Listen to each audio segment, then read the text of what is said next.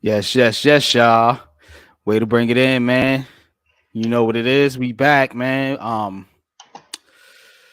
This is what we do, man. Heart of the city, man. Coming back for another episode. Hope everybody had a good holiday season. You know what I'm saying? Whether that's your thing or not, man. But always like to put that positive energy out there in the air. Um, but as far as sports going, man, we do got some positivity, man. We got some that was a little bitter, you know what I'm saying, this weekend, man, over this week, man, this past week since we've been on the air. But before we get into all that, man, like I always like to do, want to shout out to my two co-hosts, Coach Ed, Jeffy T, man. How y'all doing tonight, man? How y'all feeling tonight? Doing really well. How you guys doing? And happy holidays, Merry Christmas, Happy Hanukkah, Happy Kwanzaa to everybody out there. And thank you for coming by another edition of the Heart of the City. I'm doing wonderful. Happy holidays to everyone. I hope everyone is safe and blessed. And, same thing, peace and blessings to everyone. Same, man. Same, man. Glad y'all doing good, man. You know what I'm saying? Glad everybody feeling hype, you know what I'm saying? Feeling ready to go, man, because we got a lot to get into, man. Let me give a shout out to the chat, man. Let me give a shout out to the chat, man. My peeps, man, in the building, man. Neymar, what's good, man? What's up with you, Neymar, man? Appreciate you pulling up, man. Um, Jeffy, as always, you know what I'm saying? On the panel, obviously, but love the positive energy. Levance, let's get this party started, yo. Yeah, let's do it, What's on man, the for menu real. tonight, Levance? We What's about on the to menu tonight, bro?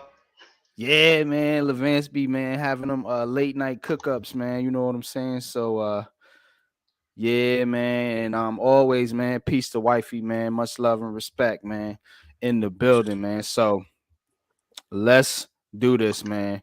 We gonna set it off, man, with gonna set it off with the Giants here. Giants 24, Vikings 27. The Giants took a tough L up in Minnesota. They fought back into the game. Um, Thought Daniel Jones had one of his better performances throwing the football this game. Was able to lead the Giants back, tied the game up at 24. But then, those field goals, man. We always get it seems like kickers on other teams you know, grow super legs or something when they play the Giants, man. These long field goals. I forget what it was. It was over 60, I know, but that was the game winner for the Vikings, and the Giants took a L, but fortunately for the Giants, Seattle lost, Detroit lost, and Washington Redskins lost as well. So the Giants were able to maintain their playoff position. And guess what, folks? Winning year in this week, man, against the Colts. Winning year in, haven't had a winning year in situation in a very, very long time. So the Giants got that going on. But this game showed a couple different things for the Giants, in my opinion. One, it showed some of Daniel Jones's abilities when it comes to passing, playing under pressure in that dome, against a playoff team, 11-win team, that that's big boy football right there. You know what I'm saying? And I thought he played well outside the interception, of course, which did hurt the team. So I mean, but when you throw the ball 40-something times, 50-something times, you're gonna have those interceptions, you're gonna have those mistakes. But this is what Giants fans wanted. They want to see this guy air it out. They want to see them open up the offense. Unfortunately for the Giants, it seems like they never open it up until they get all the way down in the game and get their backs against the wall. And then they want to all of a sudden speed it up, man, and play, modern day football, man. So I don't know what it is with this team or this coaching staff, but we see what this team can do, man. This team can passed the ball on the backs of Daniel Jones. A lot of those questions were answered. Now they did not get the victory, but that was on the defense was supposed to come up with that stop, man. We talk about all the time, coach, complementary football. You know, your offense makes a big drive to get down the field and score to tie the game, and then your defense, lets up. Well, really it was what was it, the special teams, but it's all complimentary, you know what I'm saying? Because that long kickoff return put them in field position. So, but it's all complimentary football, man. Offense, when they get something going, the defense lets them down, or the special teams lets them down. But this is part of this team's growth. I'm really not too mad at this loss. That's why I'm not going to kill his squad this today. You know what I'm saying? Because they they can get past this game by winning against the Colts and stamping their ticket to the playoffs, man. That's what we all wanted. That was my hope and my expectation for this team coming into this season. We can talk about different things about the game itself, man, but really this game was just a test to see where the Giants were at, in my opinion. You know what I'm saying? They almost came out with it. So this team competes. They play hard every week, no matter what you say, no matter what you say about the quarterback, coaching, running back. They all, like Coach said right here, man, living for the heartbeat of the city, man. You know what I'm saying? So that's the New York Giants this season, man. I'm gonna pass it around. We got some things, some particular topics we gonna hit, man. Coaches gonna want to touch on, but what were y'all overall thoughts about just this game, particularly with the Vikings and the Giants? Well, um, I said it after the game. I was very, very disappointed. I really thought they were going to win that game, and they played like that game was theirs. Yeah, Minnesota did not beat the New York Football Giants. The Giants lost to two teams, if you want to break it down in some regards. They did lose to Minnesota, so I tip my hat to them in that regard, but they lost to themselves. They beat themselves, and that's mm, the one thing you can't do, especially against, a team like Minnesota who's, considered one of the top teams in the NFL. And when you have the opportunity to beat a team like that, you got to take the bull by the horns, and you got to capitalize. I mean, the Bellinger fumble, you're yeah, you're driving to score points, at minimum 3 points, and they go down to 3 points. So that's a 6 point swing. You mentioned about the block punt. That's 7 points right there. You take that off the board. They didn't score 10. They didn't score 10 points. You win the game. I mean, yeah, there are other factors. Don't get me wrong. Minnesota did execute on certain things. They did make a play here or there. But, if you look at the talent level, the disparity that, mm, there is, I mean, Daniel Jones throwing for over 300 yards. Number one, not having a receiver go over 100 yards. And we've been killing them all year about the talent of the receivers. And for him to throw 300 yards, that speaks volumes to the coaching staff, this team. I mean, there were some, questionable, there were a couple questionable coaching, plays and designs and concepts. But, overall, I would have graded the coaching staff out at about a B plus. The mm. offense, I would have gave a B minus, and a D. Defense, I would have gave them basically a C plus, B minus. So that's how I had it. Overall, it was a disappointing loss. But you do have to look at the fact that what, this team competed, this team played, this team had the opportunity to win. That's all we can ever ask for, really, as a fan base. And not getting annihilated, by a team. You're out there competing and you're fighting, and you do have that opportunity. So, but they beat themselves more than Minnesota beat them.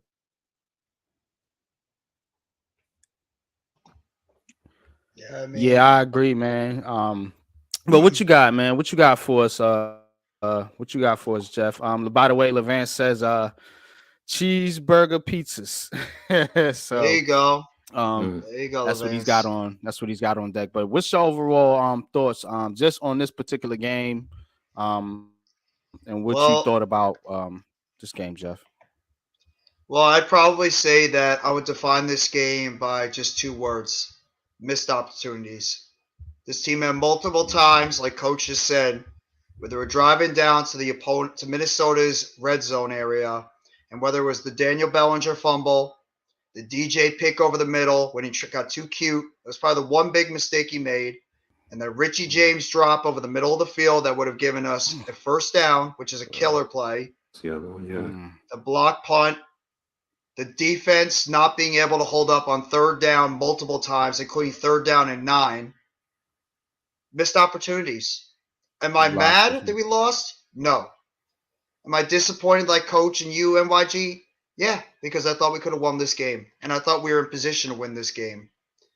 Daniel Jones, I agree. He probably had his best game of the season and maybe one of the best games he's had as a New York Giant.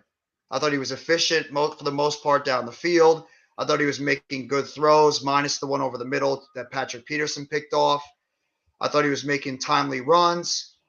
He was connecting with his wide receivers over the middle and on the sidelines. I thought Saquon Barkley with that big run up the middle played well. The defense, for the most part, I thought did a solid job. I just didn't like the way they played on third down.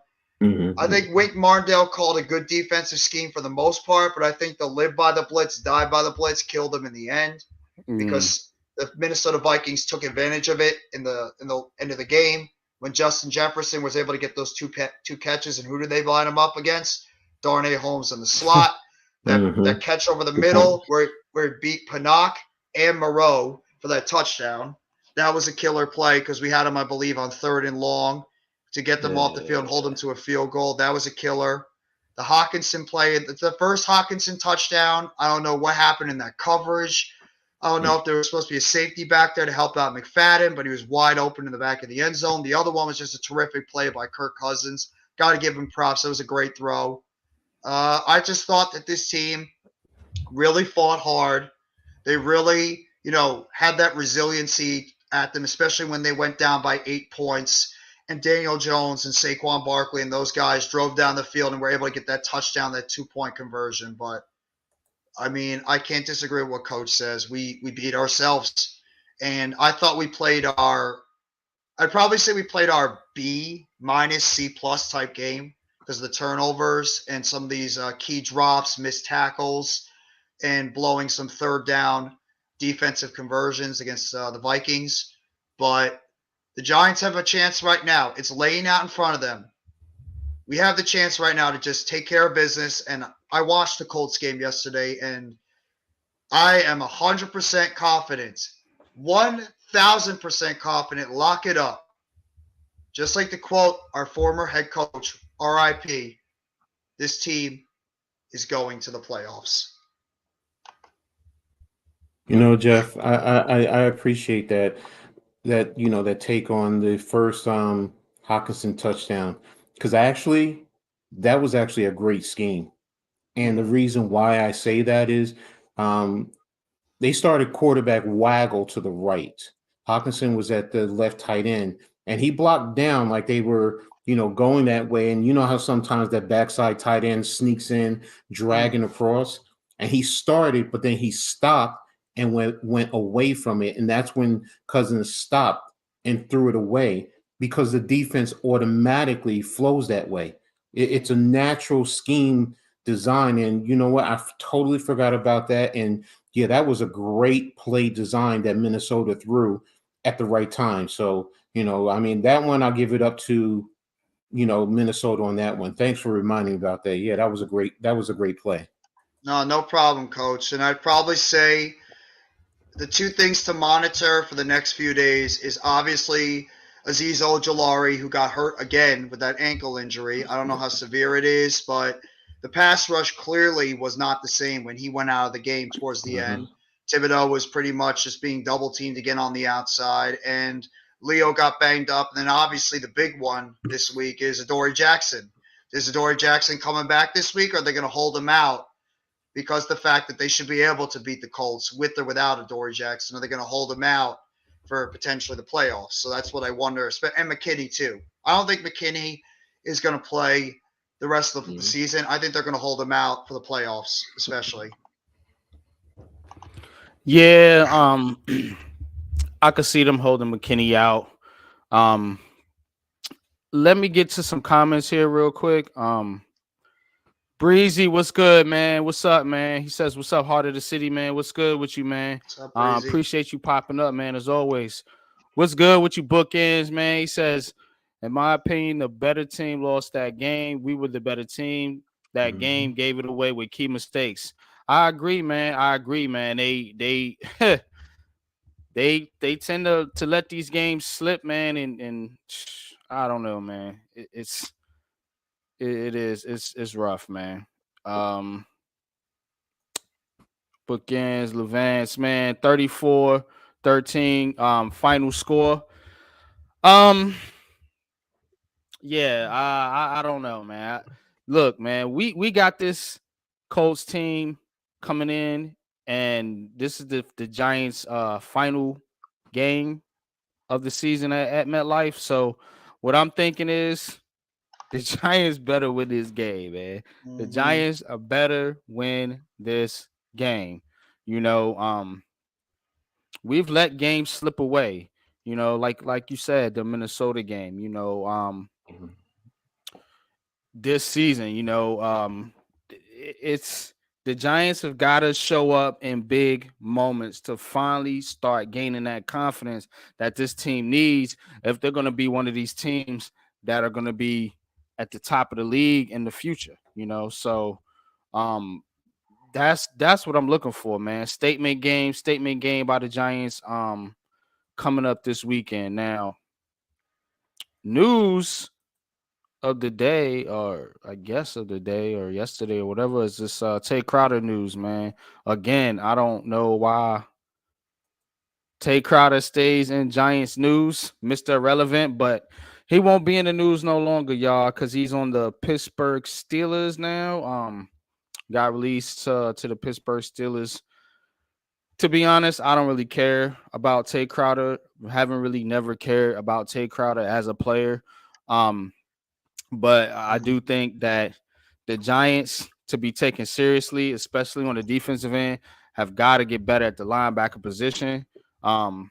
It's just Jalen Smith, man. So some of these guys are they're Michael McFadden. They're just not good, man. You know, McFadden's a rookie. Jalen Smith's a veteran. They've been trying different things with Landon Collins and Tony Jefferson, and I mean, it's they're still having trouble, man. You know, this Giants team is still having trouble stopping the run. You know, they did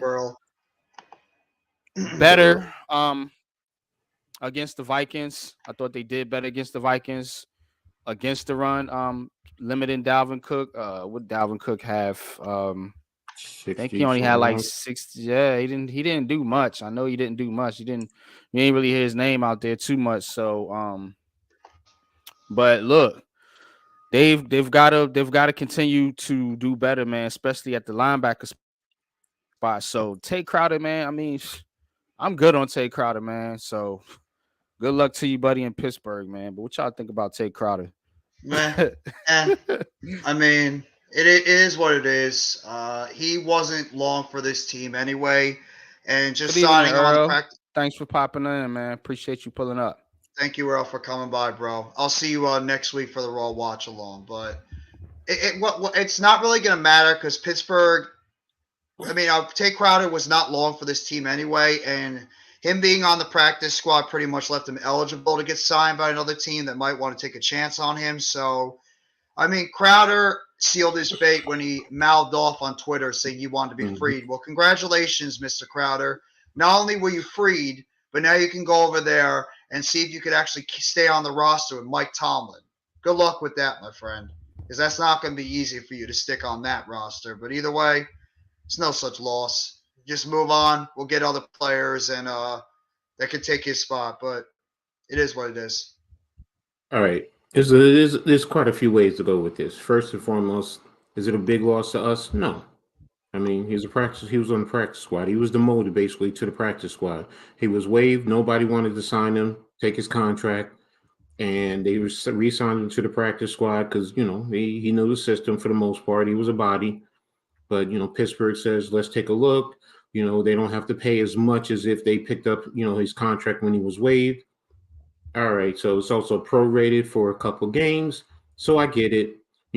Maybe he's a better fit over there. Because a lot of times that's what it is with players. It ultimately is, where do they fit best? I did some studying, looking at the Giants game all season long. I've always said that our defensive line is not eating up blocks. And what do I mean by that is they're taking up multiple offensive linemen to keep the linebackers free. There's a lot of times where offensive linemen get to the linebackers and we kill our linebackers, rightfully so sometimes. But a lot of times, you're asking a man who's 230, 240, maybe 250 pounds going up against a guy who's 320, 330, 350 pounds. You know who's going to win that one in a situation like that. So it's a multitude of things. It is, understanding the decent defense, but it's the scheme. And I mean, I looked at the second play against Minnesota, and I'm going to show it to you guys. Hold on a second. Boom, boom, boom. Let me know when you got it, NYG. All right. Got you. Okay. Here we go. This is we're at the Minnesota 31, 2nd and 4. All right. Minnesota's in 12 personnel. All right. One running back, two tight ends. All right. In terms of the formation, they're the tight ends or the heavy set is to the boundary, which is from the sideline to the nearest hash marks. Dalvin Cook is 8 yards back. If a running back is lined up 8 yards, 9 times out of 10, they're running the ball. The running back is that deep because a normal standard in an I formation or a single back is 6.5 to 7 yards. When they're 8 yards, they're just trying to stay back so the offensive lineman can get into their blocks and open up a hole for them to run through. That was also an indicator. If you look at our defense, the way we are lined up, if you look at it from the interior, which is Dexter and Leo, to the outside, Oziz and Kayvon, there's a big gap. If you look at that, it's easy to block that because all the tackle, the tight end really have to do is kick out and block down. Now, if you look at Dexter, he's in a heavy one, which is on the outside shoulder of the center. He's on the weak side, or almost head up to in a zero tech. But I'm looking at that more as a heavy one. Leo, he's head up or in a two tech. He's head up on the left guard. Oziz is in a wide 9. So you basically have 3 men to that side in terms of spacing right there. And on the other side, you have from Dexter to Kayvon, you have literally 3, if you want to say 2 men to that side. And it basically, if you watch the left tackle when I'm running the play, he doesn't block down on Leo. He just gives him a light shove and then actually goes to McFadden, which is where they run. And then the tight ends double team Oziz to Flut, which opens up that whole side. So let me go ahead and play it. There's one other thing I wanted to say too, because when I first saw this, the left guard, he's in his 3-point stance. The quarterback is going to say something, probably checking out, but he comes out of his stance. And anyone knows if you ever play youth football, what the coach always says, as soon as he picks up his hand, defense hit him. That should have been a penalty. But that's me being petty. But it's just little things like this. He moved his hands right there. That should have been, and then look at the hole. You see the hole? And then missed tackle, and that's why they got a big play. And I've seen that quite a few times in a lot of things that what the defense is running. And that's a concern because as I said, the defensive linemen should, if anything, they should be forcing the offensive line to double team them. Leo, I would have had him in a three tech, so he would have been lined up between the left guard and the left tackle. Now they have to double team him, and they can't just brush off and go to the linebacker, which goes back to what we were initially talking about with the linebackers. Because if they don't have to worry about the offensive linemen, they can fly downhill quicker and get right into the backfield or stall them right at the line of scrimmage. And that goes for Mm. McFadden, that goes for Smith, that goes for Crowder, who was here, that comes for Beavers when he comes back, whoever's at linebacker. We got to fix that because that's where teams are killing us mostly in the run game. It's off tackle to the outside. Oh yeah, they are definitely, coach. They're killing us to the outside. But Mhm. with that scheme, that Wink runs, and his sort of at times stubbornness to change, his scheme. What what do you think is the solution here? It's Do we alignment. just need to get? Alignment. It always starts. You're taught alignment, assignment, But execution. is that Wink's scheme, or is that just that's the scheme, right? Okay, yes, it's part of the scheme, and if you want to say that's stubbornness, but when you have a situation like that and you know you're playing a run team as a coach, you need to come out of that. And you have a whole season. It's not just that that's one play. Go back, I guarantee you, go back through all the games. You're going to find a few plays like that, and you're going to say, Mm, wow, we're giving them yards. yeah. So yeah, if you want to say it's part of the scheme, yes, it's part of the scheme. Wink needs to adjust. Hmm. If I'm yes, I'm a coach, but I'm also a fan, and if I can see this, don't you think the other teams are seeing this, and this is what they're doing? What are we doing as a coaching staff to self scout ourselves? How do we adjust that? Hmm. Even if it's you want to blitz, then send a blitz into that. Slant the line one way, force the offensive line instead of firing downfield they just have to angle a little bit because they want to make sure they don't want to give a big gap. And now that takes away even out of that scheme. You want to blitz? He loves to blitz. Then send a blitz, slide your line, movement behind it, which will take care of that, and it will take away the run game in that regard.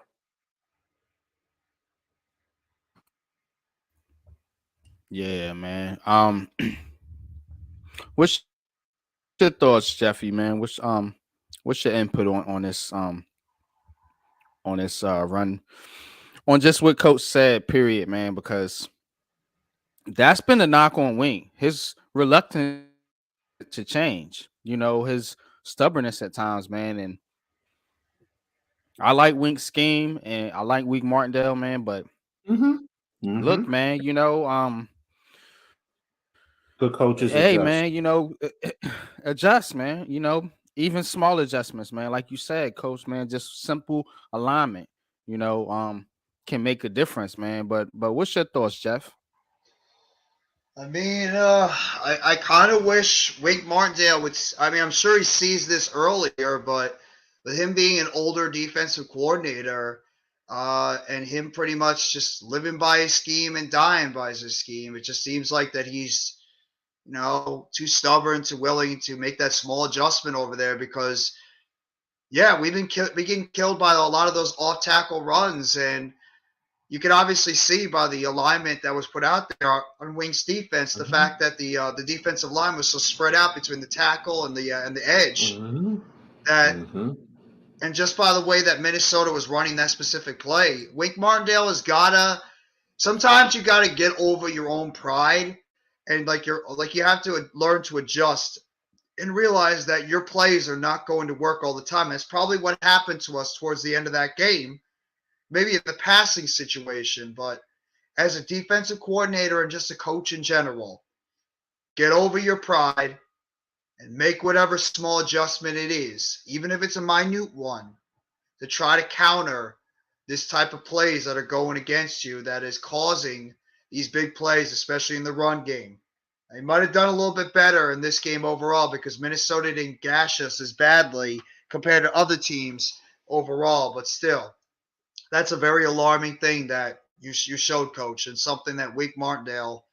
So as much as we love him, as much as we love his defensive concept, the heavy blitzing and stuff, Sometimes you just got to make those small adjustments if you're getting beaten in certain type of schematics against the opposing offense.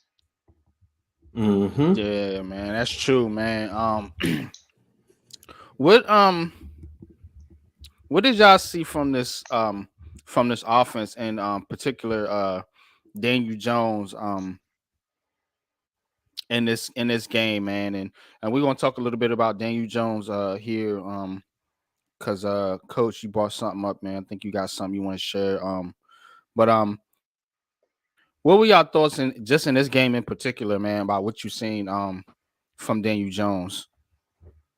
Well, I mean, Daniel Jones was playing very effectively, efficiently. He was playing confidently. He was playing like a leader of a whole organization, not just the offense of the whole organization. He was inspiring.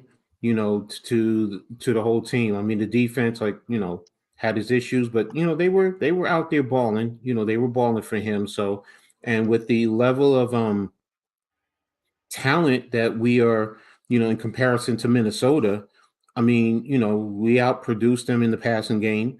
We didn't have a 100-yard receiver. I mean, Richie James, he got 90 yards, so he was close, but we didn't have a 100-yard receiver. I mean, did we have three over? I think we had three over. Hold on. 70 or something. 3 over 70, Yeah, I believe. three over, well, 79, 89, and 90. So, Hmm. so basically, three who were close to 80 yards or more. So that's balance also. Yeah, Slayton, James, and Hodges. And Hodges, Yeah. yeah. Yeah. So offensively, I mean, it's balance. 300 yards rushing, 126 yards.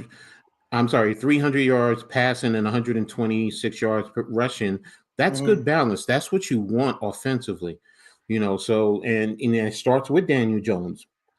The interception, if you want to pick at it and be very specific, okay, it was a little bit behind him. Peterson, got tired of getting picked on and made to look like, but technically it was the right read. He just didn't execute and put the ball in front. For worst case scenario, the ball is incomplete as opposed to picked off. So but I mean, he played a pretty clean game. When he was rushing, I think he got 34 yards, which is decent for a quarterback in today's day and age. So he played a good game. Jeff, you talked about Glowinski.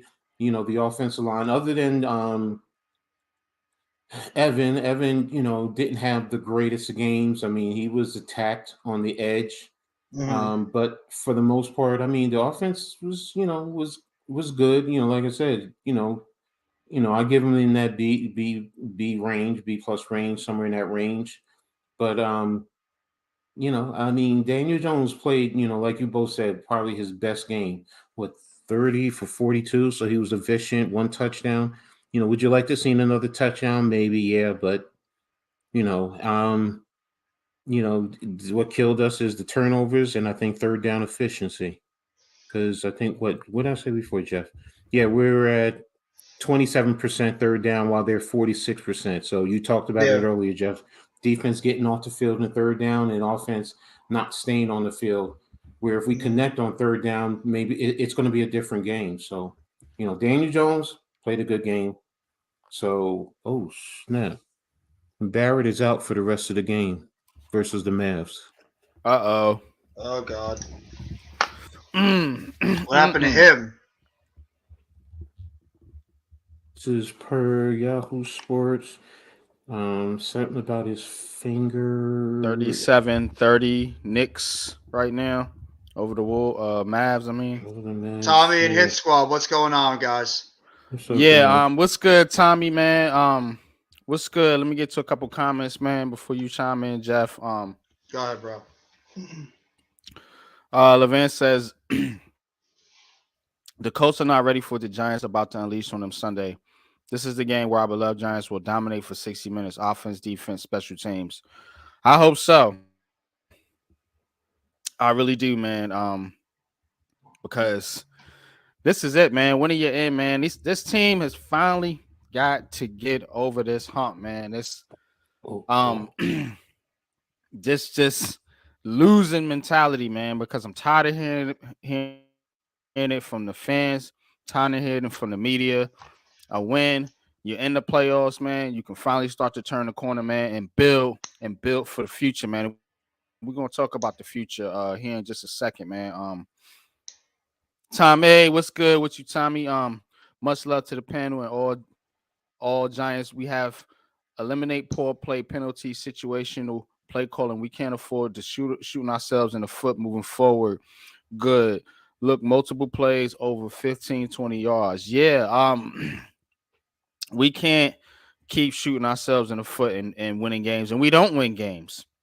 When this team has turnovers and mistakes and costly penalties and things like that, they cannot overcome, those type of games, just too sloppy, so we seen that in the Washington game, the first game, you know.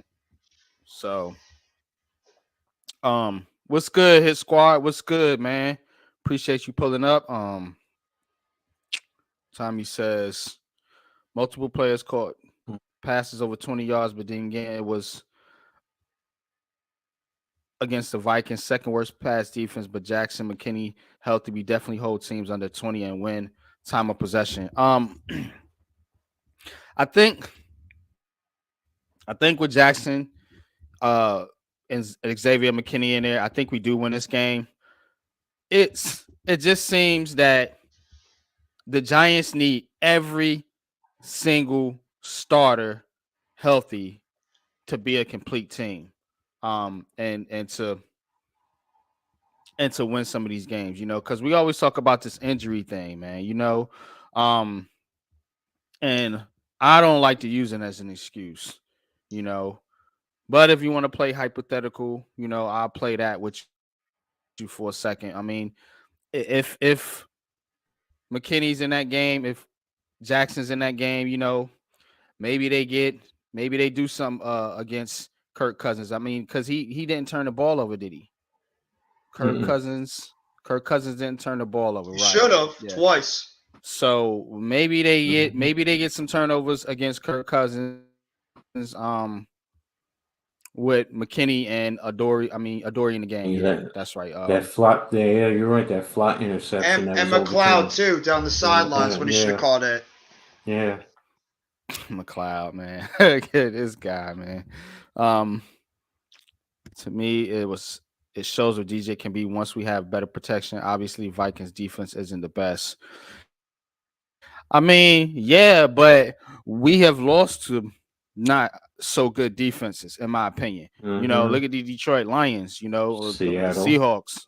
Mm-hmm. So him playing a good game against a bad defense is what you're supposed to do, and that's what you want to see Supposed to a do. true Mm-hmm. top of the league starting quarterback do. Beat up on the bad teams, because when you play good teams, you're not gonna get that easy money, those easy completions, those easy touchdowns. This is what we Mhm. want to see Daniel Jones do, Mm-hmm. because it's always a lot of excuse making when we talk about Jones, because we say, well, if he doesn't have this, or if he didn't have this, or if he could do this, yada yada yada, and you go round and round and around and around in a circle. Bottom line is, you're never gonna have a complete cast of players 100% of the time on every single game and every single down. Mhm. So you're gonna have to do some things out of pocket, off script, as they say. You know what I'm saying? And you're starting Mm-hmm. to see Daniel Jones develop some of these traits. It ain't the cleanest sometimes. It ain't the best looking sometimes. You know what I'm saying? It's a little Mm-hmm. sloppy sometimes. It's a little clumsy, but the guy gets it done. So this is what you're starting to see, because I don't care what defense is out there. Our offense is just as bad as their defense. So Mm-hmm. for you to be able to take advantage of that defense, you got to go out there and you got to play ball, man. And he played ball, man. And his squad says it here. Jones played a hell of a game, man. He did, man.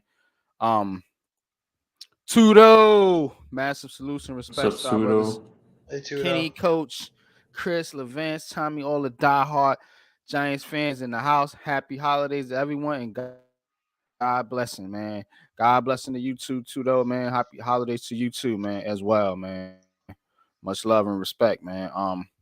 But what's your thoughts, Jeff, man? You want to chime in on Daniel Jones, man, and then we can get into the article that Coach got. Well, first, I want to talk about the offensive line real quickly, and I think that also helped out DJ having a pretty good game because I actually thought minus Evan Neal, and I don't know, maybe that shoulder injury that he's working through or that sprained MCL is doing something to Neal because his footwork was just absolutely out of place. His handwork doesn't look good. I mean, the dude fell down multiple times trying to block against Daniel Hunter. It was sometimes downright ugly to watch how Evan Neal was playing it on the offensive line. But otherwise, I thought the rest of the offensive line actually played pretty well to help DJ find the open receiver. So DJ played a hell of a game, but that offensive line actually played pretty well too, minus Evan Neal at right tackle. So you got to go in hand with both the offensive line and Daniel Jones in terms of the overall play. But DJ, he made the precise throws. He hit his open receivers. He played a hell of a game. I can't deny how well Daniel Jones played. He did. He was leading that team out there. That long drive he had to get us to tie that game after they went up by 8, and DJ was able to rally the troops. He pretty much, I don't care what defense we're playing against, DJ was able to lead the troops down with, Isaiah Hodgins, Darius Slayton, and Richie James, who we actually would have had even better numbers if Richie James and Isaiah Hodgins and Darius Slayton. We dropped too many balls in that game too. We dropped at least, I think, 3 or 4 passes in that game overall, so DJ's numbers could even be better. So overall, besides that one bad interception, I thought DJ did exactly what we wanted him to do. He led us down the football field. He made efficient throws. He had those timely runs when he needed it. He was being a leader on the field, and that's exactly what you ask from your franchise quarterback. DJ is towards the bottom in concerns of like any issues coming out of this game. DJ and even Barkley too, both of those guys when we needed the most. And I'm tying those two. Every time I'm tying those two together because when we needed the two of them the most, both of them rose up at the end to put us in position to win that football game when everything around us was just not getting the job done. So, DJ, hats off to you, bro. Thank you. Did a hell of a job against the Vikings. Yeah, man. But most definitely, man. Shout out to Jones. What about? Okay, so let's move this thing forward, Coach. This article you got, man. Let's talk about this thing here a little bit. You got it. I'm pulling it up now. Okay. Y'all hit that like button, man. Appreciate y'all pulling up, man. Everybody coming through tonight, man. It's been a long week for me, y'all.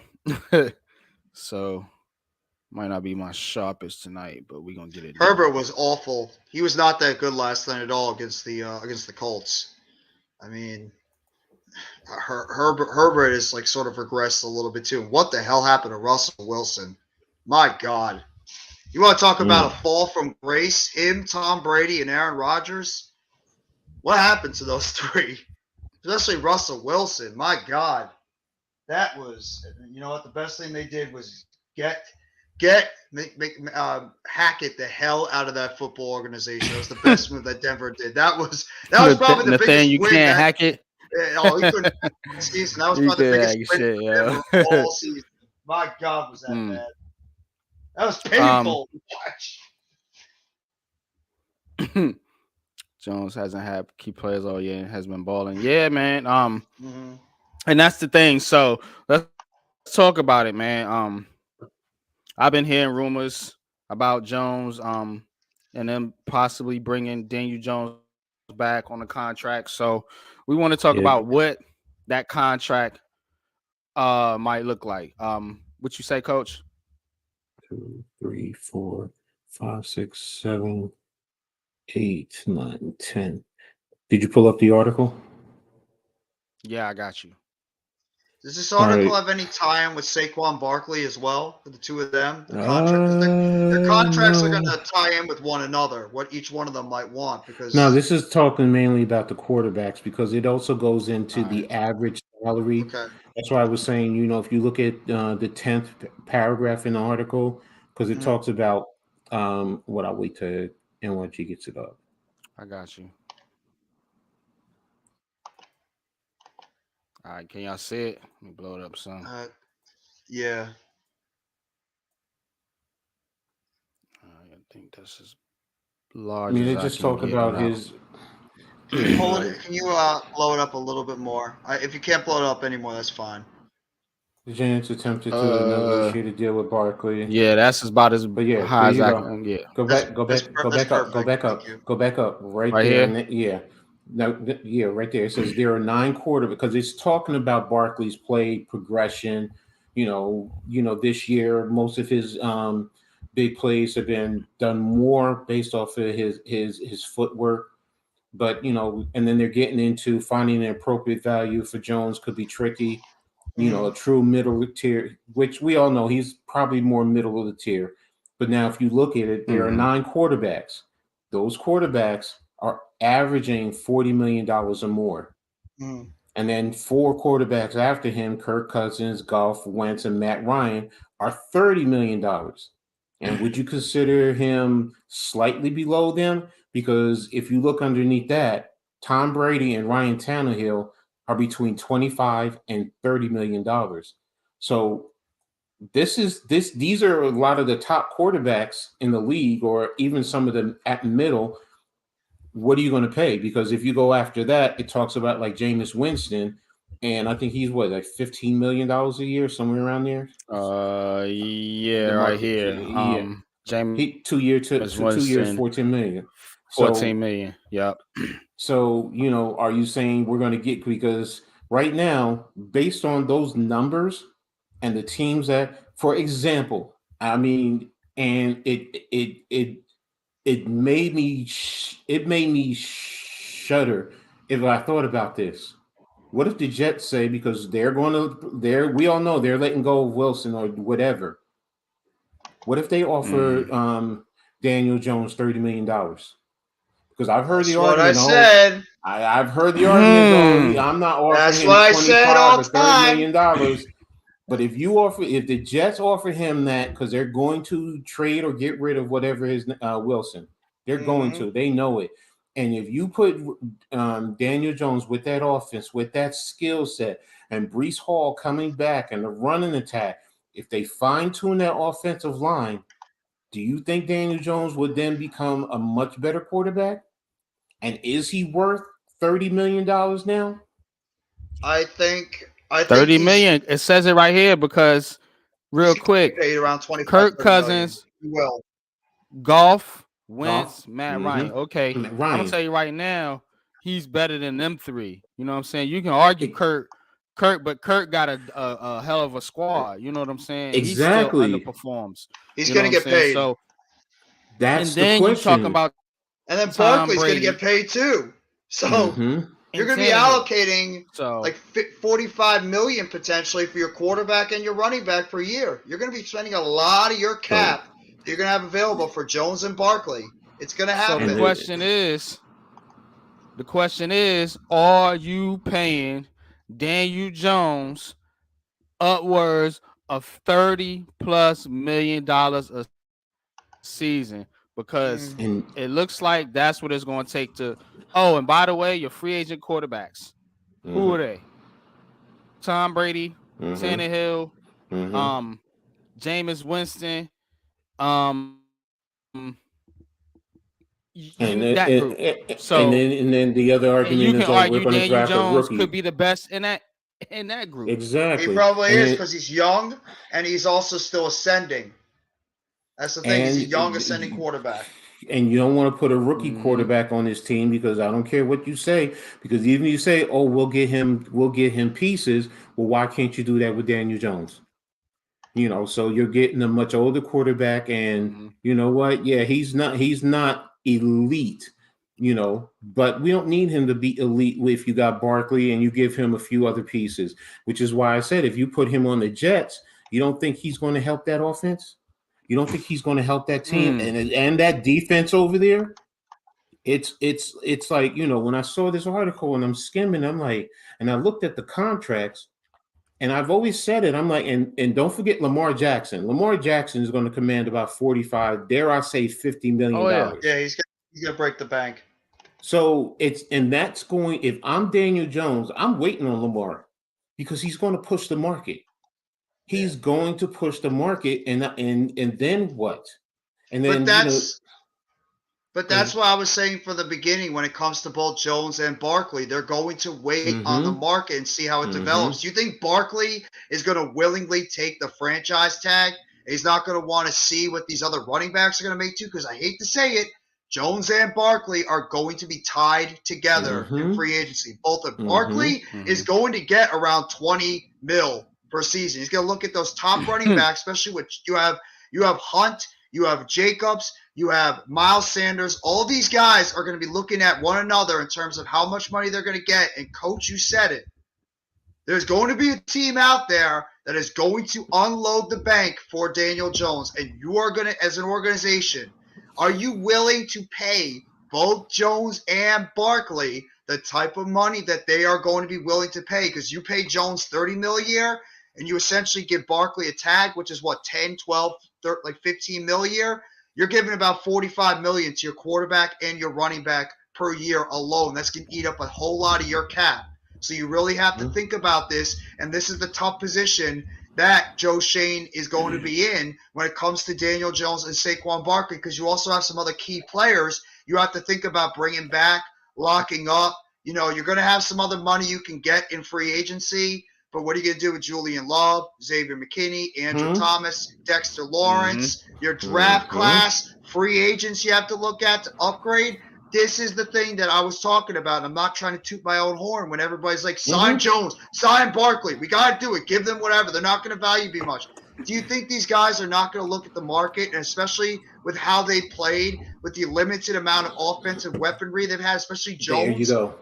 There you go. Jones is going to look at it and be like, look what I've had to play with this entire time. And I'm going to say this too. As much as we all want to say these guys want to be Giants, they're also going to the prime of their careers, and they're looking this is a big opportunity for their paydays. So this is the conundrum that the front office has to look at, and us Giants fans, because look at Dallas. All you got to do is point to Dallas and what they did when it came to Dak Prescott and Ezekiel Elliott. As much as that team has drafted so well, and this is where drafting is going to have to come into play, are the Giants going to be willing to pay Jones and Barkley what they will want and what they're going to command on the front, on the open market?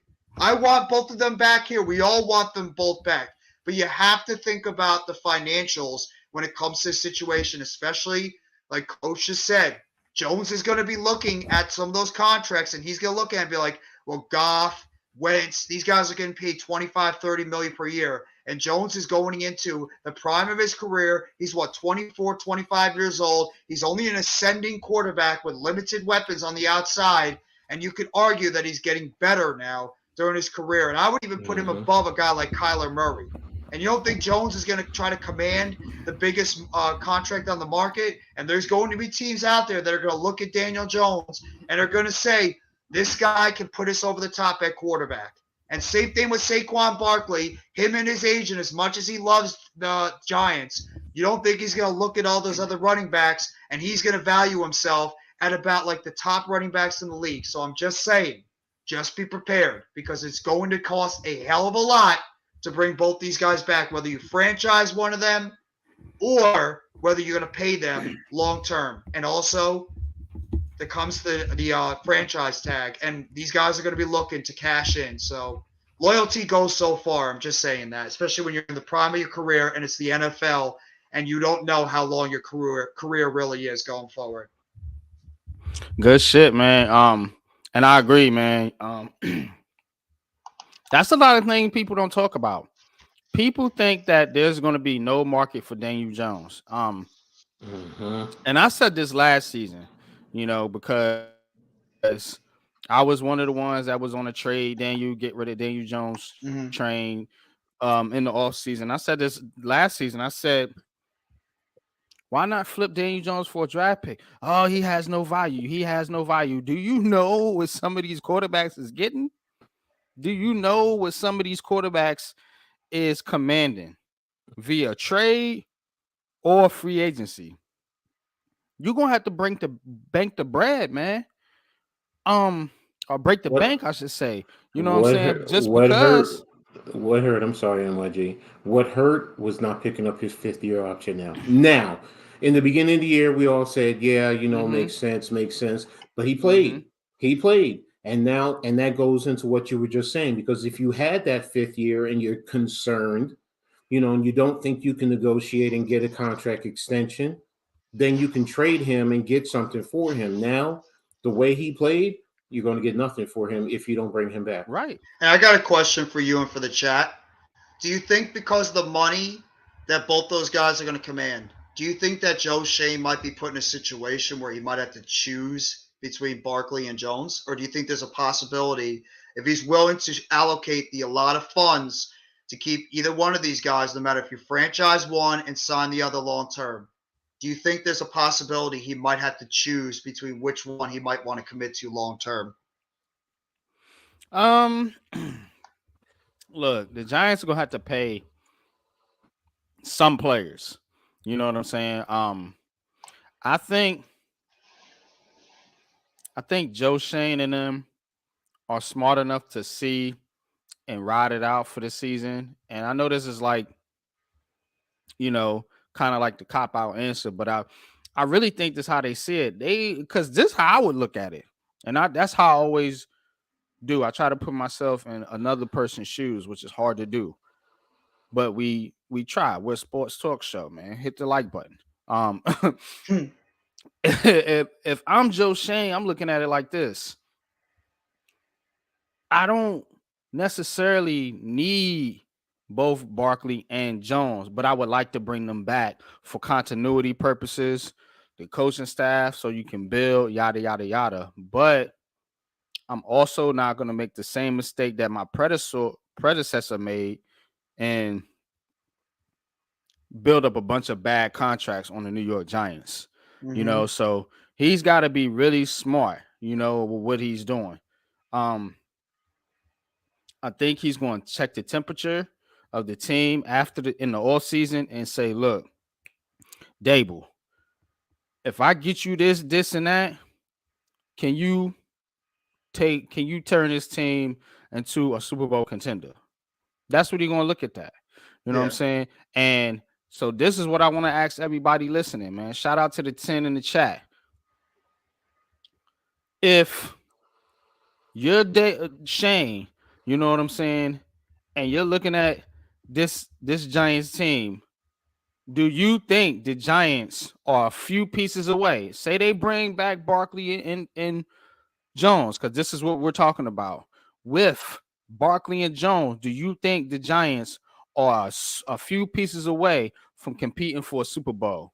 If you think, if whatever the answer is, that's going to determine whether Jones and Barkley and Joe Shane or Joe Shane should be thinking about or is thinking about bringing both Barkley and Jones back. I think there is a possibility one comes back without the other, but I think if you building with this team and with this roster, giving the way these guys have performed, you're going to want to reward them. It says something for you as a general manager when you approaching other free agencies. Like, yo, man, I looked out for Saquon. He came, he did his thing, yada yada yada. I mean, these are conversations that general managers have with agents. You know what I'm saying? To lure, why you think nobody really wanted to come play for the Giants? We got all the bad contracts because everybody else went to other teams, man. That this Dave Gettleman gave us a bad rep when it come to free agents, man. So that's what I think. I think the chances are very high that Barkley and Joe Shane, Daniel Jones and Barkley come back, but I don't think there's no chance. Point blank, period. Because I think when you took a team, because see, look what do any of these teams Now I know everybody's in a different situation, but if you're a team and you're ascending, do you want to get rid of your quarterback and bring a new quarterback in, or your best player, the heart? You know, this heart of the city, the heart of your team.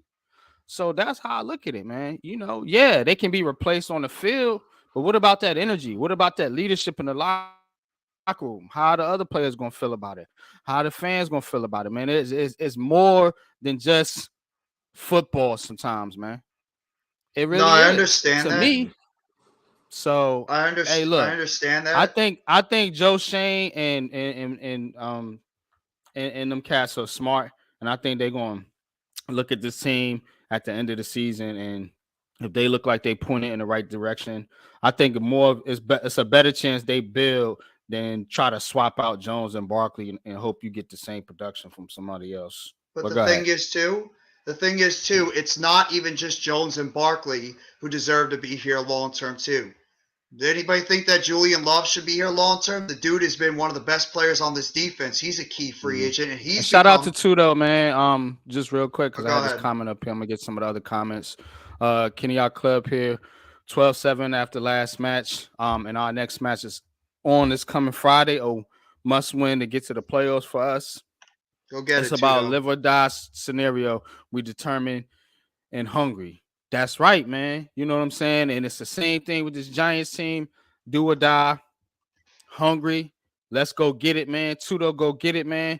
Tudo says, please, everyone, pray for the victims this coming Friday's match, the last match of the regular season. We need to show up and shine, shock the world, man. Hope y'all do shock the world, man. And salute to you, brother, man. Go out there, man. Kick some ass, man, for real. Um, his squad, his squad says he'd bring Barkley, Jones and Barkley back. To be honest, um, as would I. But go ahead, Jeff, man. Go But ahead, man. Keep going, man. Keep rapping. here's the thing, though. It's not just Jones and Barkley. A guy like Julian Love has become a major part of this locker room, too. That guy is a major leader on that defense. If people don't realize it, Julian Love is wearing that green dot on defense, and he took over for Xavier McKinney. That guy's become a big time player on that defense right now. Whether you agree with me or not, he's leading the team in tackles for a safety. He's leading the team in interceptions. He's the guy that's putting that defense in the position right now where they should be. That's another big key free agent. Are you willing to sacrifice Julian Love and just say, well, you got Dane Belton, you got Xavier McKinney, you got Jason Pinnock. I hate to say it. Julian Love, I put in that same category right now as Barkley and Jones, and a guy you should not let go because he's become a key piece of this defense. Whether he might not have the talent, but when it comes to the locker room, Julian Love has become a spokesman for this team. He is. So this guy is going to be hard to let go too. Dexter Lawrence. You don't think this guy is going to deserve an extension, even though he's going to be playing on the fifth-year option next year? You don't think you want to think about extending Dex? What about Andrew Thomas, the way he's played this year? I know we still got a couple of years to go, but sometimes it's not a bad idea to sign your franchise left tackle to a better deal now to get it out of the way instead of him maybe, God forbid if he gets hurt, or you don't think like he's going to want to negotiate a contract right now to guard against himself because of the fact he's coming off a big year. So I'm just like saying these other guys on this team that are on that same wavelength that have really bet on themselves, and not only have they stayed healthy, but they've gone out there and balled too. And it's not just Saquon Barkley and Daniel Jones, because those are the two biggest names we think about this offseason. But you got other guys that are just as important on this team, whether you think they're not in the skill set and importance as Jones and Barkley. They're still very important to this locker room. And you have to think, are you going to let another leader on this team like Julian Love go? Are you going to not try to re-up Dexter Lawrence to a long-term deal after what he's done this offseason? What are you going to do with Andrew Thomas? So it's like it's more layered than just Daniel Jones and Saquon Barkley because you have other guys on the other side of the field that have got to be accounted for too. So it's like you got to Yeah. play both sides because I'm not letting Julian Love go. I know I've become a big Julian Love fan, But this kid has just gone out there and he stayed healthy every single game except one in his career. And he's gotten better and better and better every single year. And he's become a leader on this team. I don't care how you feel about him. I am not letting this guy go. I am bringing him back because I think he's a central figure of this back end of the defense. I agree, bookends. Especially with McKinney when he went out. So I He put him in the says same Jets, loop. Saints, Commanders, Bucks, if Brady walks, and others, man. Yeah. Jones is going to have a big market. Daniel Jones is going to have a market, man. He's going to have And a so market. is Barkley. So if I think Barkley more than likely gets franchise tag. That looks to be the route the Giants are going to take. There's So no chance they hypothetically, franchise, Jones? I don't think so. Okay. Franchise tag is what, 31 million? I think so. What happened to Coach? Damn, I didn't see him. But do you agree with what I said? But like my statement about a guy like Julian Love too, that we're pretty much like throwing this dude to the side, not realizing that he's also an important player on this team. Yeah, it's gonna be hard to let go. It's gonna be a lot of players that's gonna get let go. That's gonna be hard to let go. But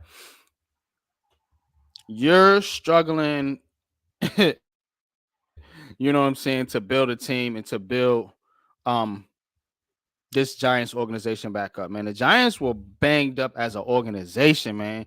You know, all these incidents they had, DeAndre Bakers and Josh Brown, whatever that cat's name was. So, like, this organization was beat up as an organization, man. Even McKinney you know what I'm this saying? year. Yeah, man. You know, boat trips. I mean, just a lot of nonsense, man. Been happening to this fireworks, to this franchise, man. So right, yeah. So they wanna. I think they wanna kind of get some structure here, man. And I don't know if swapping out the quarterback is really gonna do it. I mean, unless you got a real valuable replacement in hand. Getting a rookie quarterback. Some people say just go with Tyrod Taylor. Look, if that's the route they want to go, like I said, I ain't gonna be mad. If it's me, I'm gonna try to work something out so I can get Jones in here for 2 to 3 years and have me a quarterback in the stash box. You feel me? Will he take So that though? That's the question. Will he take that type of deal? I mean, if a team blows him away, hey, look, you know what I'm saying? Maybe you dodge a bullet there. If a team jumps up and offer Daniel Jones 35, 40 million a year. Mm-hmm. You know, maybe he'll ball out for a year or two, man. And you know, I don't know. You know what I'm saying? But that's just a chance you got to take, because I don't want to break the bank like that, man. You got to have a number. You know, you got to have a number.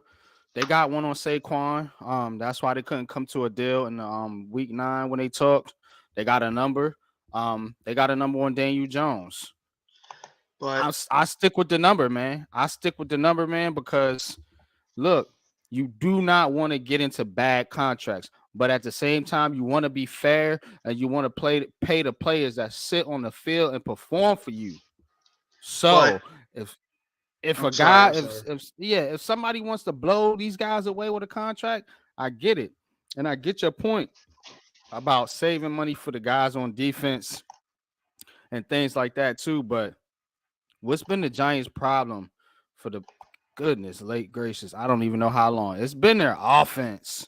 So we're going to keep going round and around and around and around, man, you know, by resetting this offense again and swapping out a bunch of guys to try to get some other guys in here, man. And, you know, we just got continuity a little bit. You see the guys getting a little bit better. Now you're going to set this thing again with a new quarterback, and that's going to put Joe Shane and them on the clock. Look, if they do it, if they ballsy like that and do it, I'm all for it. But you got to think about it. But if Daniel Jones outprices himself, then you could say, look, we gave the man this. The Saints, the Commanders, or the Jets or whatever, gave him 42 up front, plus whatever bonuses and all this other stuff. look, you can't be mad. I'm not gonna be mad at my GM for that. But It's if Daniel Jones gets away for goes to the Jets and they giving him 27, I'm gonna be like, damn, dude, you could have did that. But go it's ahead, Joe. it's it's just the fact that I'm gonna go back when we went to the bye week. Remember, we saw like Joe Shane was thinking about giving some possible extensions during the bye week. And the one Mm-hmm. thing that caught my eye the most, when he was negotiating with players, it wasn't Saquon Barkley and it wasn't Daniel Jones. He was negotiating with Julian Love on a deal. That caught my Mm-hmm. eye. And that caught my eye that realized that this guy that everybody keeps forgetting about, Mr. Julian Love, like pushing him off to the side, oh, he's just an average safety, fourth round pick and everything. I'm just saying. They were negotiating No, a I'm with long-term you. deal I with like him. him better than McKinney. I think Yeah, I I think told you this that. guy is becoming a priority. I think a lot of people are underselling how important Julian Love is to this defense. Just look how he played this past Sunday. I thought Julian Love played an all-around very good game.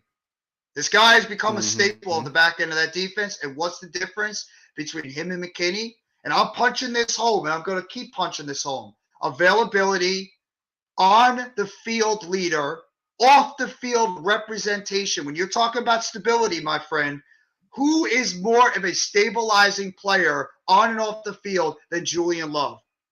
Who else represents the organization better right now besides Barkley and Jones than Julian Love?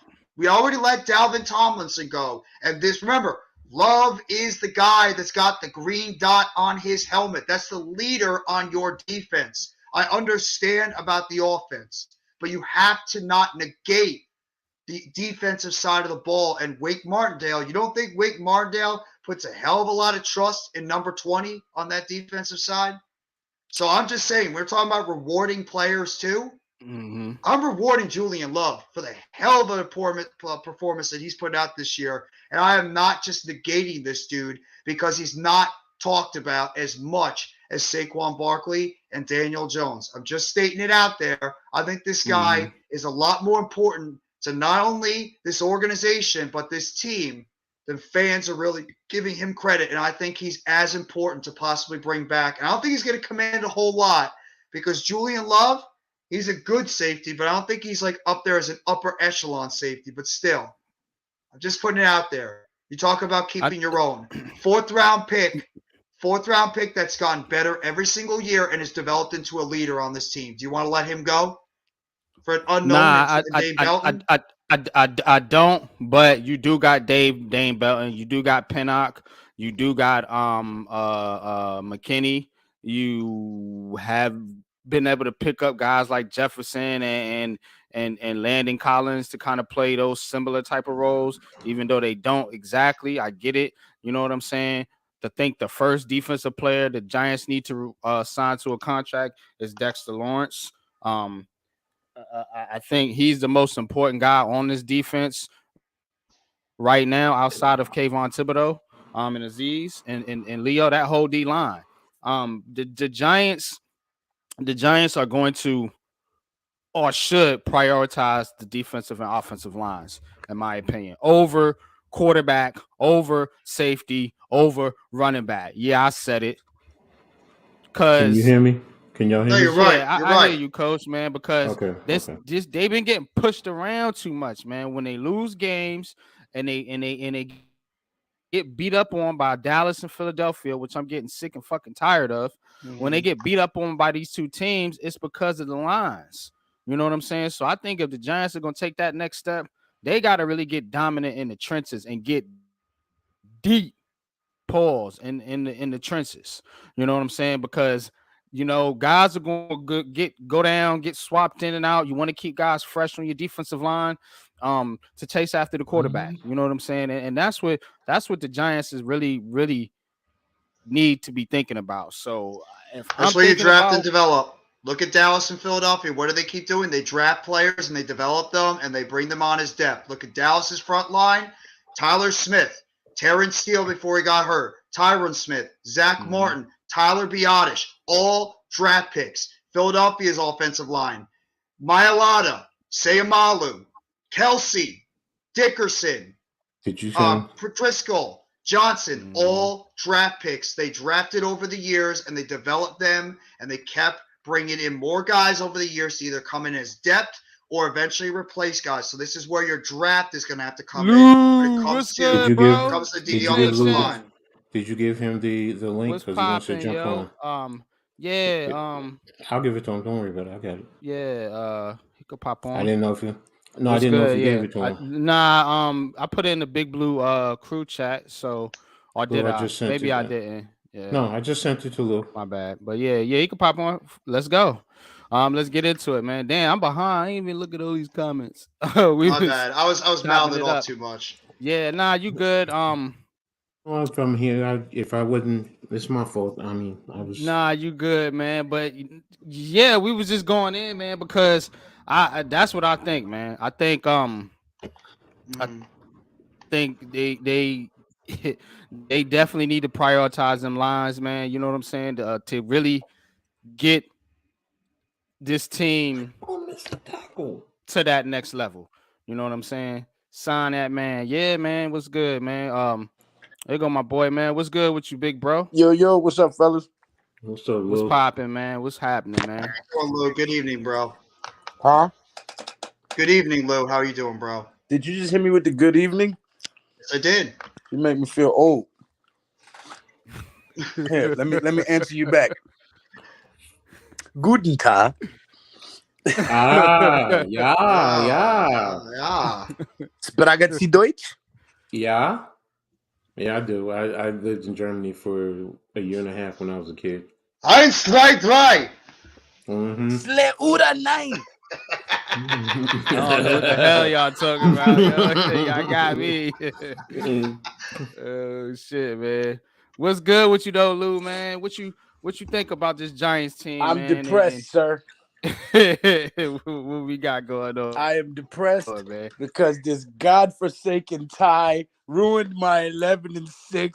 Everything was going perfect. Now we're gonna end up 10-6-1. This is an abomination. I feel so slighted. You think they did that on purpose?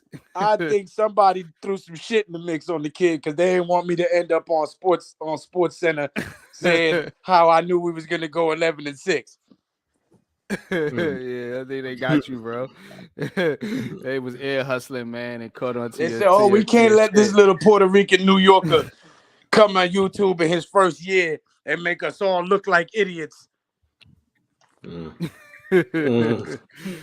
feel you though, man. But we had an article up, man, a minute ago talking about DJ, man, and the kind of contract he might get, man. And the question we were trying to figure out is it possible somebody outbids the Giants for Daniel Jones, given the fact that the quarterback market, man, you got guys like Kirk Cousins, Jared Goff, what's this other cat's name, man? You know why got guys, a bunch of these guys. Yeah, go ahead. You know why I say affirmatively no? Because we lock up this playoff spot at home against the Colts. He'll sign the contract that evening with the Giants. They ain't gonna let it linger. He clinched a playoff spot against the Colts at home, and he's the main factor as to why we win. They're gonna sign him that night. I'm pretty sure Shane got a contract sitting in his desk waiting on him, depending on how he plays this game. What's the money? About 27, between 27 and 30 you won't mil. get him. You won't. 30, I think we just said it's going to be over 30. Who just said? We just said it's going to be over 30. The article, like in the article, they were talking about the top 9 are already over. Yeah, top 9. Yeah, it's over Rodgers, Russell, Murray, Watson, Mahomes, Allen, Derek. Yeah, but he's 12. Prescott, he's not Stafford. top 9. He's 12. No. And then if you go to the next tier, which are that's over 40. Yeah, those are over 40. That's over 40. The next tier, which is Cousin, Jared Goff, Wentz, and Matt Ryan, are 30 to 40. Oh, then give him that. He's earned that. Okay, that's all I was saying. Because you said 27. That's why I was saying. Because when you list that name that you just named, What better quarterback is out there that's available? No, we agree with that. We're all on the same page. Right? Yeah. Now it comes down to, because you said if he wins this weekend, you're going to sign him. You still have to have the money right now. Or are you saying they're going to sign him to as an extension kicking into next year? I don't think he's gonna even flirt with any trade talks or any talks of free agency. I think he's finally doing well. His first season he had a spark. Then the following two, he looked horrible in Joe Judge and Jason Garrett's offense. So he's finally gaining some traction, and the coaches believe in him.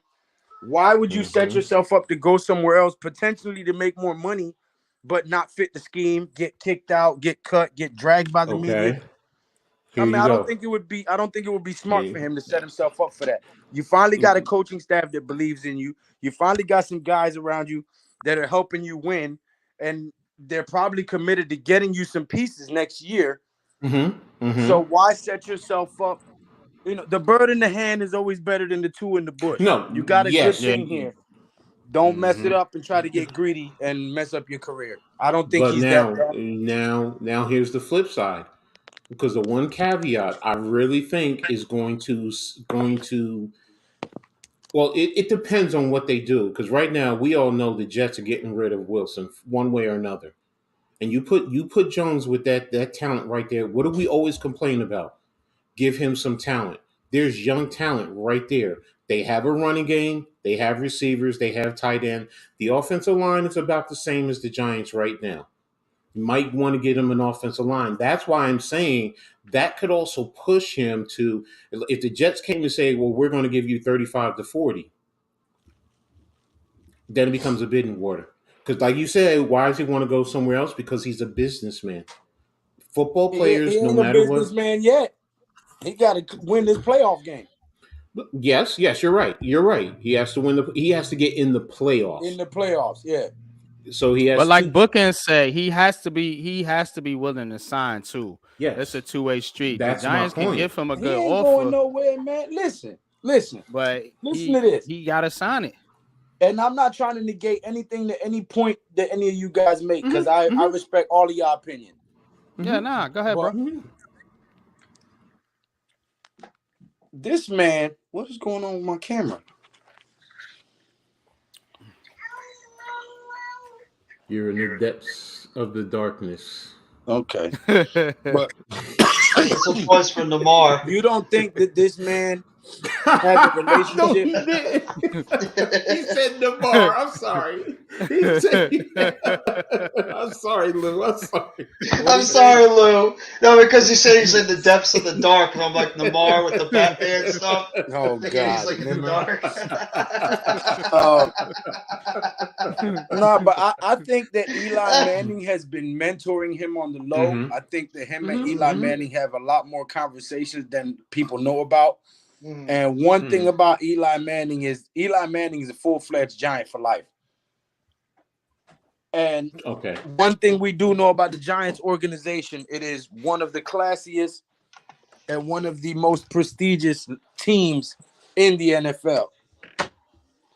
And I'm sure that the veterans and Cutcliffe and Eli, all of them are telling him, like, look, if you have any shot of staying there, stay. That's where you want to be. You know what I'm saying? So if he's smart and he's got smart people around him, which I believe he does, I think he ain't going nowhere. Why you laughing, his squad? No, because of the dark. Because you was in the dark. The dark. Because you were in the dark. Oh. Nah, that's my camera. I wasn't in the dark. I got a well-lit room. Footsteps in the dark.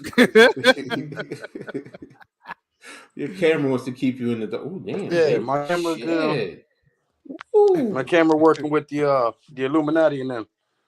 I mean, you make some good points. Yes, I mean, you know, the bottom line I'm making is if the money is a big difference, Lou, I get you, I feel you, but I can also see him going. But if it's about the same, yeah, if you're talking about a couple of mil differential, yeah, why go somewhere else, build something, win a championship here in New York? Because once you win it here, you know how you're treated.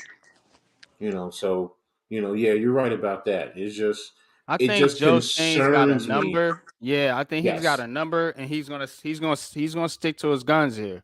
You know what I'm saying? And DJ might you might see him talking to some other teams. You might hear some rumors and all that, man. But I think the bottom line is this cat is gonna stick to his guns. And if somebody blows Daniel Jones out the water with a contract, he won't be a Giant. But I'm kind of with you, Lou. I do not think that's gonna happen. Mm-mm. I don't Mm-mm. really see a team coming there giving Jones that type of money, man.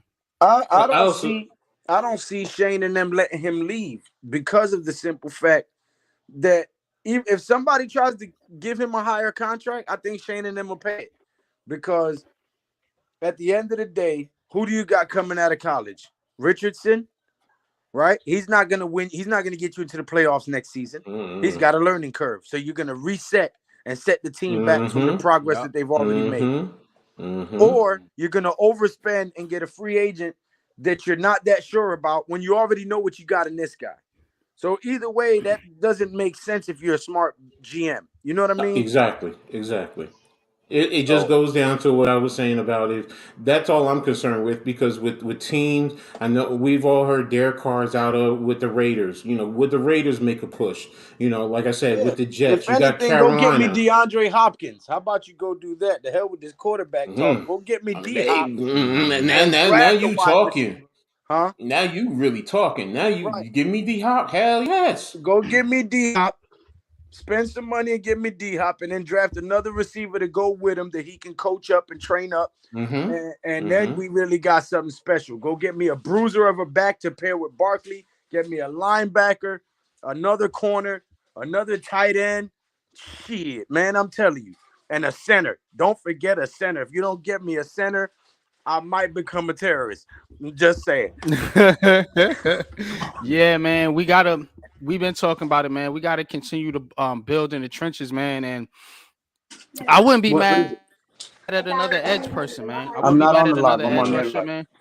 I'm I not. I'm believe that doing. the Giants can keep stacking these these edge players, man, and have something like they had back in the day, man, with the NASCAR package, man. So that's what Right, I'm thinking, right man. Like now, if with the edges, I mean, for some reason, instead of an edge, I'm more looking for an interior because we need the interior because we're wearing down yeah, Dexter and Leo, that's and true. they're starting to. I mean, yeah, Davidson was looking nice, but he got injured. Nick Williams was looking nice, got injured. We need the bodies and you can't count on jelly. I mean, Lord knows Jeff does not like mm-mm. jelly, so No, that not that's that kind of where. jelly. No, I'd rather, if anything, I'm like, yo, just bring back X and Jihad if you have to, and get me an interior to get these guys some rest because they are Booking wearing says down. 35 with incentives.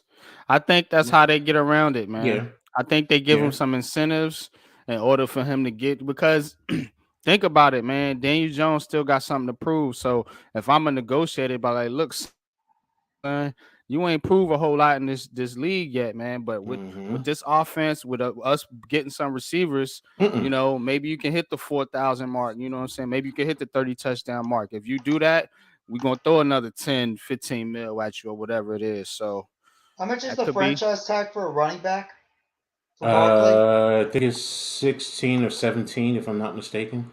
Okay, so that's like about what 50 million between Jones and Barkley if we sign them both. Yeah, 50 about. yeah. And how much cap y'all. space are we expected to Y'all have for the really think offseason? we can get DeAndre Hopkins for a Is second and a third You know kid? what else? You second and fourth? forgetting? You know what else nobody mentioned? Yo, NYG. yeah, I'm here. Go ahead, shoot, brother. TV If money. somebody offers DJ more and it's looking like he could walk, we can franchise tag him. I think don't you have to do that first. I think they Didn't he sign a franchise new tag. deal? I think they signed Barkley though. You can't franchise tag You both can't of them. franchise. No, you can't You gotta be franchise when one he's or the going to other. get a contract. Yeah, I think Oh there's a time yeah. frame before you have to do it. You can't.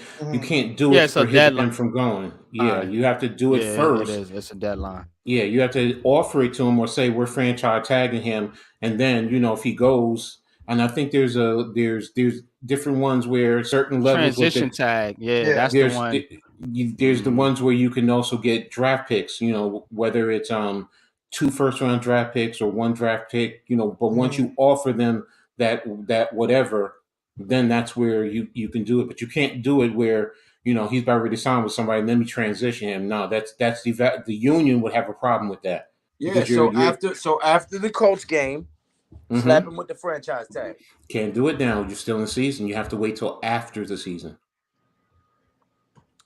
Everything you're talking about has to be for next year. We're still in 22, so you can't do anything for 23 until after 22 is done. The new league, yeah, I think starts in March or something like that. Yeah. And so with after the season, you have a window, a period where you can have to make those decisions, whether the franchise tag a guy, you know what I'm saying, transition tag a guy, release a guy, yada. I think what they did was they didn't give him the 5th-year option. They allowed him to gamble on himself, bet on himself, and see what he can do. He rose to the occasion. Now they're talking behind the scenes about getting it done. And if he clinches the playoffs, that will be the nail in the coffin for them to go ahead and get a deal done. Sign up for next year. Yeah, I can see that. Because I just don't see them hitting the reset button when we made it to the playoffs and then go get a rookie and set yourself back 3 years. No, exactly. I don't see them doing that. No. And I don't see them letting him walk, because then what's your plan? Start Tyrod Taylor? You know what I mean? Then you get nothing out of him. Then you get nothing. You're right. They don't want to let him walk, but it still goes back to, what does Daniel Jones want to do? If he says, I want to test the market, there's nothing the Giants can do. They have to let him test the market. Coach, you could say, yeah. You know damn well that man ain't trying to go nowhere. That's not what I'm saying. That's not what I'm saying. I want the man to stay. So please understand where I'm going. No, I know you want him here. I'm just saying he's finally starting to get a tiny little increment of respect here, bro. If you can get respect in New York, you got respect everywhere. So that man finally getting a smidgen of respect. He not about to go nowhere and start over.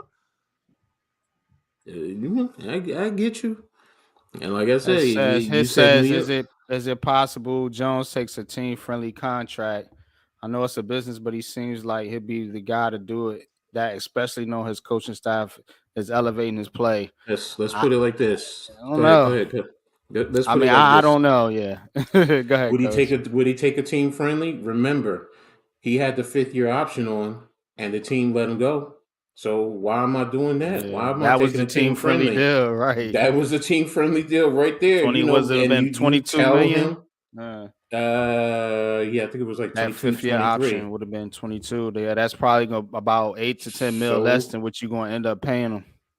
And if the average is, let's just say the average within his range is 35, why am I going to drop down to what, 20? Now, if you're talking about 33 from 35, yeah, that's a team friendly. I'll see you with that. But if you're talking about what? And here's another thing that my dumb ass didn't even think about. Y'all remember in the beginning of the season when Mara came out and said, we've done everything we can to set Daniel Jones up for failure. We're going to give him another shot. Mara's not letting him go. Even if Shane wants him gone, even if he wants to test the waters and get more money somewhere else, Mara will sign him because Mara believes in him. Mara will veto Joe Shane. He will veto Dable. He will veto Steve Tisch if he has to. He likes DJ. He believes in DJ, and he will pay that man.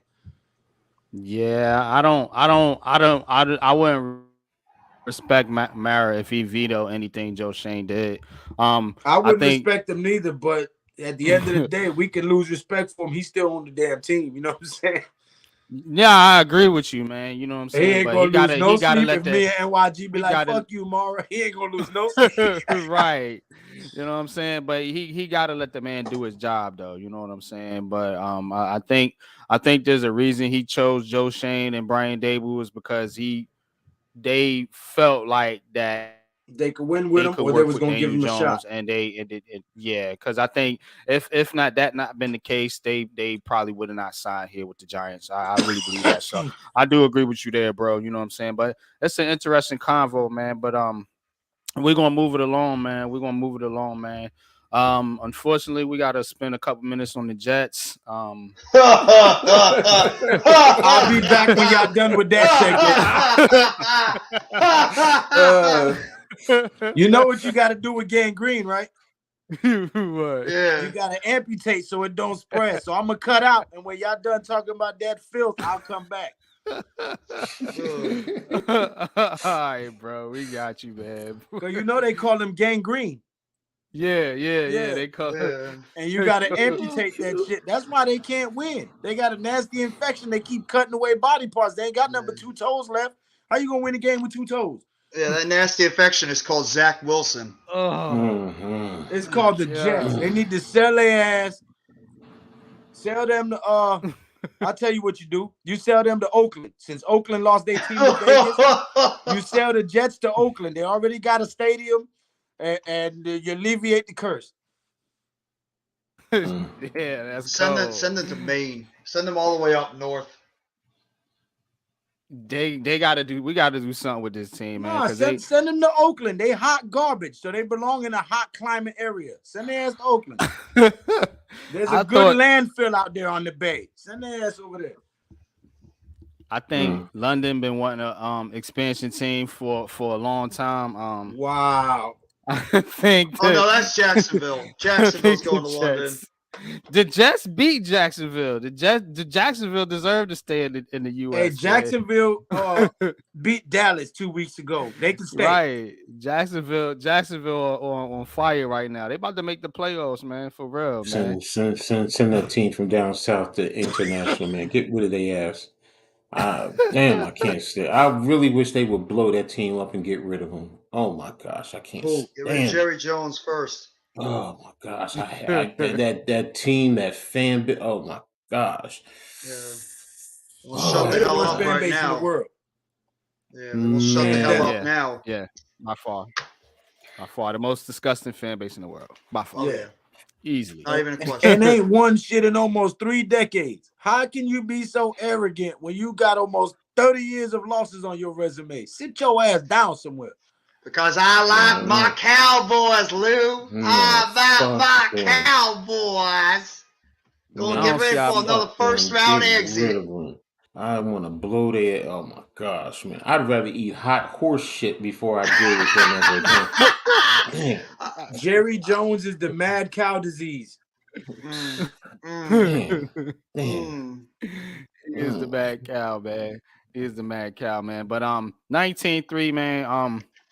They Jacksonville just dominated, man. The Jets, man, from start to finish, man.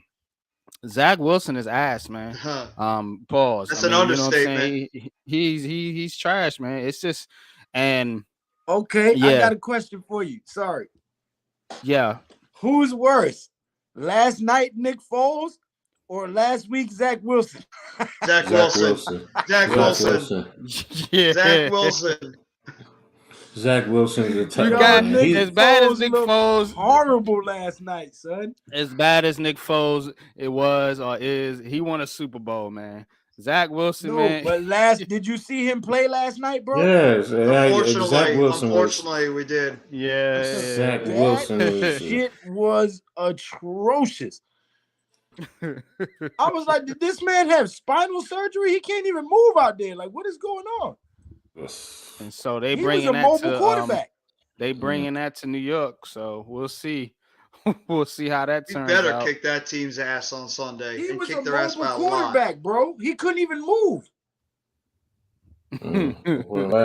Still, Wilson was the worst yet this weekend to me. Sorry, Wilson's terrible, man. He's to be a second round draft. I mean, the number 2 draft pick. The number 2, when you could have at least had Justin Fields, who's definitely better than him. I mean, Wilson is no. All because he did that one pass when he was in his t-shirt and shorts with no pressure on him, rolling to his left and threw however many yards downfield. Everybody wants to suck his dick. Exactly. Get out of here. Get out of here. The kid is not a quarterback. I watched him at BYU. I follow BYU football. He was never impressive. It's just that, he has a different arm angles and everybody thinks he's going to be the next Patrick Mahomes. No, he's not. No, he's not. The kid is not equipped to be a top level NFL quarterback. He's not. He's not even capable of being a third string quarterback. I'm sorry. He's not even My capable of being man, a scout team quarterback. my man threw for 92 yards and an interception. Went 9 for 18. Mm-hmm. Streever. Strebler, yeah, He Chris threw Strebler. for 90 yards Yeah. on 15 pass attempts. You know what I'm saying? But you expect that out of him. You expect that out of him. That's what I'm saying. And he outperformed your starting number two overall pick. This is embarrassing, man. If you This is the the Jets. Jets. This is what the Jets do. Embarrassing. I'm sorry, that offense has the talent to produce, and you can't get production with that. It's the quarterback. Everything on that offense to succeed, except the one thing that is the most important position on that team, the quarterback. If they just had a competent quarterback, how good could they be? Unfortunately, he's going to be the reason the New York Jets will not be in the playoffs. Unfortunately, because I don't think they're getting by Seattle. This we in Seattle. Seattle's fighting for their playoff lives as well. So I think this loss will take them out of contention. So if they lose, not count them out yet. You know what I'm saying? Their defense will keep them in mostly any game. You know what I'm saying? But that offense, man, is just, it's bad, man. And, you know, the Giants actually have an excuse for their offense being bad.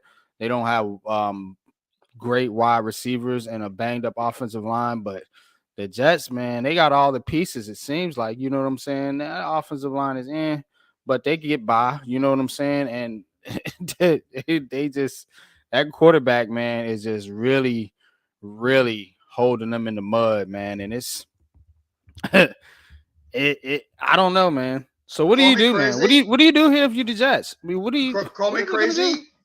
I'm actually picking the Jets to win because Mike White is going to be the quarterback, and they believe in that Mike White kid. And I don't know what it is about Mike White, but that offense looks a hell of a lot different when White is the quarterback. And I think that him being back in the lineup is going to re-energize that team and that offense going forward. So I think just getting Wilson the hell out of there and getting Mike White back in, and I think Seattle's in a little bit of a free fall. I actually think the Jets are going to win this game because I think Mike White being in there instead of Zach Wilson is going to help give like a resurgence to that Jets offense. And that's an unpopular opinion. Yeah, Mike White's played well when he's had the opportunity. He's actually had a couple of really nice games. It's just he can never stay healthy. But when he's on the field, the Jets actually look like a very good offense. He's decent. I mean, he's okay. I'm not buying it though. I'll be honest with you. I'm not buying he's the answer. Oh yeah, it's too short term. I'm not buying he's the type of quarterback that can come in there and light things up. Tito says Zach Wilson be great at produce market to offload the watermelons from the truck. Our Home Depot parking lot retreating the shopping carts. Oh man, that's cold. Tommy says the Jets are the AFC Commanders. Yeah, they bought all the Commanders, man.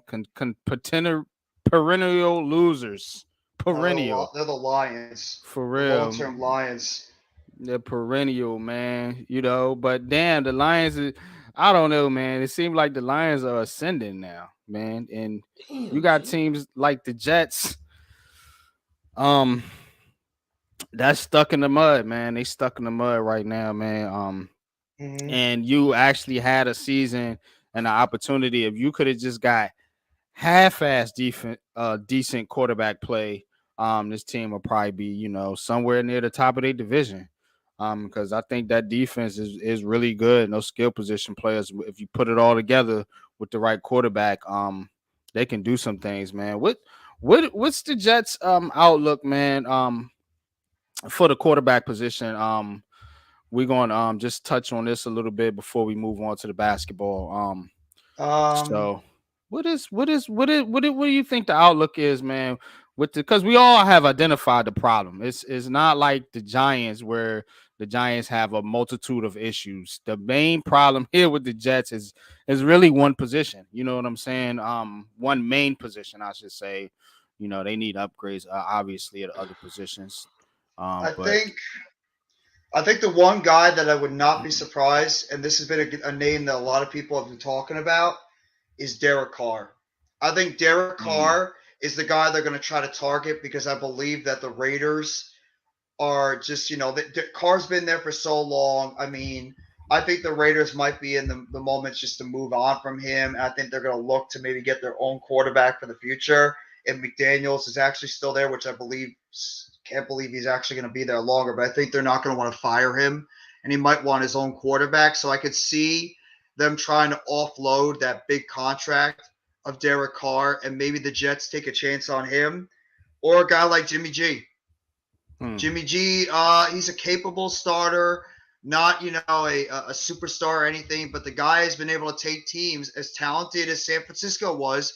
Jimmy G's been able to take those teams to the NFC Championship and the Super Bowl by doing just enough. So, would the Jets take a chance on a guy like Jimmy G, who's coming off a serious injury, but you figure he'll rehab in the offseason? Whether you want to bring him in, and depending on what Mike White does in the rest of the season, do you bring back Mike White on some type of deal and have Jimmy G and Mike White compete for the starting quarterback position, and then maybe draft another kid in the mid rounds as like a young guy that maybe you could try to develop behind one of those guys? So I'd say Derek Carr or Jimmy G are the types of quarterbacks I could see the Jets going after in this offseason.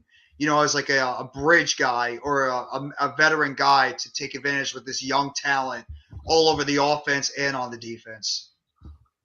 yeah. Just real quick. Yeah, Breezy.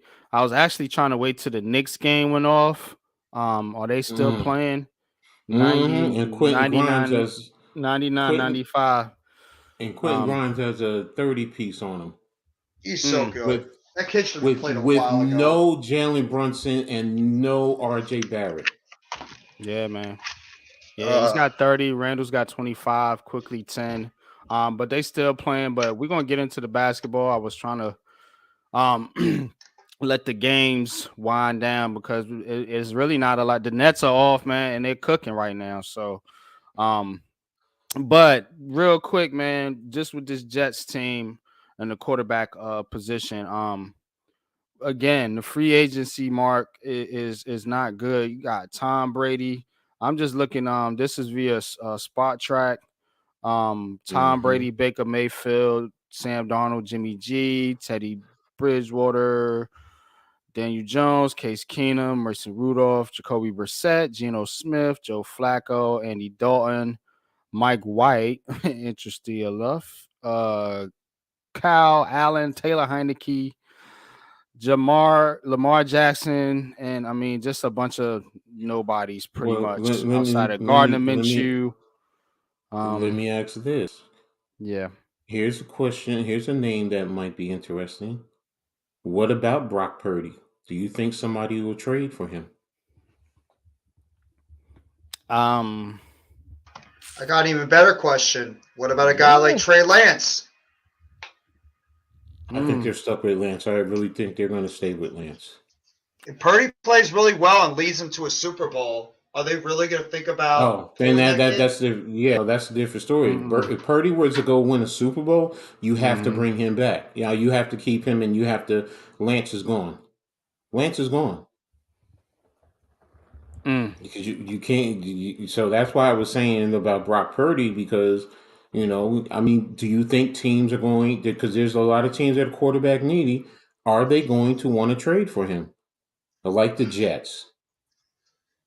Mm. I don't know. That's a good Mm. question. I mean, Purdy has shown more in the little we've seen him Mm-hmm. than Trey Lance has shown in 2 years. So that's tough. You see the thing people fail to do is go look at Brock Purdy when he was at Iowa State.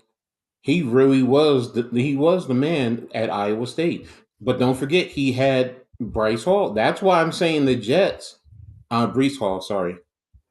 they would make a perfect combination if the I Jets. see. Because that was his teammate. Mm-hmm, exactly.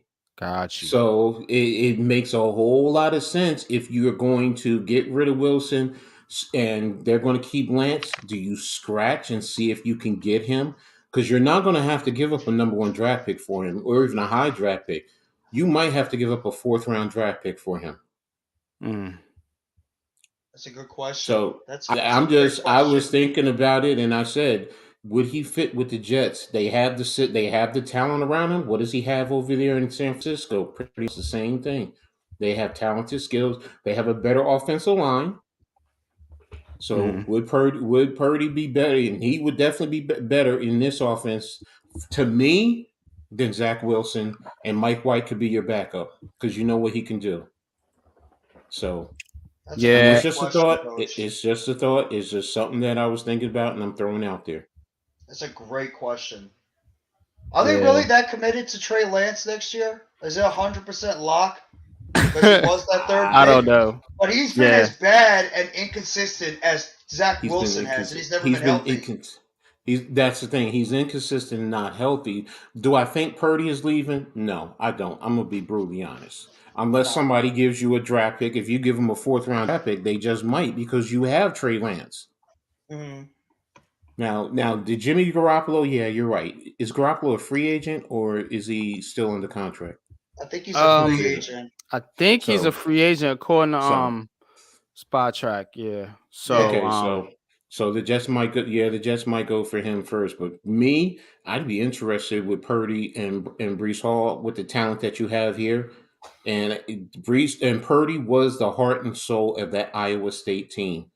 Iowa State is not, Alabama, but the point is he is a leader. He's a leader of men. Look what he's doing, and he knows how to play within his skill set. Yeah, Lou, I feel you with that. That orange and blue, bro. They got a free Q. They got a free Grimes. Let that man eat. Cause look what he's doing tonight. Yeah, man. Go ahead, it's 91. 101, 95. So game's still going with the Knicks, you know what I'm saying? So let's get into the basketball, man. Let's get into it, man. New York Knicks, man. I don't know if you know this or not. I'm coaching my son's basketball team. Oh, word? Right, that's what's up, man. There you go, Lou. Congratulations. That's what it is. Congrats, man. Bro. That's what it is, man. I used to I wasn't a coach, but I was kind of like an assistant coach when my son was playing I'm the assistant. Man. I'm the assistant. Yeah. So. A coach is a coach. A coach is a coach. Stop it. A coach is a coach. It's just one has a bigger position. That's it. But you're still a coach. So congratulations. Do your thing. Inspire that young man. You have that skill set. So I think he's in perfect hands.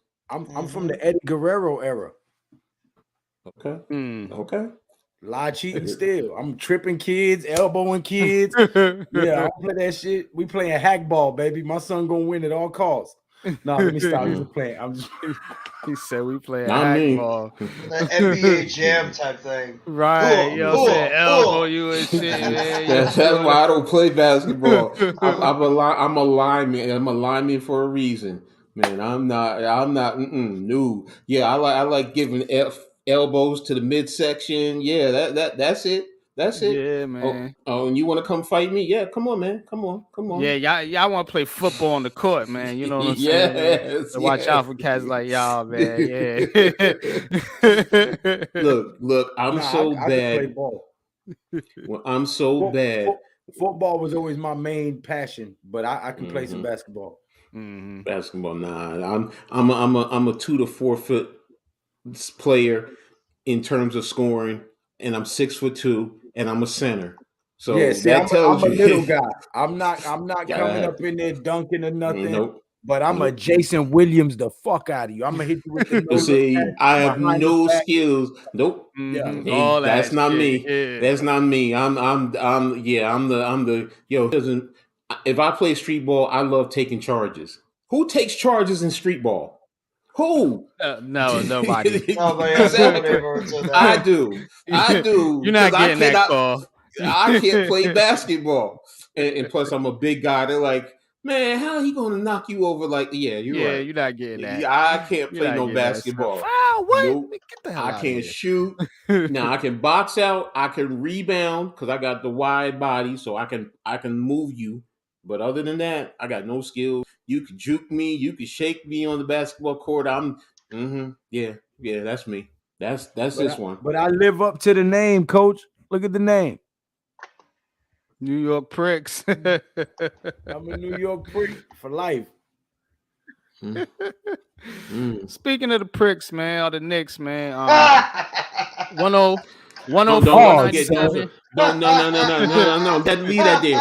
Don't forget the ladies love to get pricked.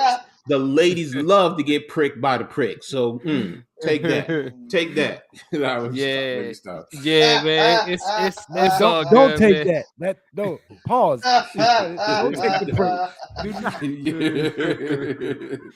Shout out to this is JTV, man. I see you in the chat, bro, man. Good brother, man. I like chopping it up with him.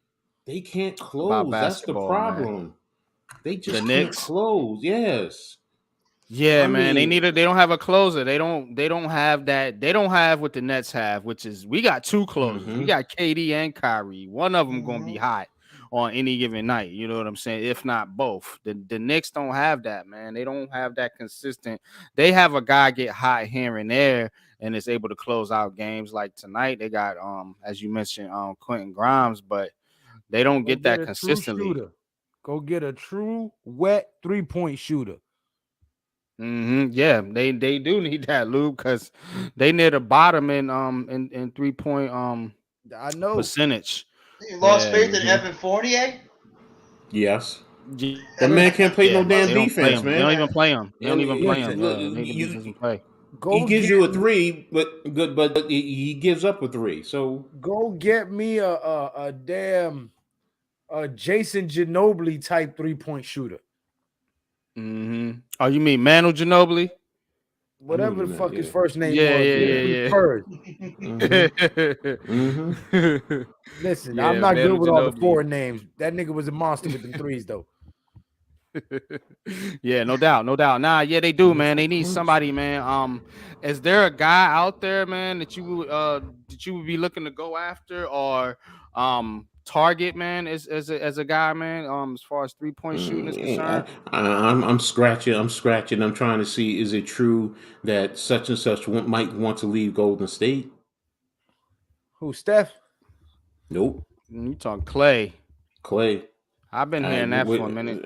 Yeah, and now if Clay wants to leave, if he's getting tired of the things going out there, bro, I'm knocking at the door. Door. Woo, what would you give up for him? Because they don't want a lot. How many first round draft picks do the Knicks have? They have 11. Well, I'm gonna give you what, 4, 5 of those. Wait a minute. The Knicks have 11 and the Giants have 11. Yep. The Knicks have 11 over the next 5 years. 11. The next 5 years. Is it 5 or 6? It was how many years? 5 years or 6 years that we have 11 draft picks. I think it's 5. The next 5 years. JTV. What's good? Yeah, bro? Man. Yeah, what's good, Jay? What's good, man? We're gonna get into the Nets here in a little bit too, man. But I'm gonna chop it up with the Knicks. The Knicks, man. Got my man Big Bro Lou. Real quick, man. Go sub to G Nation if you haven't already. Go sub to G Nation. My man Big Bro Lou, man, part of the Big Blue crew. Whoa. Whoa.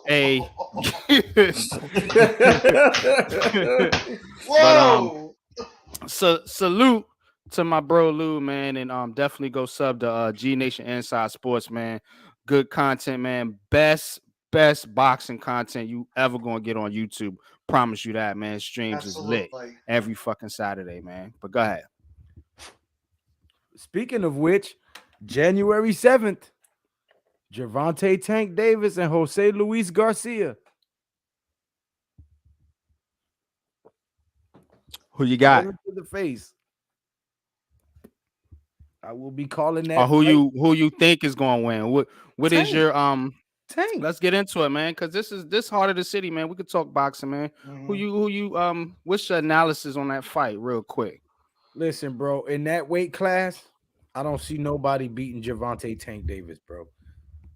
They can talk, they can hate, they can make all the little Instagram posts and all that shit, but when it come down to getting in that ring, I don't think nobody in that weight class is beating Tank. You see how much bigger Rolly Romero was and how he was throwing nothing but power shots. All Tank did was patiently wait him out, time him, and when he slipped up once, that was all she wrote. Right. Night. You ready to go night? Yeah, night. Night. Look at his knockout percentage, bro. He's got 28 wins, 26 knockouts, 27 knockouts. He's only got one decision. Wow. Damn. He's got like a 98% knockout ratio, bro. That was Mike And Tyson he's a when he little first dude. came These ain't out. heavyweights we talking about. Damn. You know what I'm saying? This dude is a junior lightweight. Wow. Yeah, damn. What's his record? You looking it up right now, Coach? No. I'm looking at something. I'm reading Ed Reed. That's what's why. Sorry. Tank Davis's record?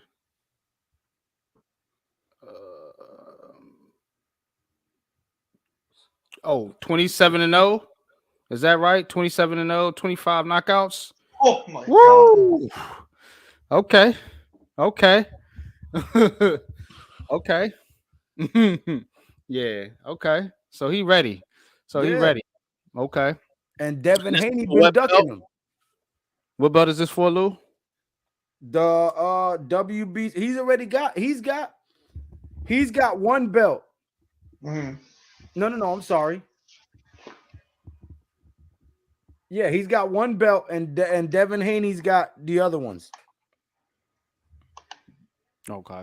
But Devin Haney keep ducking him. So he's fighting Jose Luis Garcia. Then he called out Ryan Garcia. And then after that, he said he wants Devin Haney. And now he's even talking junk to Terrence Crawford. He made a post. He was like, listen, since people ducking me, I'm calling everybody out. You think you want to fight Crawford? Nah. That's what I'm saying. Listen, I like Gervonta Tank Davis, but that's a different weight class. That's a different game, yeah. Yeah, and that's you talking about moving up 15 pounds, bro. Yeah. With another beast. And that should affect your speed and all that shit too, don't it? Your weight, you move up your weight class, It affects your stamina. Because if you're carrying extra weight and your body ain't used to carrying that weight, you get fatigued faster. Because your blood carries your oxygen to your muscles. So if you get bigger, it slows that process down. The less oxygen you get to your muscles, the slower you move, the faster you get fatigued, the less pop you have in your punch. So that weight gain is a serious factor. People don't really factor it and think about it unless they've ever boxed before or unless they've been athletes. But when you cut weight for a fight, you literally starve yourself. You dehydrate yourself. And then after you weigh in, you eat and drink, you know what I'm saying, and try to gain your weight back so you have some stamina and some popping power. But sometimes if you overeat, that slows you down, makes you get nauseous, so it's a very fine line with that weight, gaining weight, dropping weight, cutting weight. It can make the difference in the fight. True that, man. Yeah, man. I'm definitely interested to check that fight out though, man. You know what I'm saying? You got my interest peaked, man. A man with 27 fights and 25 knockouts, man. That's a hard-hitting dude, man. Definitely got to check that out, man. Definitely been trying to get back into the boxing myself, man. Just went and watched Creed 3, man. Shit got me hyped a little bit, man. Talking boxing, man. You know what I'm saying? But yeah, man. But let's get back into this real quick. I think the Knicks are wrapping it up, man. But let's bounce it around to the Nets real quick, man. Show some net. Got my Nets guys in the chat, man. Showing my let's show the Nets some love, man. Best team in New York right now, hands down, man. 9-game win streak. Third place in the Eastern Conference right now. Big wins against Milwaukee and Cleveland. Number 1 and number 3 defense, I think it was in the NBA. So they definitely got the job done there, man. But look, man, like I said, best squad in the city right now, the Brooklyn Nets, man. Shout out to Brooklyn, man. But what's your thoughts, man, on this recent hot streak by the Nets? Jeff, man, we bounce it around, man. We just move around. Let's, you know what I'm saying, pass the mic around or whatever. Hell with the Nets. Nah, don't hate. Hey. Don't you hate. I'm not hating. Listen, I used to like the Nets when they was with New Jersey.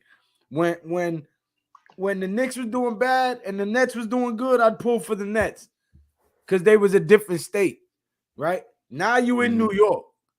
I can't cheer for you. I'm a New York Knicks fan. So now that's why I cheer for them, because they is in New York and they is in Brooklyn. Yeah, and but that's you where know how I'm many from. niggas jumped the bandwagon and left the Knicks to go cheer for the Nets? It was KD and Kyrie. They all jumped over because KD and Kyrie were there. A lot of people jumped off the Knicks bandwagon when the Knicks, before the Knicks even first of all, the Knicks don't even have a bandwagon. Fuck Dolan. Fuck Dolan. I'm gonna stay a Knicks fan, but fuck Dolan. Yeah. Listen, bro. I had the Patrick Ewing sneakers, bro. Oh, I remember I'm the a Ewing. die-hard Knicks fan. I had the John Stark rookie card. Like I'm a Knicks fan, bro. Yeah. I can't cheer for Brooklyn when I've been cheering for New York my whole life. I can't. I got you. You wear the orange and blue with pride. That's like if New York Jets, if the Buffalo Bills become the New York City Bisons, I could never pull for the Bills again. I'll be like, fuck you. You should have stood in Buffalo. Now you're infringing on my territory. Now I hate you. That's some good eat, man. Give me some salt, some pepper, give me some charcoal. I'll be cooking me some bison. There you go. That's yeah, fine, let them I come. can't cheer for them niggas if they move 6 hours closer to the city. I cheer for them. Cheer for them to be on my damn plate. That's about it.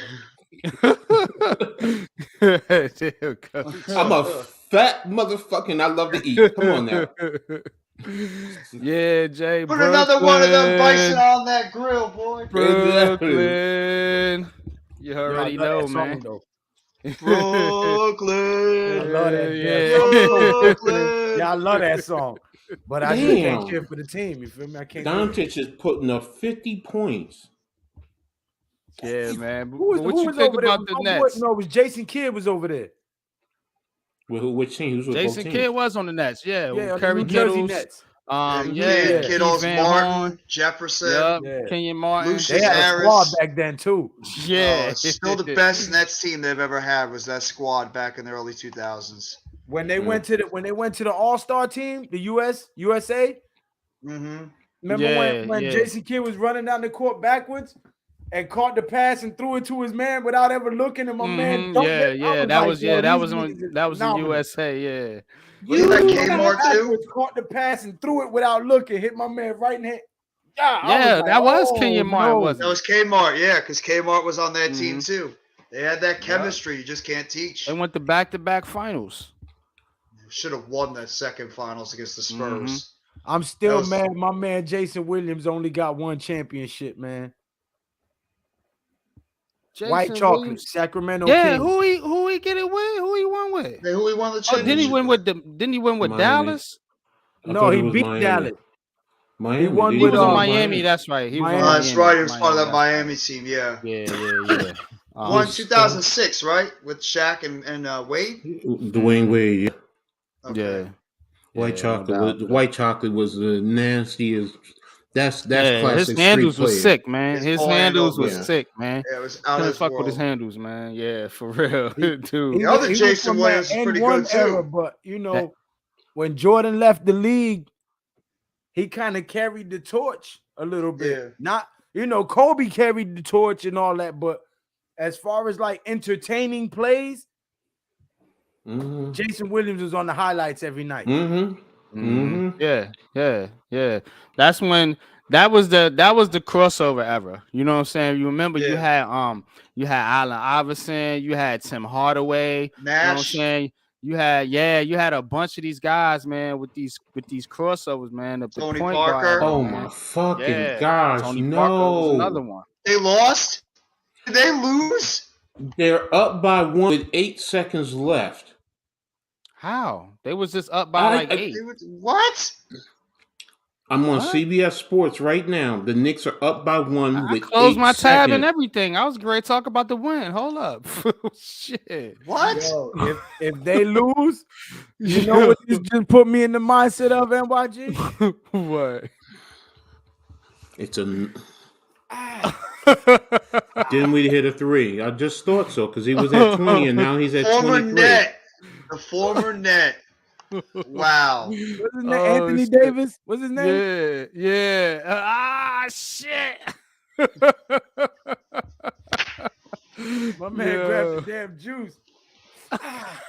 Shit. What is their free throw He percentage? got hurt going to the scores table. My nigga's That shit is unheard of.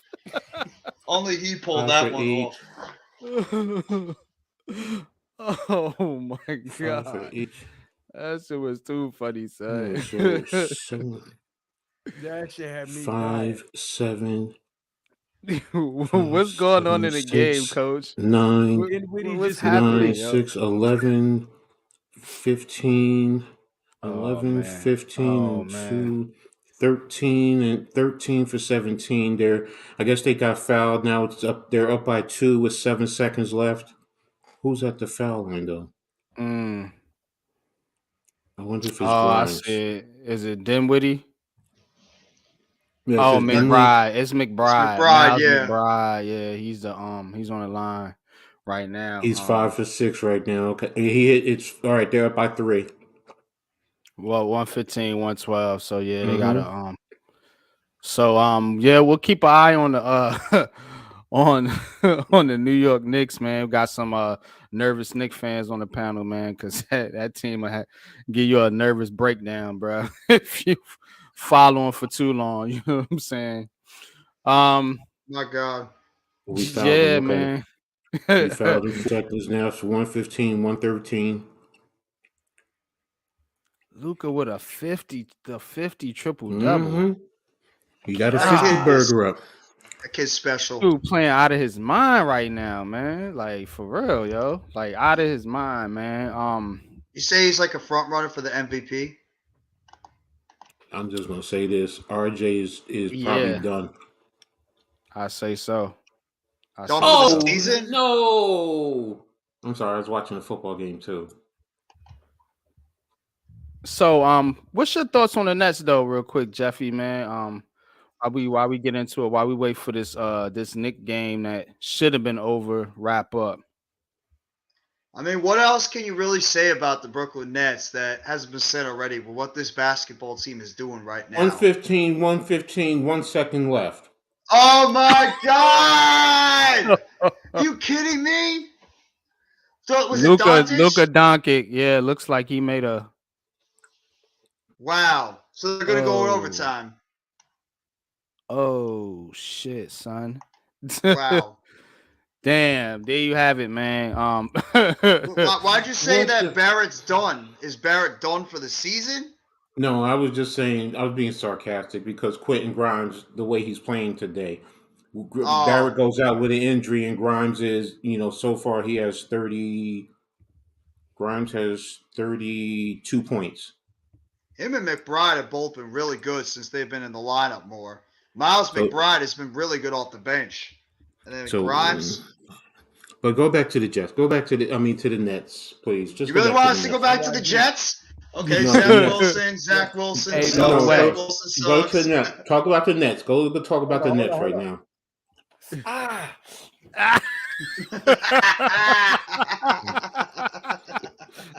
Shit. Shit. Coach, I'm out. Yo, Coach, did you see that shit? Did you see that shit the other night? What? That shit No. was funny, man. Oh, No, what man. happened? What happened? Coach seen it, man. I'm about to pull that shit up so you can share the screen. Yo, Coach, bro, this shit had me dying, bro.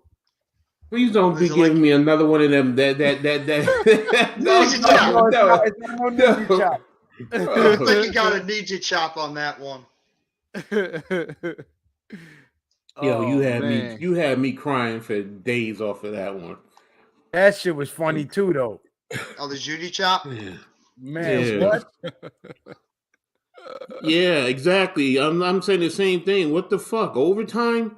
How the hell did this shit happen? Because they don't know how to fucking close. That's the problem with them. I mean, look at what happened with whatchamacallit. They're up by whatever, and they end up losing to the Sixers. There you go, NYG. Wow. All right. You let me know when. Oh, okay. Yeah, you got it. All right, yo, Coach, peep this shit, bro. Let's see this. All the luck. I was born with glass bones and paper skin. Every morning I break my legs. Every afternoon I break my arms. At night, I lie awake in agony until my heart attacks put me to sleep. Oh, no! No! Is this it? Nah, this ain't it. Ow. Oh, shit! And Anthony Davis, who hurt his ankle in the first half, now has a knee. Yo, my God. Oh, this is it. As you look at the replay there, oh yeah, Daniels went right into his knee. Right into his knee. Oh, shit. Missed it again. Tapped out. Taken. Yo, my man's acting skills is superb, though. AD's down and holding his knee. AD is holding his knee. Hey, where the other one, Lou? My man was like, he was watching the TV. He was watching the TV. Always AD damaged. always damaged.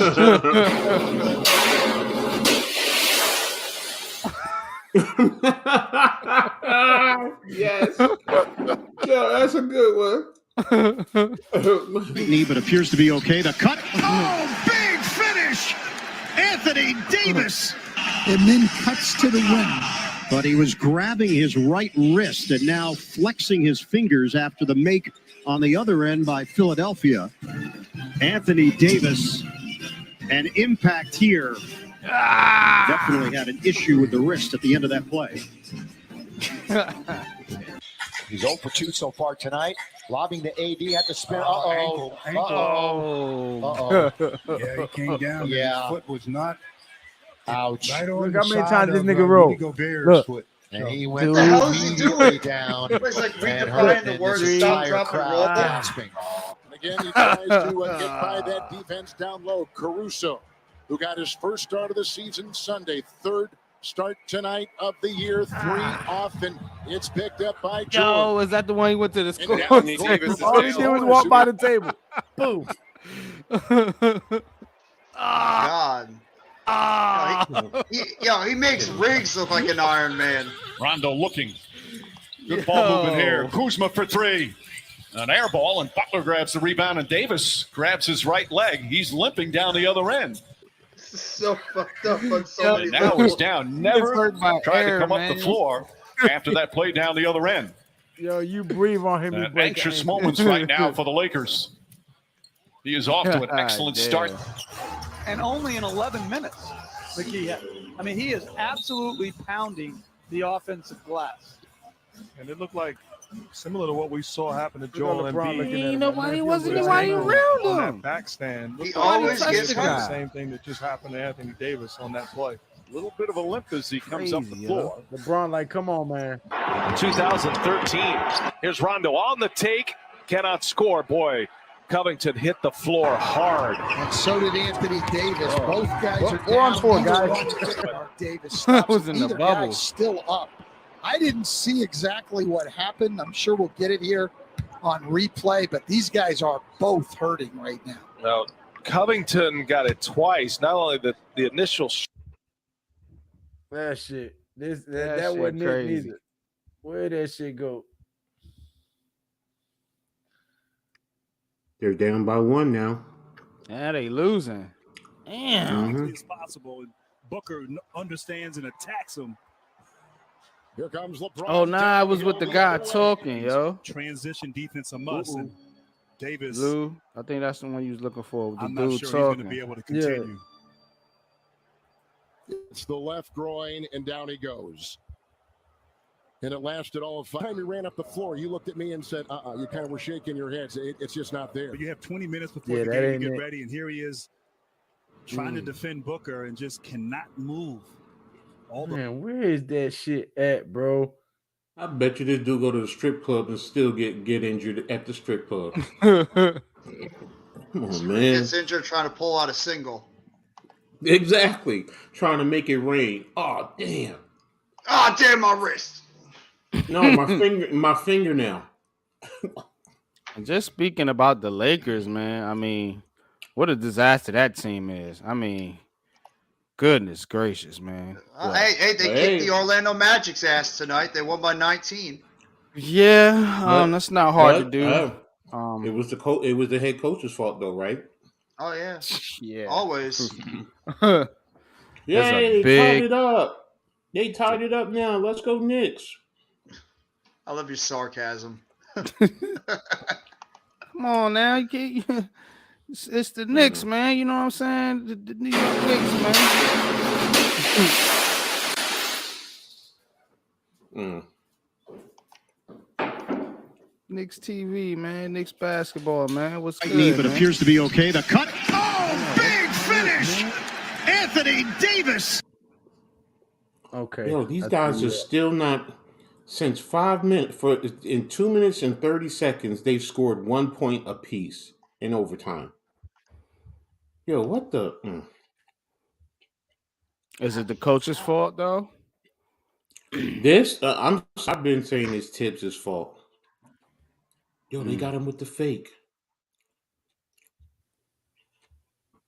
I've been saying it was Tibbs' fault because he doesn't make good adjustments. Luka Doncic has 54 points, 21 rebounds, and 10 assists. I don't know if that's Tibbs' fault. Numbers. Yeah, I mean that's ridiculous. Like Here you go. This is ridiculous.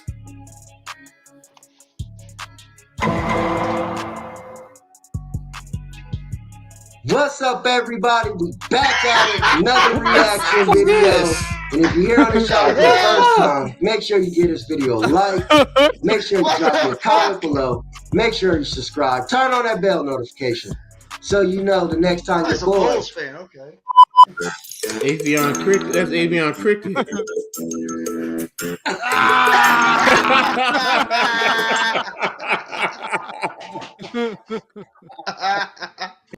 Yo, that's cool. That's so brutal.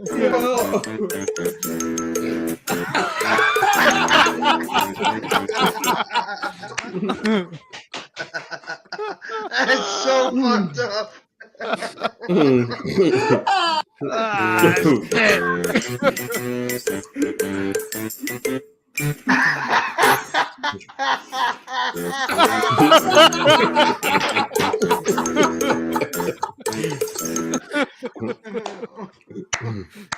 Yo, that shit had me dying the other night, bro.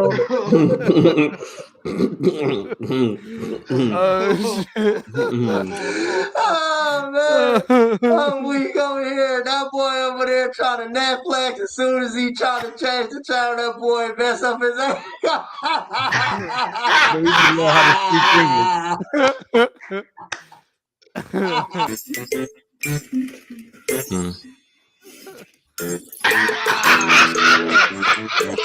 I thought he fall off the couch. That's the shit that killed me.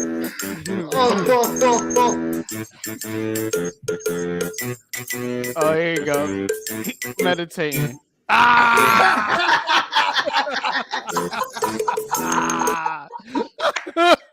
You get hurt meditating. That's supposed to heal your body.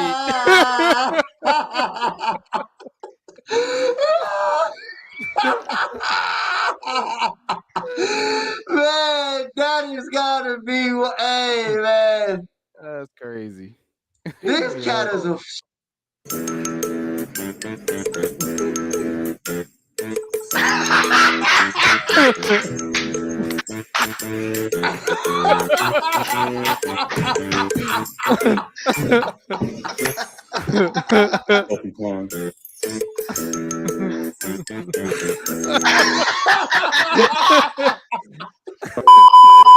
All right, y'all, we back, man. Hey,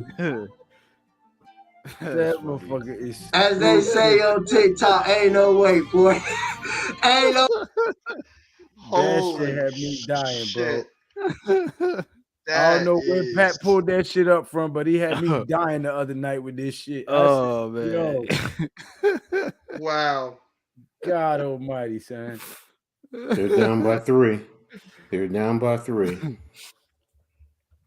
Oh man, They're that was down too by funny. fucking 3. That was funny. Luka do put up them numbers, man. For real, man. What's good, Neymar, man? What's good, man? What's up, For Neymar? real, man. Appreciate you pulling They're up. down. Man. They're down by 4. There you go.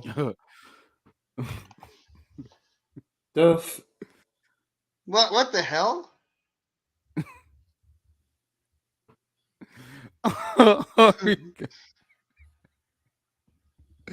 AD before tonight's game.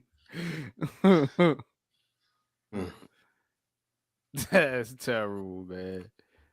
Y'all fire the whole damn coaching staff.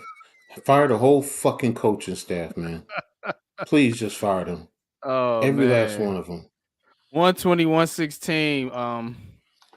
Mavs, man. The Knicks had dropped 3 in a row prior to tonight's game, so they were looking to come out of a 3-game losing streak. Don't know if it's gonna happen though. Next season is looking like shit. Yo, just give me the damn Tommy gun. That's what I'm looking for. Just give me a Tommy gun, line them up all on the wall, and just let me just get the clip and just click all across, man. Man, how you hurt your ankle changing the TV, bro? That had me dying, bro. That motherfucker said,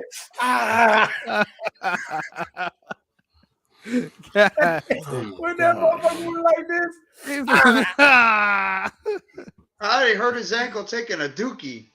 Yo, son, man, I thought Sterling Shepard was bad, bro. This dude, no, Lou, he makes Sterling Shepard Shepard look like an Iron Man with the way he keeps going down every single second. He makes Sterling Shepard look like Eli Manning. Yo, yeah, exactly. That's well put. I said, "Holy shit, man! That is ridiculous, man." Every game he's getting hurt.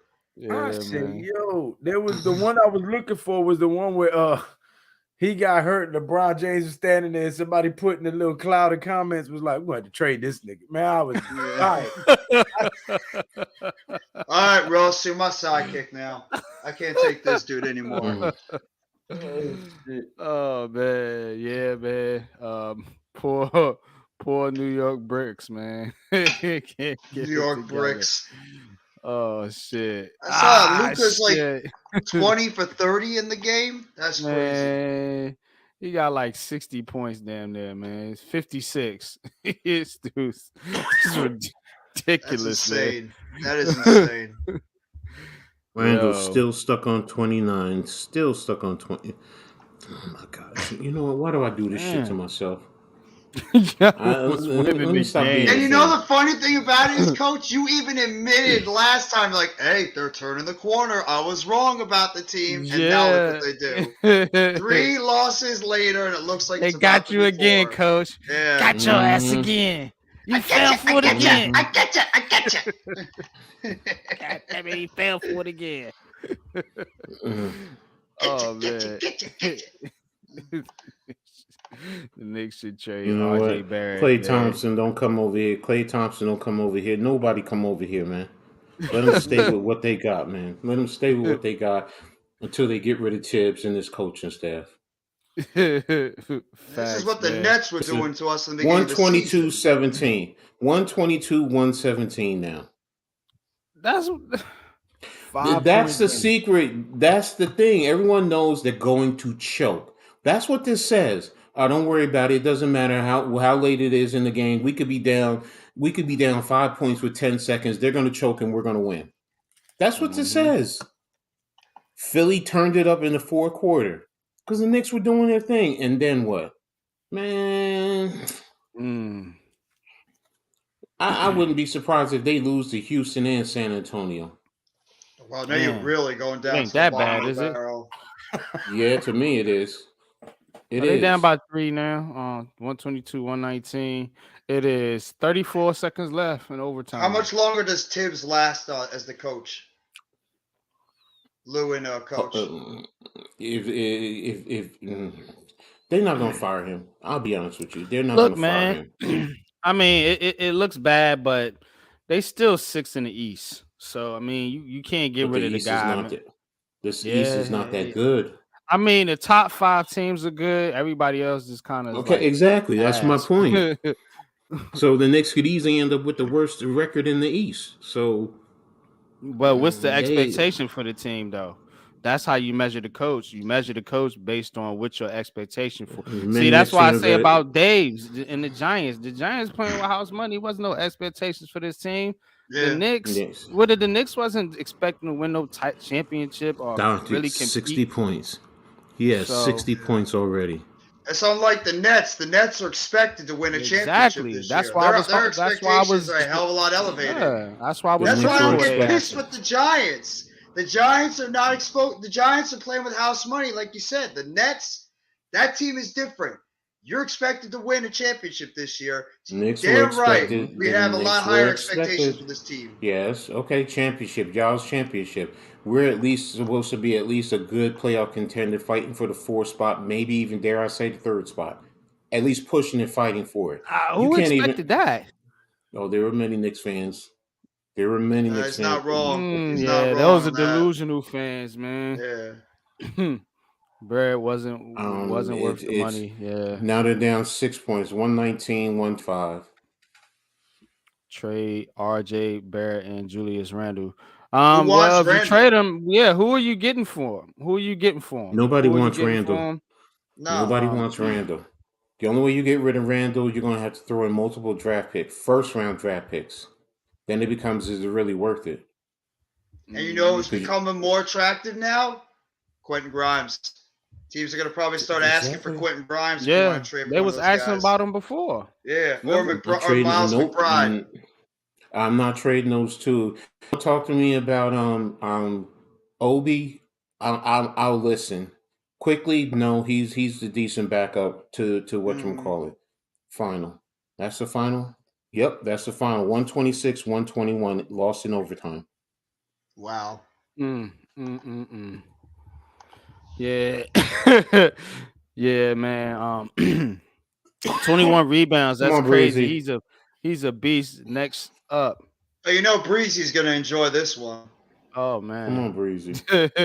Breezy's enjoying this one all through the night. Well, the Nets are sailing right now, looking for 10 in a row tomorrow night. He had 60, 21 rebounds, points. 10 of 6, 21 of 31. Wow. He was 2 of 6 at 3 points. Played 47 minutes. What's good, bro? Yeah, what's up, Breezy? Go ahead. I'm listening. No, I'm listening to him coach read off the stats. I didn't see the game.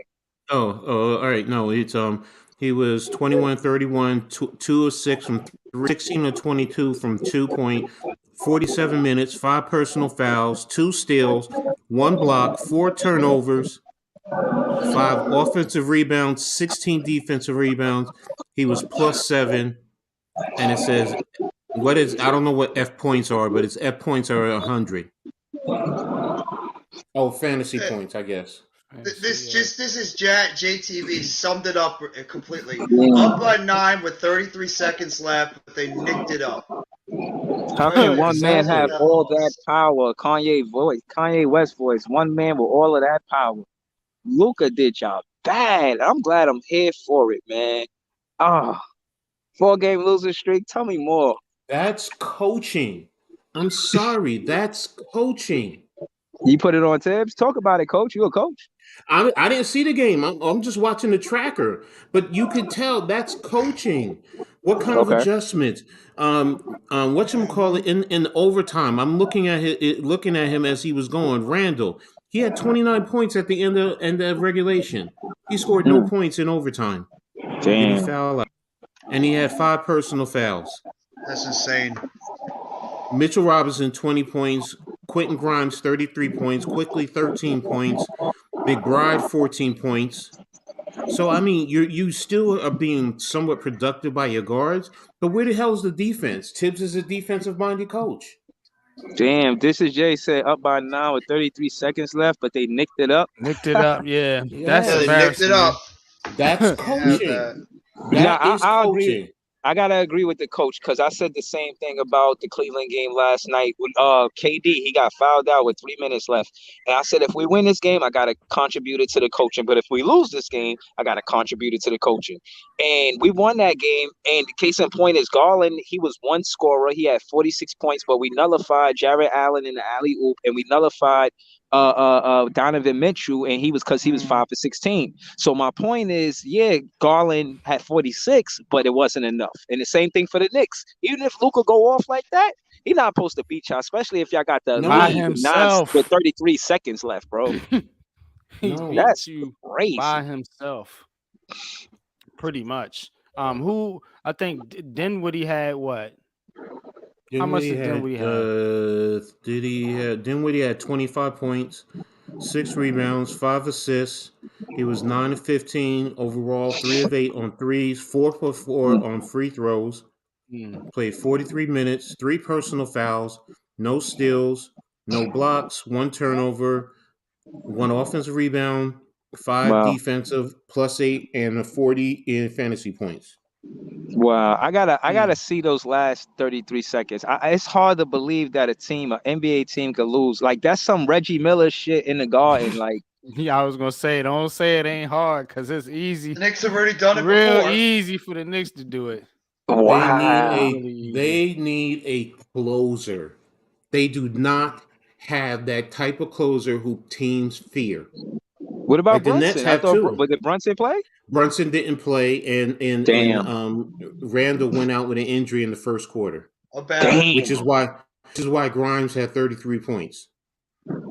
Okay, Grimes had 33. He tied the season high with Cam Thomas. But the closer is supposed to be Julius Randle. He's supposed to be the number one. That's my point. He's not a number one. He's not a closer. And Brunson, for everything that he's doing well this year, he's really not a closer. But for him to close, what did they do in Dallas with him last year? They spread the floor with him and gave him 3-point shooting. Luka had 60 though. Dinwiddie had 25, and Christian Woods had 19. Nobody else really even did anything. You let one dude beat your entire team. You know, it's supposed to be that closer. It's supposed to be RJ Barrett. RJ Barrett's supposed to be that closer on that team, but he got hurt again.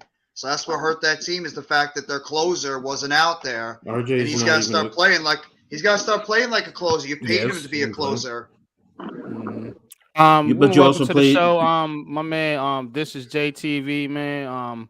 Appreciate you popping up, brother, man. What's good with you, man? Peace. I just want to say I've been What's going on, Jay? I've been tuned into y'all the whole time I was watching the Knicks game, and y'all hilarious, man. Y'all funny, man. Had me in the crib dying, but these Knicks just nicked this up just now. How you up 9 points with 33 seconds left and lose? That's crazy. How that happened, Jay? Break it down for me, bro. Luka magic, bro. Luka did some shit to go into overtime. He missed the free throw on purpose. They tipped the ball up. He caught it, threw it in the air with no time left on the clock, and it went in. And yo, that shit was crazy. And then slow it down. Say that again, bro. They was down by 1. He had the free throw line. Dallas was down by 1. Yeah. So he hit the first free throw. They put JaVale McGee in the game and all the tall dudes. Then he missed the second one on purpose. They tipped it up in the air. It landed back in his hands. He just threw it up in the air off the bounce, like didn't even Oh my go, God. and it went in. So let me To ask go this. to Let me the ask Magic. this. Yo, Let me bro, let that me let shit me is so crazy. let Right. me ask this though. Let me ask this on that situation when they put in JaVale McGee. Was Mitchell Robinson on the free throw line? Yeah, he was there. Was Jericho Sims on the free throw line? I believe he was there. I'm not sure, but Jericho Sims was playing though throughout the game. No, But I know that. I was just saying in that situation, if he was in and they out rebounded those two for that. yo, it was Luka Magic out there. That boy But Luka. okay, You know what the funniest part Jay, about this is? 60 point, the first 60 point 20 rebound triple double in history. That's wow. disgusting. You know what the funniest thing about this is? Look at Coach's background and look who's on his screen right now. It's supposed to be Mr. Bernard King King. Randall. Yo, Yo, No, I got no slicks off for no, Bernard King, man. Ho, Jeff. Don't ever mention that piece of shit ass Randall in the same breath He's as on the your King. background right now. No, but you No, said I say he's Julius dressed up Randall. like he's dressed No, up in a King's outfit on your background. Oh, I thought you said Julius Randall. No, Okay, Julius yeah. Randall on your background when you're talking about Julius Randall That's not not closing Julius it out. Randall. That's Bernard King, man. That's Bernard That's King. Bernard King? I thought that Yes. was Julius Randall. No, Yeah, that's why I said don't ever put him in the same breath as the King. No. Listen, hold on. I That- just want. No, hold on. Just to add to that, I just want to say that me and Jay, we went to the practice in the park and we met Albert King. We met Bernard King's brother. Oh yeah, we did. That's a fact. Yeah, he was real. Yeah, he was real cool. Like real, you know what I mean, low tone, like on some real cool shit. Like, yeah, you know what I'm saying, you know, and it was just nice meeting him, you know what I mean. And shout out to Bernard King, man. They legends in New York City. So I ain't got no slick talk for Bernard King, but Tea Time gonna get the business on Friday, man. I Yo, swear to you, man. how they go from an 8-game winning streak to a 4-game losing streak, and lost every game in the fourth quarter. It's just like that. that. And just like y'all was Coaching. already It's saying, the they ain't got no coaching. closers. It's Y'all said the they ain't got no coaching, though. closers. It's no closers, but still, you have no coaching to make the right adjustment to Hold on. make sure that. Can I ask you a question then? Because y'all, all the Knicks fans I know was just praising Tibbs on the win streak, saying he about to be coach of the year again, this, that, and now you saying it's the coaching. Hell, He need to be fired. let me. Jeff, will you tell his man what have I said about Tibbs all season long?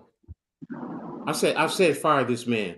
I did say I have to back Coach up. has been consistent. Yeah, He's won I and fired all have season. said I have to back off a little bit because they did go on that 8-game winning streak. But I said I don't trust him completely. I never have trusted Tibbs. Never. He's supposed to be this defensive genius, and teams are scoring at will on him, and you're not stopping him. All right, we don't have a closer. Okay, fine. But at least fucking stop somebody from scoring on you. But y'all got a good defense. That's the problem.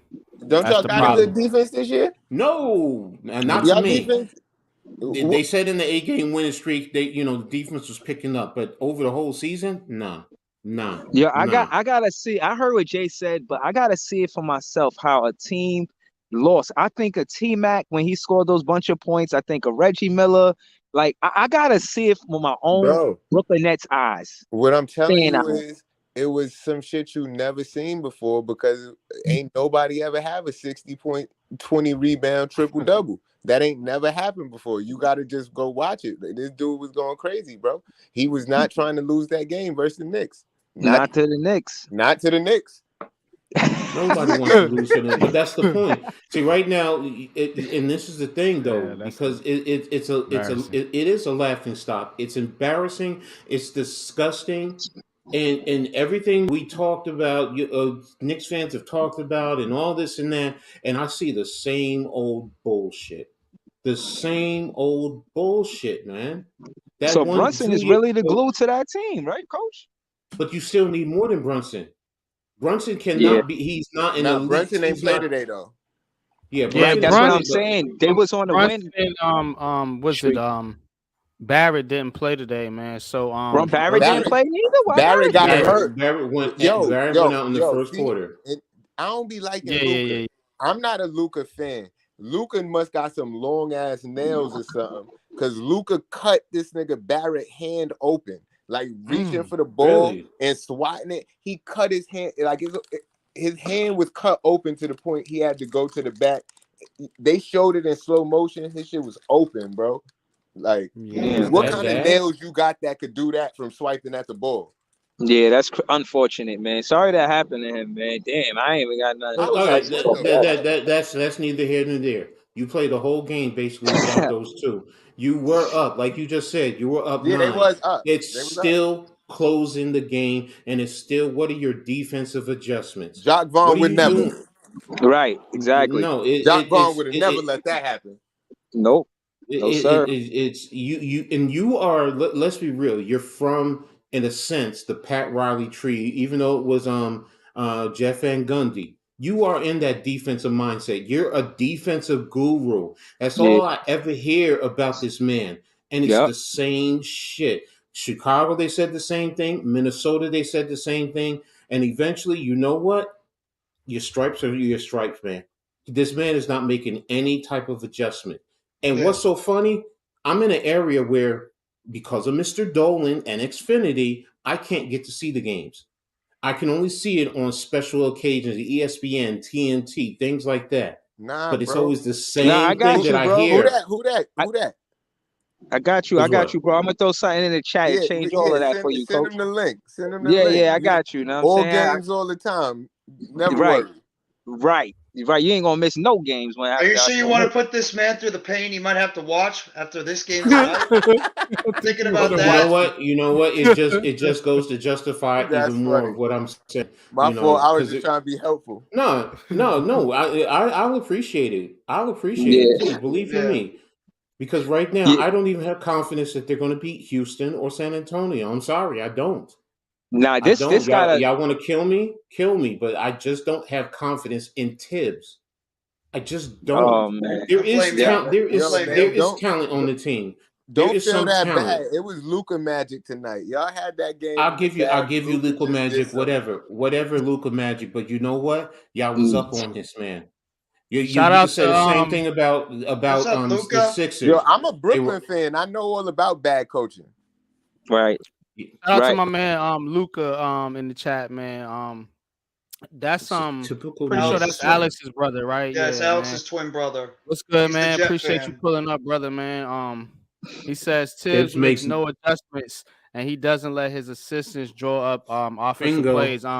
Luca does cover the Knicks. Him and Alex, they both cover the Knicks Oh as my well as God, the Luca's had Giants. a hell of a week with Luka the covered Jets the and the Knicks Knicks. tonight. So Ugh. y'all go sub the Big Blue and the Bronx, man. You do good work, man. Yes. It's the bro over there, man. But Yo, yeah, man. Good point, man. hold on. Good Let point, me man. let me just add to what the coach said. So, elephant in the room. Is Jalen Brunson's father gonna coach the Knicks next season? No. Oh, Tibbs, and that No. he get another season?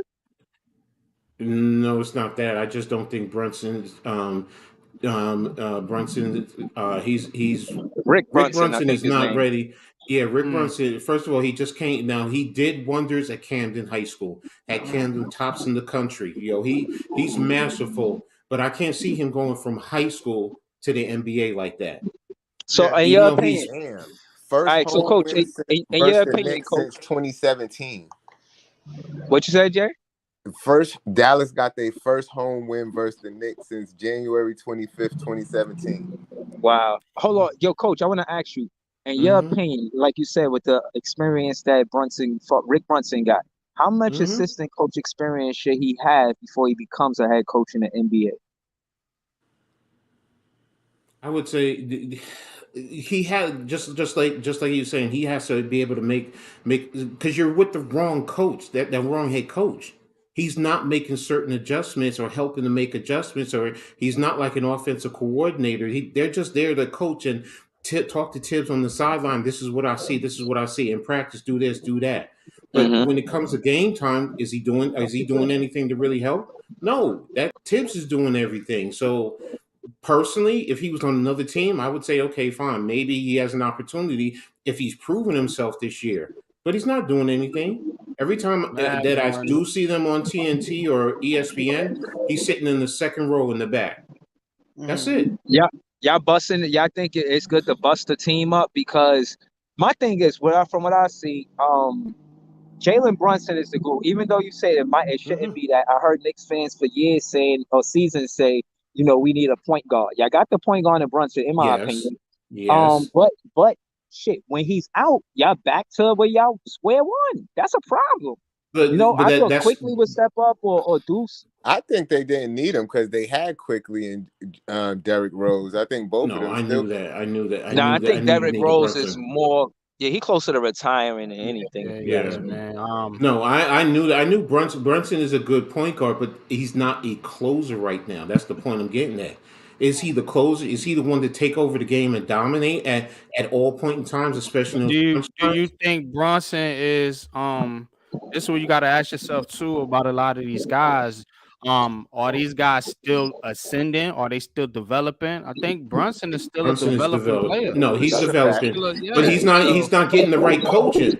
Now, if you told me Mark Jackson was coaching him, my thought process and everything changes. Everything falls back to Tibbs. It falls back to Tibbs. They don't have the right coach in there. You said, "Oh, we need a veteran coach to coach veteran guys." No, you don't. You don't. Tibbs is not a good coach. He's just not. He's not. When he was with Chicago and he had the best team, what happens all the time? They always choke. They always choke. They had all the talent. Or they played hard. They had good talent. You had Derrick Rose when he was the man in the league, for a little while, and you can't really go far with that. You go to Minnesota, and you had Carl Towns want him out of the whole organization. And then you come here. When he came here, I thought they were going to really rebuild this, strip it down and build it up. That's really what I thought. Then you bring in Tibbs, and it's like, what? And then you bring in Fournier and Kemba, and it's like, yo, it's a contradiction because you have all this youth. You're not developing your youth. You really aren't. I'm Lucas surprised. says Tibbs is not the head coach for a young team. To your point, Nope. Coach. He says, I don't care what anyone says. Get me Kenny Atkinson. Give me Saying that someone since the beginning. I've been saying that who Kenny has a Atkinson would be feel perfect for the for that modern team. game offensively and defensively. Strangely enough, man, we got rid of Kenny Atkinson. You know what I'm saying? And now, look, man, and me and Jeff, man, we've been saying this, man. Not now since Jock Vaughn took over the coach, but when Steve Nash was the coach, I was like, swap coaches. Coach swap. Give me Tibbs. Y'all take Nash because Tibbs is a guy that is made for a veteran team. Somebody that can come in right away, get your team up and running, and get your team rolling, man. He's not made for a team that needs to develop. That is a young team, like Lucas says, man. And I always felt like that about Coach Thibodeau, man. I think he's an excellent coach. I think he's a perfect coach for a veteran team, though, not a young team. Go ahead, Jay. Can somebody explain to me why the Knicks only got a slap on the wrist for collusion? Because y'all was talking about Rick Brunson and all that. I feel like he was only hired so they Because could get to be honest with you, I think every team does that. Every team in the league does that. Whether you realize it or not. Second round pick from three years from now. How many teams do we see actually do that? Do the same damn thing? Didn't the Sixers get hit with that too? 1201. I don't know. 1201, and these teams are signing contracts or coming to an agreement with guys. Happens all the time in the NFL. But they were talking to him way before his team even got to talk to him or some shit. I think it's because Rick Brunson came there, and they talked to Rick Brunson. Yeah, did they go through the channels? Yeah, yes, they did. Yeah, they did. Pops talked to him. Whatever. They may not have directly done it, but I also think all the teams do it. I feel really like do. If somebody else would have got caught like that, especially the Nets, it'd have been at least a first round pick. No, they don't want to see that because it takes away from the league. It's going to be a second round draft pick. Have they? Unless somebody's doing it blatantly, I mean, really blatantly. I mean, you circumvent. I mean, look, seriously, what just said it. Didn't the Sixers do it? I think they did because Mitch Koski was saying that the Sixers got hit with the same thing, but I think it came to a PJ Tucker where he was Exactly. he signed a deal a little bit before the league year started. I think they had to give up a second They round pick. all do that. They all do it. That's what I'm saying. Don't be surprised if the Nets aren't doing the same thing. Because there's no way you can sit They'd be here and quick tell to me find these contracts are very detailed. Even if you say I'm sitting here and setting up the preliminaries, that's discussions.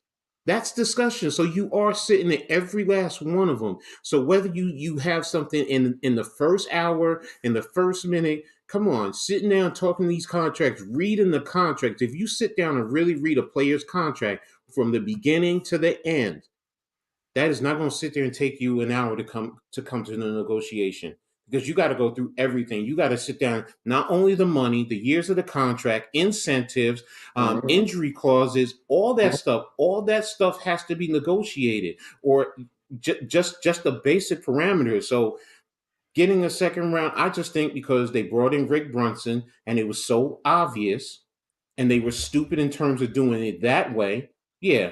So yeah, it's a second round draft pick. All right. To give up a first rounder? No, I can't see. Unless somebody's really.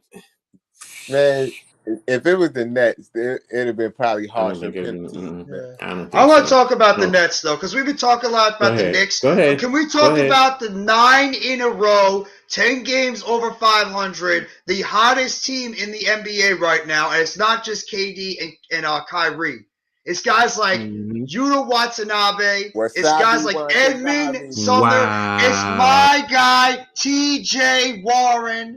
It's Seth Curry at times. It's Joe Harris at times. It's Royce O'Neal, Nicholas Claxton. Don't forget even Patty Mills was 5 for Patty 5 the Mills, other day. exactly, Jay. Even guys like Day'Ron Sharp and Kessler Edwards and Cam Thomas and these guys, Day'Ron the is my Brooklyn boy. Nets are showing that depth that no other team wants to mess with right now in the NBA, because this team can beat you in so many different ways. They can beat you by blowing you out. They can beat you driving to the basket. They can beat you now with defense. They can beat you with three-point shooting. The Nets are Mid-range almost as shooting. complete mid-range shooting. Exactly. The Nets are almost as a complete team as you could ask for. I still think they need at least one more big, a true big, to play behind Claxton, because I don't know if they fully trust Day'Ron Sharp yet to be that backup big. But They right need now, to, though. They need to. they do need to, because the kid showed it in that game against Indiana when he went out there and had a 20-12 game. They Facts. got to let this kid go out there and show it. Facts. The Nets he's right killing now D-League. the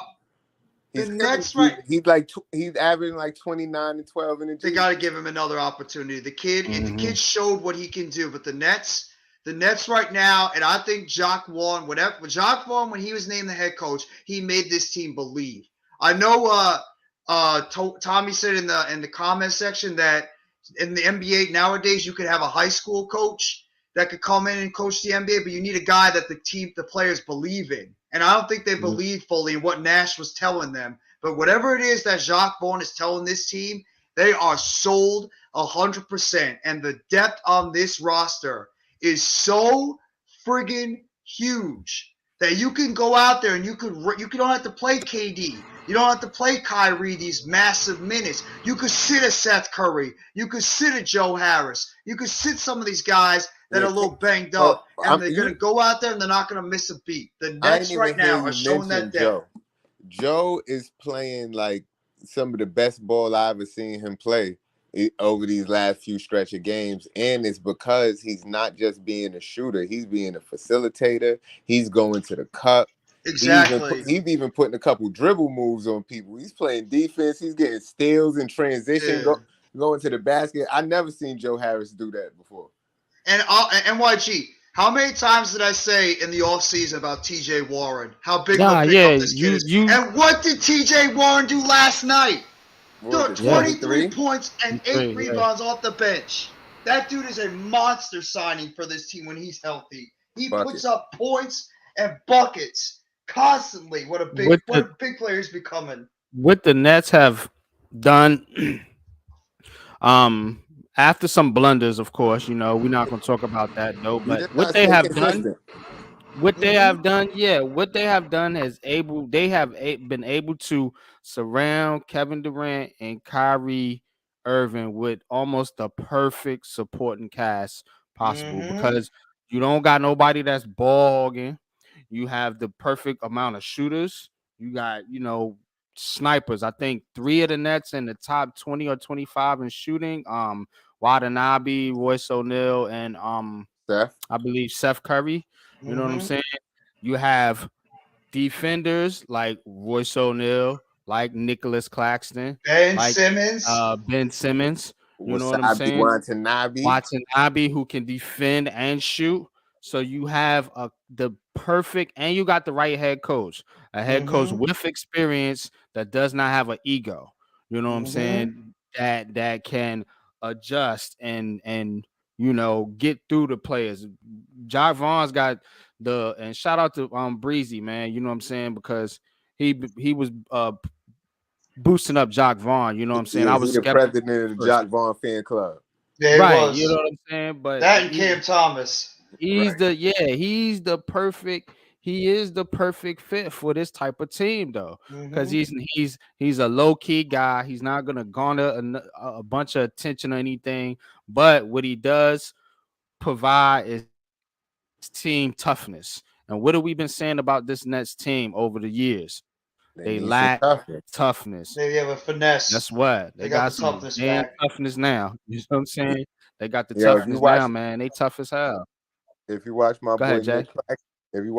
Nick Claxton out there, he done bulked up a little bit since last year. Oh, I love Clax. Even though he's still slim, Yeah. and he's putting some pain in this year for all the years people been throwing him to the ground and pushing him out the way. He's doing some of the pushing this year. He's doing some of the throwing people around. He got that bully image, but he's doing it quietly. He's quietly becoming one of the best young centers in the NBA, and you could even argue he could be up there for Defensive Player of the Year. This dude averages 2 or 3 blocks a game. He's getting close to 10 rebounds per game. He's even putting up points now. Claxton has been consistently the 3rd best player on the Nets team behind KD and Kyrie. Clax has been a huge force, and I'm so glad they re-signed him in the offseason because we all had that feeling as Nets fans that Claxton was just getting ready to break out as a basketball player, and he's showing it right now. When we let Jared Allen go, and we saw Jared Allen blossoming into that big-time center, and he's doing good over there in Cleveland, but because we had Claxton right behind him, who was just about to blossom right behind him, and that's exactly what he's doing. Claxton is becoming a beast at the center position, and it's a really big reason why this Nets team's defense has really played a lot better. It's because of the defense that Claxton's giving us in the middle. We all been hard on Marks, rightfully so, but I think we got to give him a little bit credit on how he structured this team and for keeping Clax, even though he was getting rid of Jared Allen. Absolutely. Yeah, I agree. Claxton's been a monster addition. And I agree what you guys said. The Nets have a perfectly put together team. You got your snipers outside with Curry, with Mills, with Harris, with Watanabe. Royce O'Neal can even hit it from the 3-point line. You got your defenders down low with Simmons, O'Neal.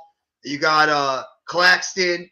You also got your 2 superstars that can control the paint, that can facilitate the ball to your other playmakers, your other shooters. The Nets have the perfect type of team that is going to give other teams in the NBA fits. And when this team finally stayed healthy, that's when they could show. That's when, like, Jacques Vaughn has everything in his arsenal to really deploy this basketball team. And all he's got to do is just figure out the type of matchups depending on the teams they play and be able to put out the right lineups, be able to divide the minutes evenly, not try to get, tire out his superstars.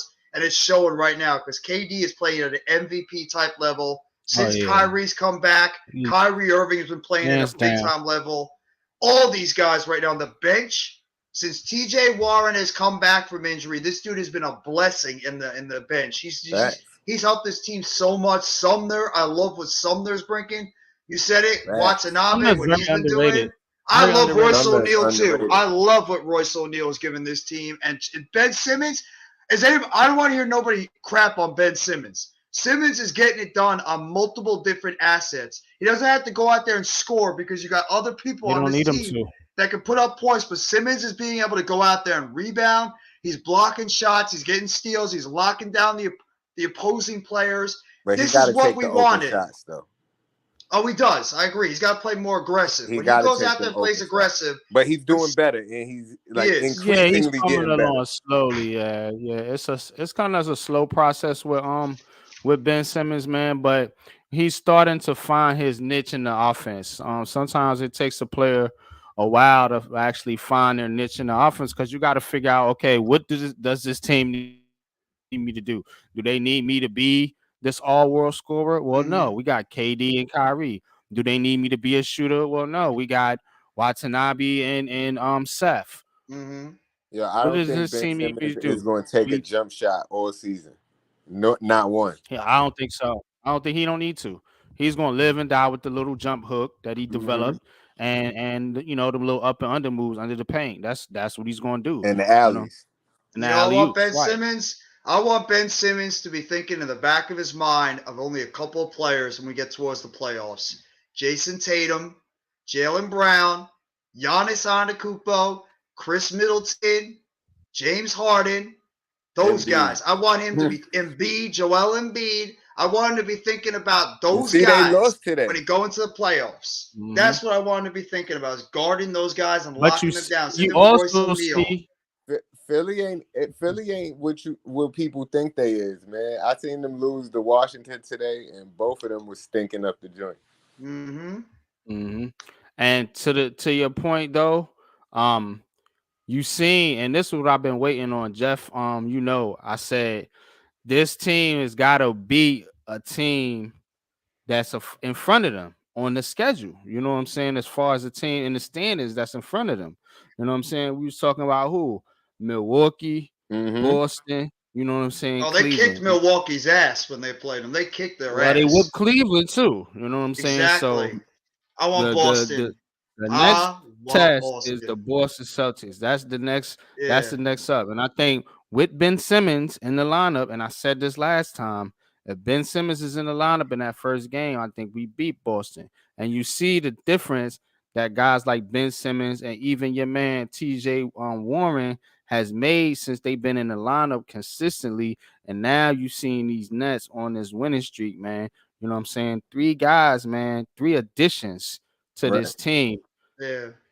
And I just TJ can't wait Warren, to Ben Simmons, and Royce O'Neal. Royce O'Neal. And I can't wait to go to Joey Buckets gets going. When Joe Harris starts getting going from behind that 3-point line, that's another added weapon that you got to think about because it's coming. He was starting his 3-point shots before he got banged up. When Buckets starts getting going behind that 3-point line, and teams got to worry about him too, that's only going to make our offense even that more scary because of how many good shooters we have from behind the arc. We could throw out Seth and Harris, and sometimes even throw out Royce O'Neal. We could throw out a whole bunch of shooters. We can be able to throw out some big guys going down low. You can mix and match this lineup all over the place, and depending on the opponent you go against. But that's what makes the Nets so deadly right now. And if we can find a way to get another big around the trade deadline, maybe if we could trade one of our guys, maybe one of our excess shooters. I don't want to trade nobody, and I think stick they with the got team? the people on the trade block. I think the only dude on there is Joey. Yeah, they did. They tried to trade him to Atlanta, but they didn't want him because of his contract. Yeah, they tried to get John Collins. Joe Harris is. I'd rather keep Joe than trade him right now. Anyway, I would too. I think Harris is still a big part of this team. I wanted to trade him for 2 years, but not now. I think what you got to do, I mean, if you're going to keep this team intact, in order to improve your rebounding, you got to get Morris and Sharp in the game more. Against teams with bigger lineups. I mean, I think that's something that you could do in the intermediate, as far as to try to help you not get pushed around against some of these bigger teams. You know what I'm saying? On the boards. Foul trouble, you need Dayron. Yeah. And Yeah, Clax too, because Clax gets in foul trouble a whole lot now. Yeah. That's the one thing about this team. They foul a lot. Yeah. Nets foul a lot every single game. They But that's need a that product depth of in being front court. aggressive, and that's a product of playing good defense. You're going to get That's fouls. You true. know what I'm saying? And Especially if teams is bigger than you. exactly. Exactly. You know what I'm saying? So that's one thing that they can improve on. You know what I'm saying? Is getting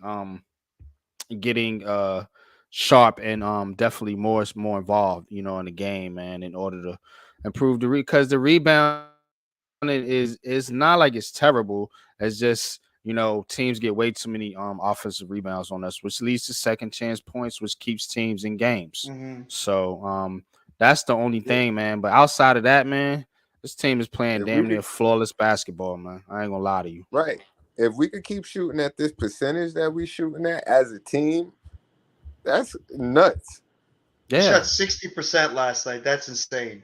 60% 60% from When you for the three. shoot a high 3-point line. For the From three. 3-point line, yeah. That's sick. 18 to 30. when you 18 to yeah, 30 because from three. when you shoot a high percentage, you ain't got to worry about no rebounds. That's a You fact. know what I'm That's how we've saying? been winning, Because but we you starting to get rebounds now. right, you know what I'm saying? Because you making shots, you know what I'm saying, and especially, man, threes, 3-pointers, you know what I'm Yeah, saying? KD Because made like 5 or 6 3-point shots last night. 3-pointers, Yeah, what happens Kyrie on a had 7. 3-pointer? When you miss a 3-pointer, you get that what? You get that long rebound, which leads to easy, fast break opportunities. That's why teams that don't shoot well from the 3-point line, a la the New York Knicks, tend to Mm-hmm. struggle, man, because teams are gonna be getting rebounds, man, pushing the ball up the court, man, getting easy, fast break points, man, I off can't those believe what long I just rebounds. watched. That's embarrassing, man. Yeah. That is. I But can't believe that's why I was so pissed off about this team at the beginning of the season, because we all see it. We see the depth on this team. And when I was going into the season, I'm like, this is the Nets team that I feel the most confident in, because look at the depth. Look at the players on this roster. Look at all these guys that complement each other so well. And the fact that we got off to such a garbage start, and why you're myself, you NYG, I'm sure you too, Jay, Breezy, we all probably pissed off with this team. Like, why is this team just not going out there and handling their business because of the talent on this roster? I knew it Because was Nash. and that's where it goes. It seems that Nash obviously was the biggest problem. And since Yeah. they've gotten him out there and they put in Jacques Vaughn, this team is listening to him. They're believing in what his message is being put out there. He's making the right substitutions, and that's Right. all that matters. And this team right now is healthy, and they're flowing. And you can see right now, no team in the NBA, not just the East, no team in the NBA right now wants anything to do with the Brooklyn Nets, with the way they're playing right now, because the depth on this roster, and it's not just Kevin Durant, it's Kyrie Irving. It's all those other guys that can come in there and get the job done. Case in point, when we beat Indiana, in Indiana, one of the better teams in the East, with pretty much sitting our entire starters and key backups. And we're playing with guys that are in the D League, right, or the G League right now, and they got the job done. That just shows the scary depth of this Nets roster right now, and that's why we all have got to be confident. As long as they can stay healthy, health is the only thing that can derail this team. If they stay healthy, this team should at least be a team competing for an Eastern Conference or an NBA Finals, or most likely a championship. But that, to me, that's the point of the depth. Like, we need to keep everybody playing in a rotation, just so I agree. in case if somebody gets hurt, we able to keep moving the way we still been moving, because we got pretty much a backup for everybody, even though you can't have a backup for KD and Kyrie, but you do got TJ Warren that could score kind of like KD in similar situations. You could put him in the same plays. I feel like you could put Cam Thomas in the same type of plays that Kyrie is in. But absolutely, I feel like the depth is important. I feel like the whole thing with Nash, everybody say we trying to dump on Nash, like trying to blame it on Nash. But if you watch the games, you could see Jacques Vaughn calling timeouts in spots where Nash would not. Like, Nash would let certain things go that Jacques Vaughn will not. Like, Nash will put out certain lineups that Jacques Vaughn would not. Like, you can see a total difference in the way the team is being coached. So it's not even like we was just shitting on Nash for no reason. If he was doing these things, nobody would have a problem with him. And Jacques Vaughn got his opportunity when he was sitting on the bench as an assistant coach with the Nets for a while, and now he's taking advantage of his opportunity after gathering all that experience under a guy like Kenny Atkinson, and now he's been able to go out there and take that experience that he learned from other coaches out there, and he's been able to show it off in his own style as well with this current basketball team. And it's got if you could get Kevin Durant and Kyrie Irving believing in this, then you're obviously doing something right. And right now, Jacques Vaughn's message is definitely resonating with this basketball team. And I agree with you, Jay. Try to rotate this depth in and out. If anybody's banged up, any type of player, sit him out for a little bit. It's all about the playoffs right now. So if you want to sit a Joe Harris for a couple of games, that's fine. You want to sit a Seth Curry for a little bit, that's fine. It's okay because you got the depth on this roster. You could throw in a Patty Mills. You can throw out a Cam Thomas. You could throw out any one of these guys and let them go out there and take those minutes for now. So at least they got even more experience if you want to roll with them around the playoff time too. So it just benefits the entire team if you can just keep rotating these guys in and out and get everybody fresh and ready for when we get to the real part of the big part of the season. That's the playoffs. Just to piggyback off what you said, if you watch a lot of these interviews with Ben Simmons, Nick Claxton, KD, a lot of them, they keep mentioning the playoffs. They're alluding to the fact that you're going to see more in the playoffs. They're like, we just trying to keep everything healthy until the playoffs. And I feel like Ben Simmons is going to try to have a breakout playoffs because of the narrative about him. I think this team is bitter and pissed off after the way the last two playoff series have played out, especially last year. I think the Nets have been thinking about Boston this entire season, and they're thinking about how they got embarrassed last year for nothing. I feel like that's why Claxton bulked up how he has. Like because of that series, he's like he was in the gym all summer thinking about that. Yeah, I think they got Boston and that's on their the mind team right now. That's the team they gotta beat, man. And I'm gonna tell you this, man. I actually made this prediction on Big Fan Breezy's show, man. Y'all go check that out, man. Big Fan Breezy with the Brooklyn Nets fog, man. And go check out my man too. This is JTV, man. Definitely, man. But check it out, man. We got the Hawks, Hornets, we got the Spurs, we got the Bulls. We got the Pelicans, we got the Heat, and then we get the rematch against the Celtics on January 12th. I think by that game, the Nets are either be in first place or playing for first place with the Boston Celtics. That's my unpopular opinion for the night. Y'all hit that like button. But what y'all think about that? I think you're not wrong. Out of everybody you just named on that schedule, who are the toughest games on that schedule we're playing? The Pelicans. The Pelicans and probably Chicago. Yeah, the Heat. Well, Chicago and the Heat have not been that good this year. Yeah, Chicago's got a lot of problems. I would say on. Miami. Miami's not been that good either. Atlanta's been struggling too. So it really is New Orleans. Miami been having injuries. If Jimmy Butler and them back and everybody's playing, they might be better. But that's true. I ain't scared of them.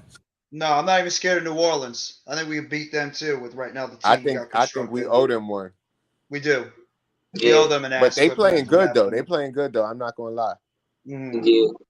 But Ben wasn't playing the way he playing now when we played New Orleans Pelicans. Shit. Speak of Breezy, he shall appear. Yeah. Now I was listening to in the room, but it's you know what I mean. Shout out to this again, like second in what Jay said when he pulled up. This is a dope podcast, man. Heart of the City, man. Episode 19. Haven't missed 1 week. Every Tuesday at 8:30. Getting busy, man. Shout out to the Heart of the City, man. Now that's a fact. Y'all had me cracking up during that Knicks game. I had to turn the game down to listen to y'all. We're sitting here cracking up, and poor coaches over here is getting a bigger migraine watching that game. Yo, man, I love to see Knicks fans get a migraine. Yo, I just came off. I just was on a Knicks fan page, and I was just looking at how he looked miserable, man. You know what I mean? But he got the same complaint. He said Tibbs got a 9-man rotation. You can't win games like that. He said, all of the starters for the most part played big minutes. And I said that to say my coach could never. We got a tight Yo, rotation you just with made me 9 have a men. flashback to the playoffs, bro. Because Wow. fucking Nash with the 8-man rotation. Oh, that was so stupid. It was Yeah. so With an 8-man rotation against the Boston Celtics. Right, Jeez. right. But Right, that one of the being deepest teams in the NBA. Like, And come he on, doesn't put man. in a big man when you're going Yeah, against a man. big team. That's He's why we playing a got small the lineup. yo, right, but bro. I the think proof Nash is bet that against us, bro. He the bet against us on FanDuel and made mad bread off that. Yeah. the proof He probably is did. that the proof is Nash don't have a head coaching job. Nobody hired him, and not even as his assistant coach. Nothing.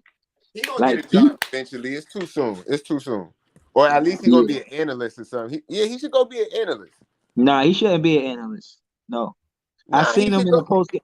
Hold on, like you What? said about the post game interviews, I was listening. When the post game interviews and you listen to Jacques Vaughn and KD, Yeah. I do too. Case in point is I listen to Steve Nash post game interviews, and Steve he Nash not that. will He be You the don't think doesn't so? break perfect down college head coach. Yeah. You right. get to work with young players. You get to go in there and recruit.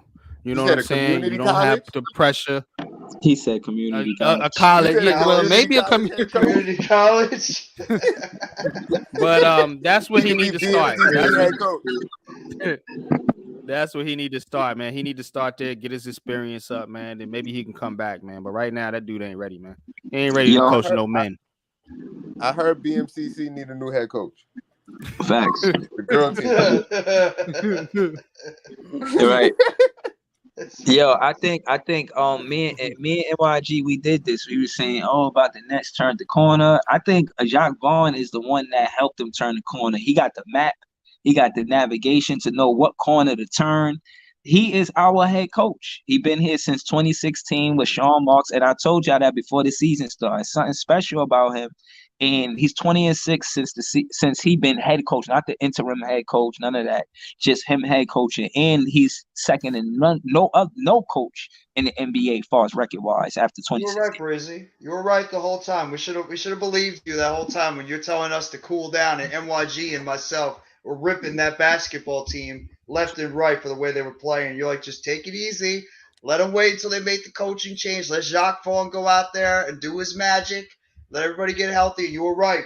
Look at this team now compared to where they were about 15 games ago. It's crazy. You just gotta believe. You gotta believe. I never asked coach this question. I want to ask you, what do you consider coaching contribution to winning? Like, how much does it help contribution to winning percentage wise? I said 45%. What you got? Coach, you still there? Did you go to sleep on us? No. I had my phone on mute because I'm watching Superfly. I didn't want to,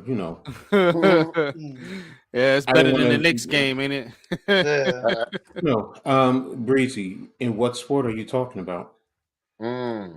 He talking about basketball though. Okay, which level? See, there's one thing about me.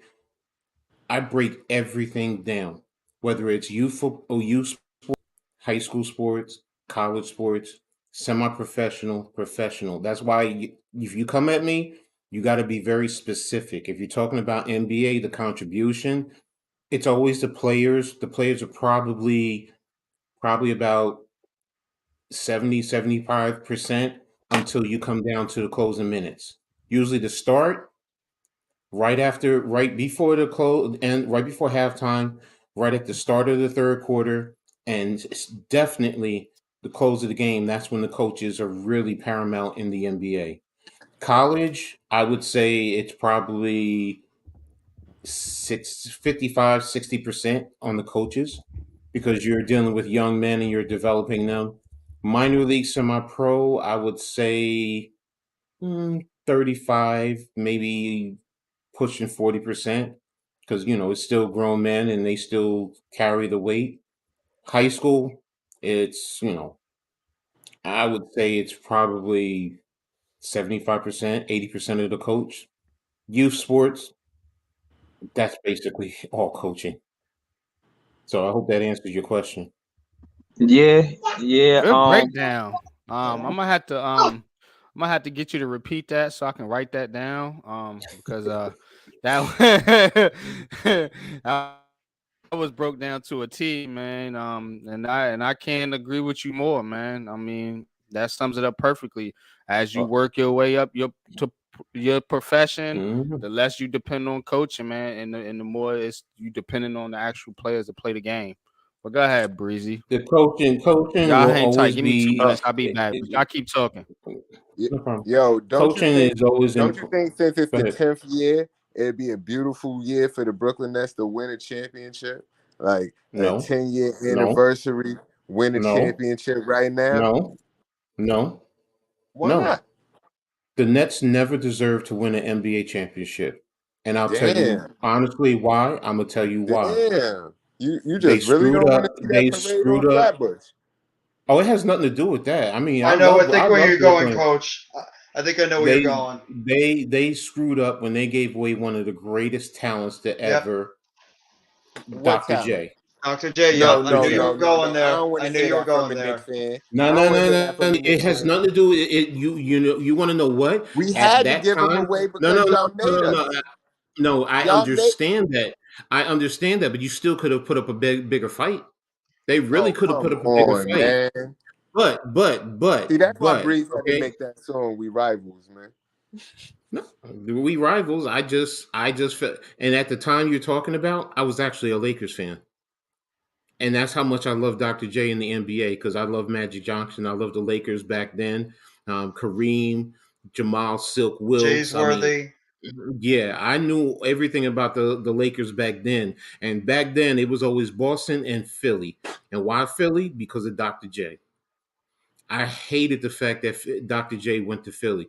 If he had to went out west or somewhere in the Midwest, I don't think it would have been as bad. But he went to Philly. That's why I hated it.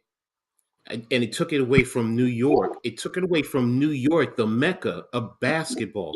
Yeah, hold on, but you know that they But declined the trade. that's The the Knicks Knicks' didn't fault. want Dr. J. That's why he was in I'm not Philly. saying about the Knicks. I wouldn't have liked it even for the Knicks. I wanted Dr. J should have stayed with the Nets. He was perfect for the Nets. No, he couldn't He stay. was. He had to. I He was understand that. I sold. know that. And I know they had to sell him. The real reason why them was not because the NBA made him. It was because they needed the money. That's really The what it was Knicks did about. that. The Knicks did it. The Knicks Right. didn't want them in New York with a superstar like that. Hell, they probably could have moved right over into Jersey, and the Knicks couldn't have said shit. That's why KD and Kyrie here now. It's the big payback.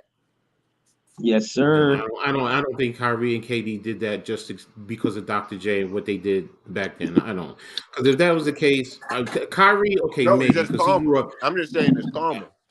What goes around comes around. Because the So you Knicks think is it's going to? begging for a If that was the superstar case, since then why? Then John. if that was the case, why didn't they win it when they got swept by the Lakers in those years back then in the '90s? If that was the case, they had the opportunity, they had the talent.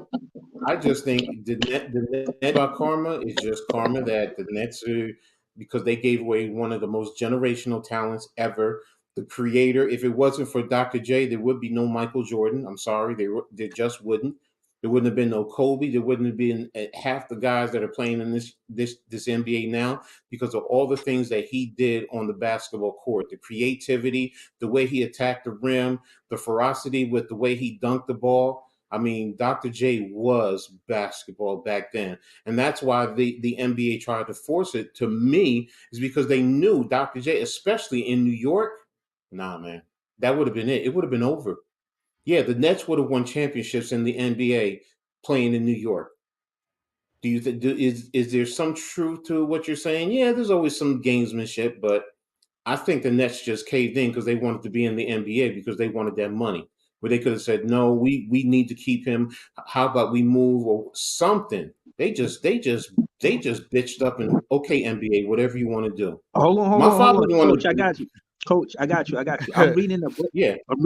I'm reading a book right now called T Next to Brooklyn, written by Rick Laughlin. And Okay. it explains the story in totality. It's 3 hours in. I'll probably get to it next week, but I'll summarize it right now. In a nutshell, the merger was going to happen because it's big bank, little bank. The NBA was big bank, ABA was little bank. As much as the ABA was What's the trying to grow, it was different. It wasn't no social media. It was pretty much Big Bang Little Bang, to make a long story short. So the merger was going to happen, and the NBA made it happen to where, okay, now that y'all, not our competition, because y'all can't pretty much do what we doing. Even with the NFL, you see, there's no real competition. There's the NFL, there's the NBA, then that's it. You know what I mean? It's one show in town. So my point is, they absorbed 4 teams, and the Nets were one of them. But my point is, the Nets were a championship team before they got absorbed by the Knicks, by the NBA. Exactly. And I wanted to ask you, do you know Brian Taylor? You know who he is? Ryan, R-Y-A-N? No, Brian. Not Brian with a B. No, not off the top of my head. Okay, Brian Taylor was the point guard for the Nets that won the championship both times. Came in, he was a rookie. Where was John Williamson? No, he was there too. No, he was the two guard. He was the two guard. Right. You're right.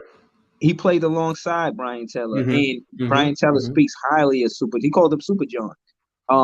Case in point is, the Nets didn't just have Dr. J. They had a championship team when they got absorbed to the NBA. And when they showed the record of the ABA Nets playing versus NBA teams, it was a winning record, like 15-4. Yes. So yes, in my opinion, it was intentional to break up that championship team. They didn't want to absorb a championship team from the ABA, because then people will be like, wow, we should have just been watching the ABA if the ABA teams are better than the NBA teams. And Knicks didn't want that in their backyard. Look, I'm not going to sit here and say some of that isn't true. I'm just saying the Nets should have fought harder. You knew Dr. J was the face of the ABA. You knew Dr. J was that man. So if anything, if you had said you're giving up John Williamson or somebody else and kept Dr. J, you wouldn't hear this. I have an issue where you're giving up one of your own. Dr. J is from New York. He's from Long Island, and he was playing here in Long Island, and he was winning championships in the NBA. He was the face of the NBA. He was the reason why he brought that playground basketball to the ABA. Don't forget, when he went to the Rucker, people used to come up to see him, and they used to pack that and sit on top of buildings, on trees. They would take over the area just to watch him. That's what I'm getting at. Yeah, they didn't have social media, so you had to go see him in person, and that's what I'm getting at. Yeah, that would have made the Nets probably on par with the Knicks in terms of the city. So yeah, it's competition, but you know what? You need that, because then it keeps the interest in New York City in terms of basketball. That's why, to me, no, the Nets don't deserve it. Am I speaking a little bit as a fan? Yes. Yes, I am. Yes. But I still, deep down inside, I still believe that they don't deserve it, because they gave up the riches. Listen here. Brooklyn deserves this for Jackie Robinson, man. It's bigger than that, man. Thanks. You're talking about this, and I think this is a 10-year anniversary. The way they playing right now look like they want it. What's the line, Breeze? It's a ship named Champion, and it's a championship. Man. Right. And I think Jacques Vaughn is steering that ship, man. Yeah. Hey, y'all get it. Congratulations. I'll tip my hat to y'all. Y'all celebrate it. I'll give you all the due respect. Do I think they should get it in New York, in Brooklyn? No, not the Nets. That's just me. I'll take a championship any way I want to get it. I've been watching this team. I've been living with this team. I don't think since the Knicks 80s. deserve I a want this championship, team man. to win. The way the Knicks have done their fans. No. The way Dolan? The Knicks are a laughing stock. Dolan? Right now, the Knicks do not deserve Dolan. Period. And we're getting everything we deserve because of his level of incompetence and what he has done to this city in terms of basketball, in terms of his running and mismanagement. And he's trying to be the bigger dick than his daddy, instead of, you know what, daddy's dick was all right. It's all right for me to be where I am and just continue what daddy had, because he could have had a championship early, but his ego and whatever and level of incompetence, and spare me with, oh, but look what he did with the Rangers. Well, I don't want to go there with that because then I'm going to open up a can of worms that He y'all don't ain't run ready the for. Rangers. He don't run the Rangers. He don't. He don't. He don't run the Knicks either. No, Technically, but he he don't get owns them involved with the Rangers like he get involved. You see what I'm saying? because he He's not in the Rangers way. He's in the Knicks way. yes, That's a perfect because way of saying it too. He gets in the So way what with y'all, the Knicks. what y'all feel he doing to the Knicks that he fucking them up? And I'm only asking. I'm right asking for real. now, the past couple he's been in the background, but prior to that, everything. When you had Donnie Walsh, plain and simple, Donnie Walsh was ready to grab Carmelo in free agency. You didn't have to give up shit. You could have had Danilo Gallinari and all those guys with Carmelo Anthony, and you would have had a championship caliber team at least. But no, so worried the Brooklyn Nets getting Carmelo Anthony or somebody else instead of trusting a try and true GM who everybody in the NBA respected. Everyone, you knew Donnie Walsh knew what he was doing. He would have closed the deal earlier if he felt there was a chance, but no.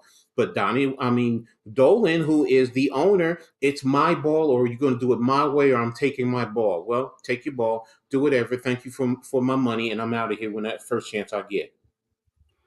Dolan is the problem. He thinks that he knows basketball. He thinks he knows entertainment, but he don't know shit. Go play your guitar, get the fuck out of the way, and leave the Knicks to the grown men because you a little ass boy. Period. Case closed.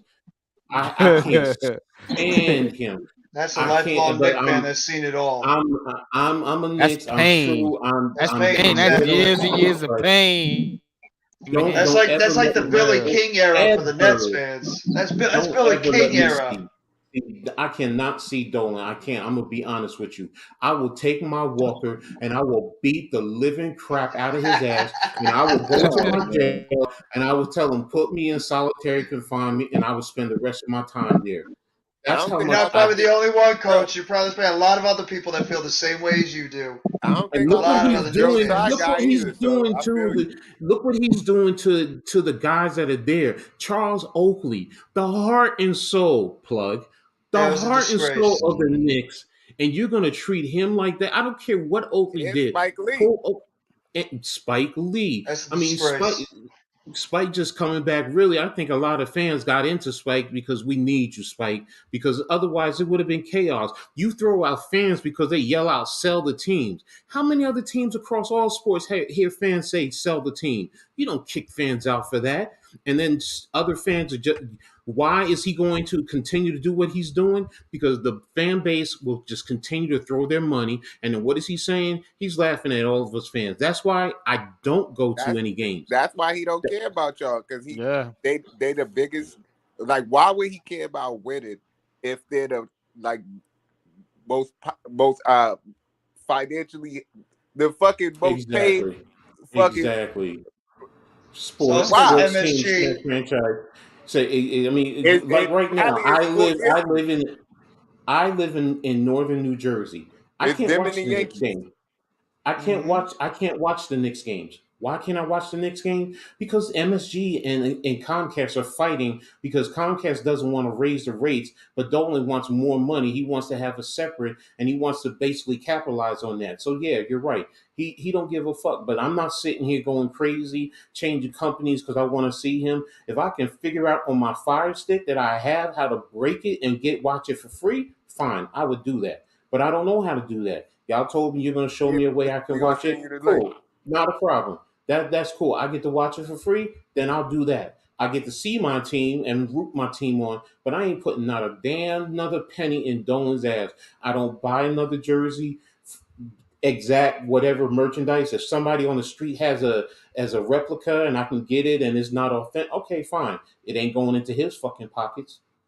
No, I am Exactly. not. I am not supporting him. I refuse to support him. The day that he sells the team or he's out of it, and I'm around, yo, you will see the biggest party ever. They It is never like gonna we sell won the that Super team. Bowl. That's the I biggest understand that. cash cow in I history. understand that. I know that. I know that. But if he They did, stealing money. or let's put it like this, and I know I'm wrong for saying this, and you don't want to say I'm cruel, but the day he dies, and I can get over there, I'll be standing on his grave, pissing on his grave. And his son That's how much I inherit don't. it. I ain't got no issues about his son because I don't think his son would be that stupid. I think it's just that daddy's in the way. You know what? You gotta do it. Daddy did it his way. When daddy's out, I see. You know what? Ain't that what they said about his father? Nah, his father was about trying to build a championship. Okay. His father knew. His father was about championships. I mean, don't get me wrong. He's about the business. I'm not saying he wasn't, but I don't have a problem with that. But he was also about building a business and also building something that is competent and something that, you know what, we fans could be proud of. This guy, he don't give two shits about us. I compared a lot. I compared a lot to what the Mets went through before Steve Cohen bought that team when they had Jeff Wilpon after he took over for his father, Fred. He's the same exact thing as Dolan. Took over for his father. He had no idea what the hell he was doing with baseball. Exactly. He ran that team into the ground, and Mets fans were just like Knicks fans. They couldn't stand watching this team. They sucked. They were penny pinching. It was miserable over there. So, yeah, Dolan knows because of the fact that MSG is also a spectacle around the world where you're going to have all these people. I think we talked about this last week where people are going to come all around the world and the United States to come to MSG because it's like one of those spectacle arenas that they're going to want to come and see a show or come and see a basketball game. So he knows he's got them. He's going to have those pockets keep getting lined up all the time. He's like, I don't care about the basketball team. I'm freaking rich. I just keep bringing in the money. Right. It doesn't matter if my team sucks. They're gonna be in there yelling and screaming even if we come close. Exactly. We win one playoff game in 10 years. They're gonna throw a parade.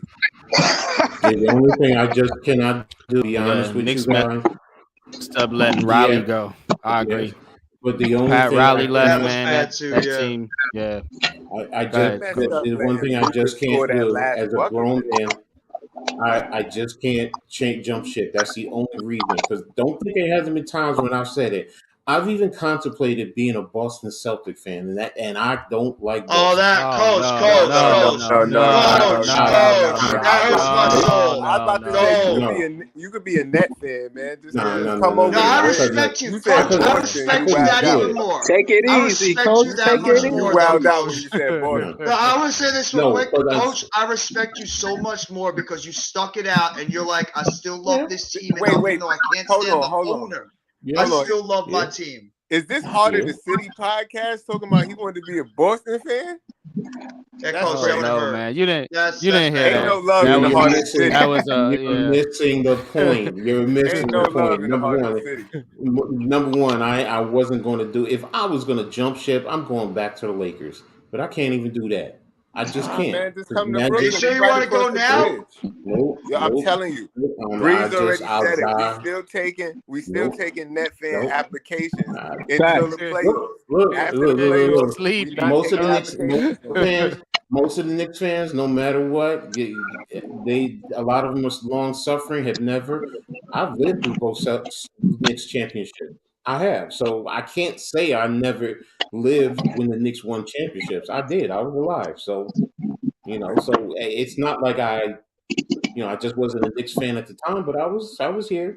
So I mean, it's just they never won. I've never seen a Nets championship. I'm starving for a Nets championship. I'm a Brooklyn fan, man, and starving for a championship. I want to see that parade. Straight down Flatbush Avenue or Atlantic Avenue or Fulton Street, wherever they want to do it. I think that should be the illest shit in the world. I just want to hear the words Nets and champions in the same sentence. That's what I've been waiting to hear since I started rooting for this team back in 1990. I want to hear Nets I ain't and sleepy, champions Tommy. in the same. I ain't hardly sleepy, bro. I am not sleepy. Nah, bro. It ain't that. It was just I just hate that guy. I hate Coach is Dolan gonna run as much as out I there and hate get a that team. Jason Tatum jersey next. I hate him Dolan as much as I hate that team from down south. I wish they would blow him up too. Blow him and that team from down south together, put them together, and just drop the plunger and watch him blow up. Just yes, please. Take the Eagles with you too. Yes, I don't have a problem with it. I don't have a problem with the Beagles. Yeah. The Beagles are fine for me. You could throw the Red Sox in there. They fit. Yeah, I'm they about fit to in say there. all of them throw the Boston Braves in teams there can too. go, man. That's why when he said Boston, it was crazy Because the Yeah, Red all them Sox, the Boston teams could Patriots, the go. Celtics, Yeah. all of them could All go. of them. F the Celtics. I F don't, I that don't, I don't, freaking I don't, basketball I team. don't, I don't hate, I don't hate the Patriots. I mean, the Patriots, no matter what, the Patriots are the New York Giants' little brothers. They can say whatever they want. But they didn't start winning until when Bill Parcells went up there. What did Bill Yep. Parcells do? He changed their color scheme to almost look like the New York Giants, except he gave them silver helmets. Then you took one of the best defensive coordinators away from who? The Jets for one day to make him their head coach. And how many Giants, former Giants, even Giants players are going up there? Come on, man. And then to top it off, you can't beat the Giants 2 times in the Super Bowl, and we beat you. So you're our little brothers, Patriots. That's why I don't hate Yo, them. I love them. I have no that's I have no crazy. way of loving Wait, to come Patriots. full circle in that, the Knicks got beat by their little brothers today because everybody that got, I didn't even know this, but everybody that got traded from the Knicks is on Dallas. The Just middle about. middle guy, the other dude with the Tim weird Hardaway dreads, Jr. Way. Tim Yeah. Hardaway. Word. They got beat by the little brothers today. Yeah. And they got beat by one of our former guys too, and Spencer Dinwiddie. Oh yeah, Dinwiddie hit a big 3 to tie the game. It was cooking them. So yeah, I mean, Him and It Luca, was low the whole man, first and Dinwiddie, half, though. man, was the only two over 20 points. The team scored what? Man, I love Dinwiddie. Over Yeah, he a dog. 120 Dinwiddie's a something dog. points, and Luca had half of it almost. I just love Superfly. That Brutal, is one man. bad motherfucker. Brutal, I man. can watch this Brutal, movie man. all day long. Real quick. Oh, Jeff. Jeff, Go ahead. you got Go ahead, anything MLG. on the You got anything on the Mets, man? Real quick, man. Before we get up out of here. They coach on the college. Man, the only thing I can say about the Mets right now are they're going to be able to solve this Carlos Correa thing because right now it sounds like Scott Boras, he's digging in. He's digging in. He doesn't want to try to give up on that big deal for him, but at the same time, is any other team going to go out there and offer Correa the type of money he's looking for now because of the fact there's not been one but 2 teams? So I think the best thing for Carlos Correa and Scott Boras to do is work it out with the Mets because I heard this and this is true. I heard on the radio. That's what the best. No, he's not going to. No, he's not going for him to to do. He's no, he is not going Yankees, to. man. No, because you That's want in to his stick it to the Mets. You know what I'm saying? No, Come on over there. Yeah, we'll give you Josh Donaldson and No, I don't think so. No. He's staying in blue and orange over there in Queens. He's staying in blue and orange. Y'all worried about his injury, his little. You think he wants to piss off? Whatever, think he wants to piss off the richest owner in baseball? You think Scott Boras wants to piss Stevie Cohen off when you know he wants to try to do biz with him? Hey, you might be the richest owner, but we the richest franchise. You guys can have the richest franchise. I'll take the richest owner any day of the week. You spend that bread. Franchise. So the richest franchise mean if the owner don't got it, somebody got it. So somebody got it. So pull your wallet out. And what's that richest franchise giving you in the past 10, 20 years? Remember this. You could be the richest owner. 7 championships. You could be the richest owner. That don't mean anything. But when you are the most powerful agent in sports, the agents control it more because they're the ones that, hey, you can sit here and say that, but when he has all the top players and he tells them don't come play there, what does you being the richest owner mean? It don't mean shit. Because if you're not getting the talent, if you piss off Scott Boras, that's why a lot of them athletes be firing their agents because the agents be doing that sleazy ass shit, man. Yeah, but if this breaks down with the Mets, who is realistic going to go out there and give him the type of money that he's going to be looking for? No, the Yankees are not doing it. No, don't give him that money, but you might work out language in the contract to cover yourself. So he might end up still with the same money, but not fully guaranteed. That's what I think they're doing. Yeah. Exactly. Maybe like an opt-out or something. So now, are the Mets doing something to the point where, they say, okay, well, we'll guarantee you, say, 65%, 35%, if you achieve this level, you earn in increments all the way because, the injury, especially getting older, maybe when you're younger, you could go through. But as you're getting older, it becomes much more risky. So do you want to take that? So yeah, I mean, do I think they're going to work it out? Hell yeah. They'd both be stupid not to. But in the long run, Scott Boras has that reputation. He will find somebody who will give him the money. Yeah, Scott It's like Boras. that guy Drew Rosenthal. That Rosenhaus motherfucker, in man. football. Rosenhaus, man. All these dudes, Rosenhaus man. has got those guys in football that he always does it with. So you know what I'm saying. The only thing I got on the Yankees is left field is still a problem. They they don't know who gonna play left field. It's like that old joke, who's on first. It's like who's in left. You know what I'm saying? So they don't they don't know who gonna play left. They thinking about Reynolds. They might take a run at Reynolds from the Pirates, Brian Reynolds, or Cabrera, Oswaldo Cabrera, because I don't want Hicks out there. In my opinion, I don't want to see Hicks out there, man. He's washed. He can't stay healthy, and he can't hit. I mean, so give it to the kid. Let him sink or swim. He might show you something. Maybe that fixes it. But they're gonna have an issue, man, if this guy doesn't pan out, this Cabrera. So Jay, that's all I got on the Yankees, man. Jay, what football team do you like? I don't really watch football like that. Like I watch it because I love football, but I don't really got a team. I'm not a Giants fan, not a Jets fan. Like I don't know. I'm a fan. I really stopped keeping up with football with the Kaepernick shit, honestly, and then I fell off from who I was keeping up with. We got to send him some Giants film. Got to make him a Giants fan. Get him some of that big blue stuff. I hated Eli.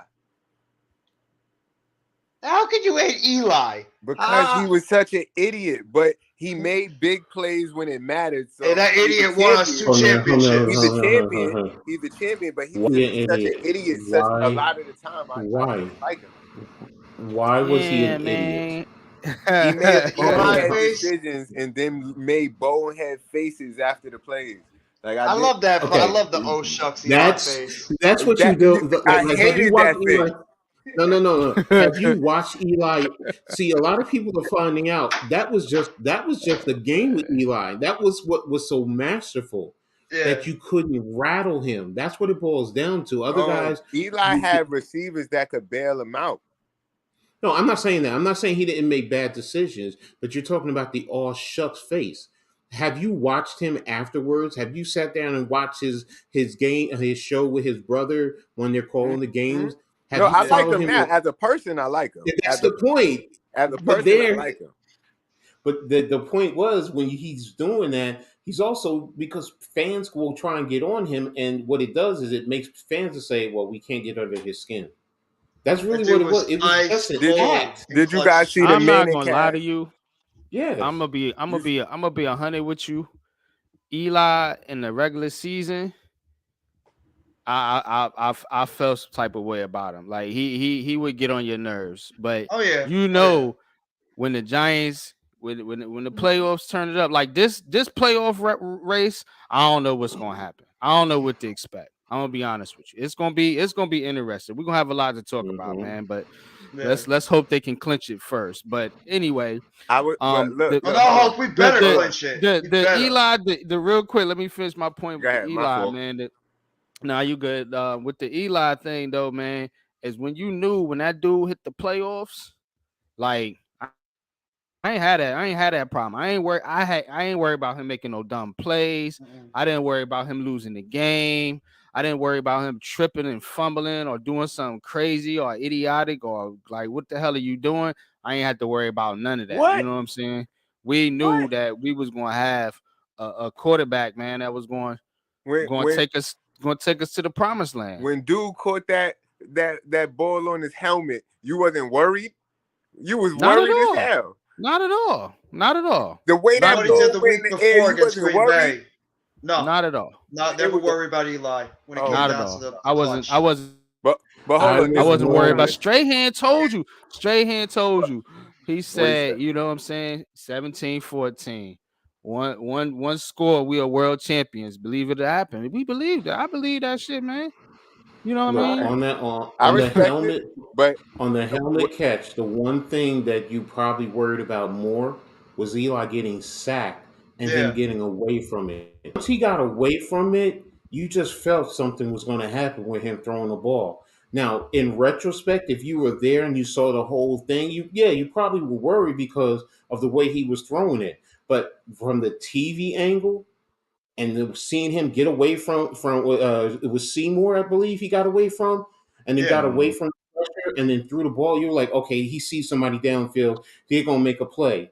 And then Tyree really was open, but Harrison closed the gap and was trying to knock it out of his hand, but he secured it against his helmet. So that's when you knew even I more was so. more concerned with the throw, the Asante Samuel throw where Yeah, Asante where Samuel Samuel Yeah, almost before picked almost it. that. intercepted it. Yeah. Yeah, that had me nervous. But when he got out of Exactly. that sack, I was like, yeah, Hmm. it's a wrap. The Giants about to win this joint. Eli Manning but always gave you that sense that when the big moment was around, that number 10 was going to go out there and deliver. And case in point, in both look, NFC Championship games, both of them in the freezing, frigid cold in Green Bay, where the Green Bay Packers never lost at home, Eli Manning is throwing darts to Plex the entire game. He's throwing big passes down the sideline. Amani Toomer toe tapping on the sideline. You're having Eli Manning going out there and having one of his best games of his career during that game. And then, of course, the one game that defined Eli Manning and what really made him a true New York Giant legend. That was the game against San Francisco in 2011. That 2011 season where he got his ass kicked by that 49ers defense, and he just kept getting up and getting up and getting up and going he about his was durable. business. He was durable. Eli Manning was a tough motherfucker. That dude was durable. He was tough as hell. He would take hits. Nothing would phase that dude. He'd just go out there and he had ice water in his veins when we needed him to be. And that's one thing I hope DJ can do. But right now, Eli Manning was that dude when it But came look, around the playoffs. He was that dude. earlier in the season, there was a Nets game, and they had Stephen A. doing the Manning cast pretty much, and Eli Manning was on there.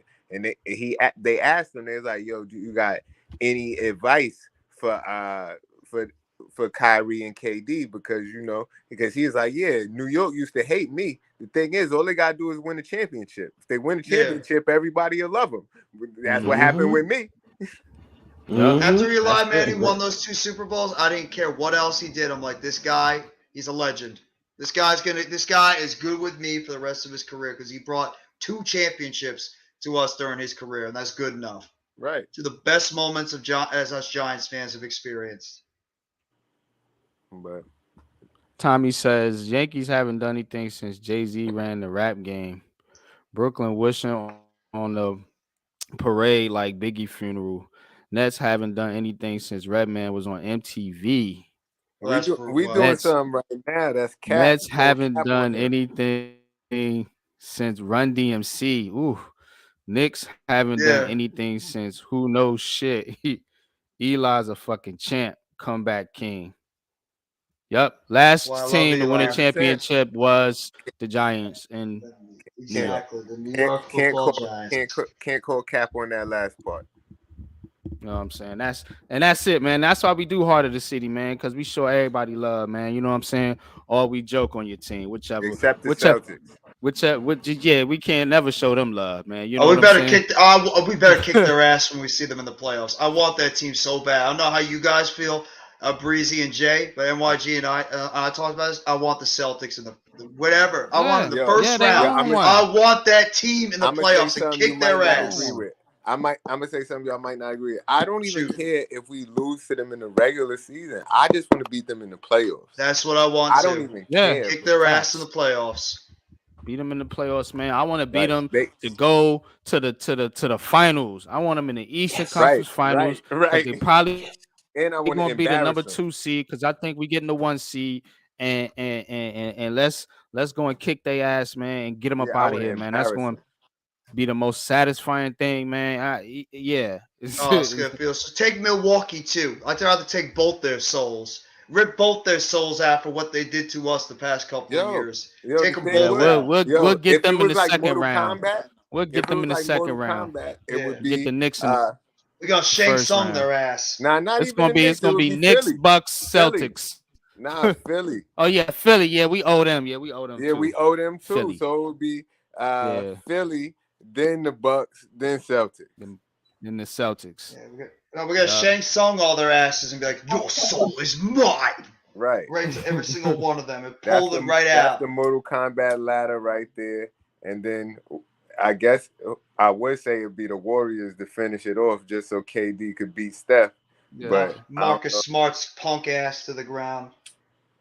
It would be the Lakers, but they ain't no good, so they ain't gonna make it. So I take the Warriors as a consolation prize. KD versus LeBron. Yeah, you know what it is. And Kyrie, the whole Kyrie shit. Yeah, Westbrook. You right. That'd be real spicy, but You right. Yeah, that's man. what I want. That's all I'm thinking about is the playoffs. I've got playoffs on my mind, and Only those way to teams see right that there. 2K. Oh man. Coach, man, what you got for us, man? What you got, man, with the college, man, the college lineup, man? I'm gonna make it real simple for you. I know St. John's is tearing it up, man. I know that, man. College basketball right now. I'm gonna start with this week in college football. Go ahead. I'm sorry. What were you saying? Nah, what is St. John's record? Last I looked, they was number 25 I mean, I'll tell you in the country. I didn't have this. I have their schedule up. I don't have their record standings. St. John's, Big East. St. John's is 12-2 on a 1-game losing streak. Oh, they lost. Oh, damn, they was undefeated. Yeah, their last must have just game recently lost. They're playing Xavier today. They were playing today at 9. They lost to Villanova on Wednesday, 78-63. And they lost to Iowa State previously. And like I said, today, they haven't updated Xavier St. John's. Xavier is number 22. Oh, that's today, Wednesday. I'm sorry. That's why. It's tomorrow. Yeah. So, but yeah, they're in football. Syracuse actually plays Thursday in Pinstripe Bowl against Minnesota, 2:00. So, that's going to be interesting. Syracuse lost their last game against Pittsburgh last Tuesday, 84-82. Rutgers women, they won their last game on December 18th against New Orleans, 64-56. And Rutgers, what did I have? I closed out the basket. They just beat note off the top of my head. They were playing the Patriot League. They beat Bucknell. They blew them out because they had 2 critical losses against Ohio State, which was devastating, which shouldn't have lost. They should have won that. And Seton Hall, they lost to that because they had the hangover from that. And then Friday they played Coppin State. And then the new year turns over where they go to Lafayette, Indiana, to play the number 1 team in the country in Purdue with Big E, 7'4" guy. But it's going to be interesting. So, but Rutgers is actually 8-4. They easily could be 12 with the losses to Miami, Seton Hall, to Ohio State. Who was the other one they lost to? I don't remember off the top of my head. Seton Hall. Seton Hall is 7-7 right now. 7-7. They just lost today to Marquette out in Chicago. So Rutgers lost to Marquette Temple. is always one of them sneaky good teams, man. Every year. Hey, you can't Chicago basketball. I mean, come on. It's like, New York, Philly, Yeah. it's good, tough basketball. That's city basketball. So, um, good defense. Sorry, I'm watching a football game. But that's pretty much it in college basketball. Not too much going on. So, like I said, Rutgers coming up Friday, and Seton Hall just played today and they lost. They got blown out by Marquette. So that's it. Oh, by the Yeah, way, man. no, my college, King, undefeated. They're just still not ranked in D3, but they went to Princeton to play an exhibition game against Princeton in Princeton, and I think they lost by 14 points. And they're a D3 school, and Princeton Wow. is a Yeah, man, that's impressive, man. That's the college you so. went to?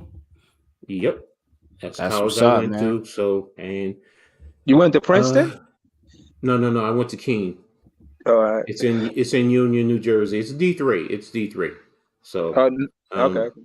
if I stayed in Catholic school instead of going to public school, yeah, I would have ended up in either Princeton or Rutgers then, which was on par with being a Ivy League school academically. So, yeah. But No, I hey, it mentioned is. Princeton because Brian Taylor went there. Oh, okay. There we go. Word, What was the word. name of that book? What was the name of that book too? Thank you for saying that. So I can look it Um, up. it's a Nets fan book, but it's called From So. Teaneck to Brooklyn. Written by Rick Laughlin. The history of the Nets from Teaneck to Brooklyn. And Breeze, send them the link for Stream East. Oh yeah, for sure. He on Twitter too. You could check out Coach on Twitter. I'll hit a bit Twitter. Just add me, tag me. Yeah, Teaneck to Brooklyn, Nets history. Yeah, I found the book, but I knew we 3-4 hours in. I ain't want to go on. No, But yeah, man. I'll get it. Trust me, I know how to get books, so that's easy for me. And you said the site you're gonna do it in the private chat. You're gonna put it there. Yeah, I'll do it now. Okay, no problem. No problem. Whenever you put it in, I'll snap it Yeah, up man. and I'll be able to do it. So, but that's it from me, NYG. That's what's up, man. You know what I'm saying? Look, man, that's been a hell of a stream. You know what I'm saying? But we 4 hours in. You know what I'm saying? So we're gonna wrap it up for the night, man. But I'm gonna let everybody go around, tell them where they could find you at.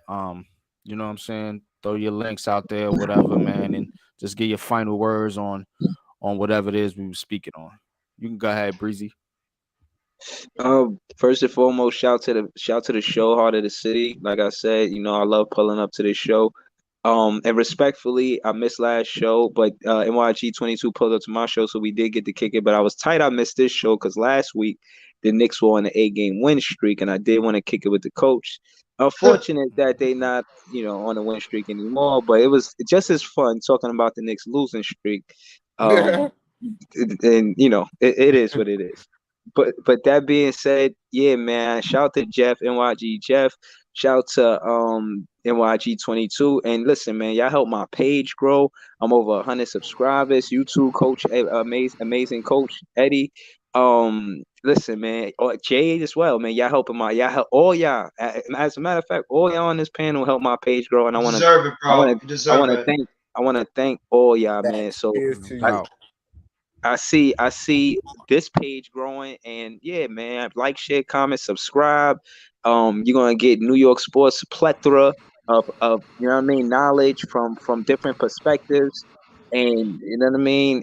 Y'all fall in love with this show the same way I did, man. I hope y'all tap in. Appreciate you, bro. No doubt, man. You know what I'm saying? And definitely, man, all the same respect and love to you too, man. You know what I'm saying? And go tap in, man. That's the reason why, man. You know what I'm saying? You say it, man. Nets fans is the best fans, man. You make that happen, bro. You know what I'm saying? With all you do, man, and in the Nets community, man. For real, for real.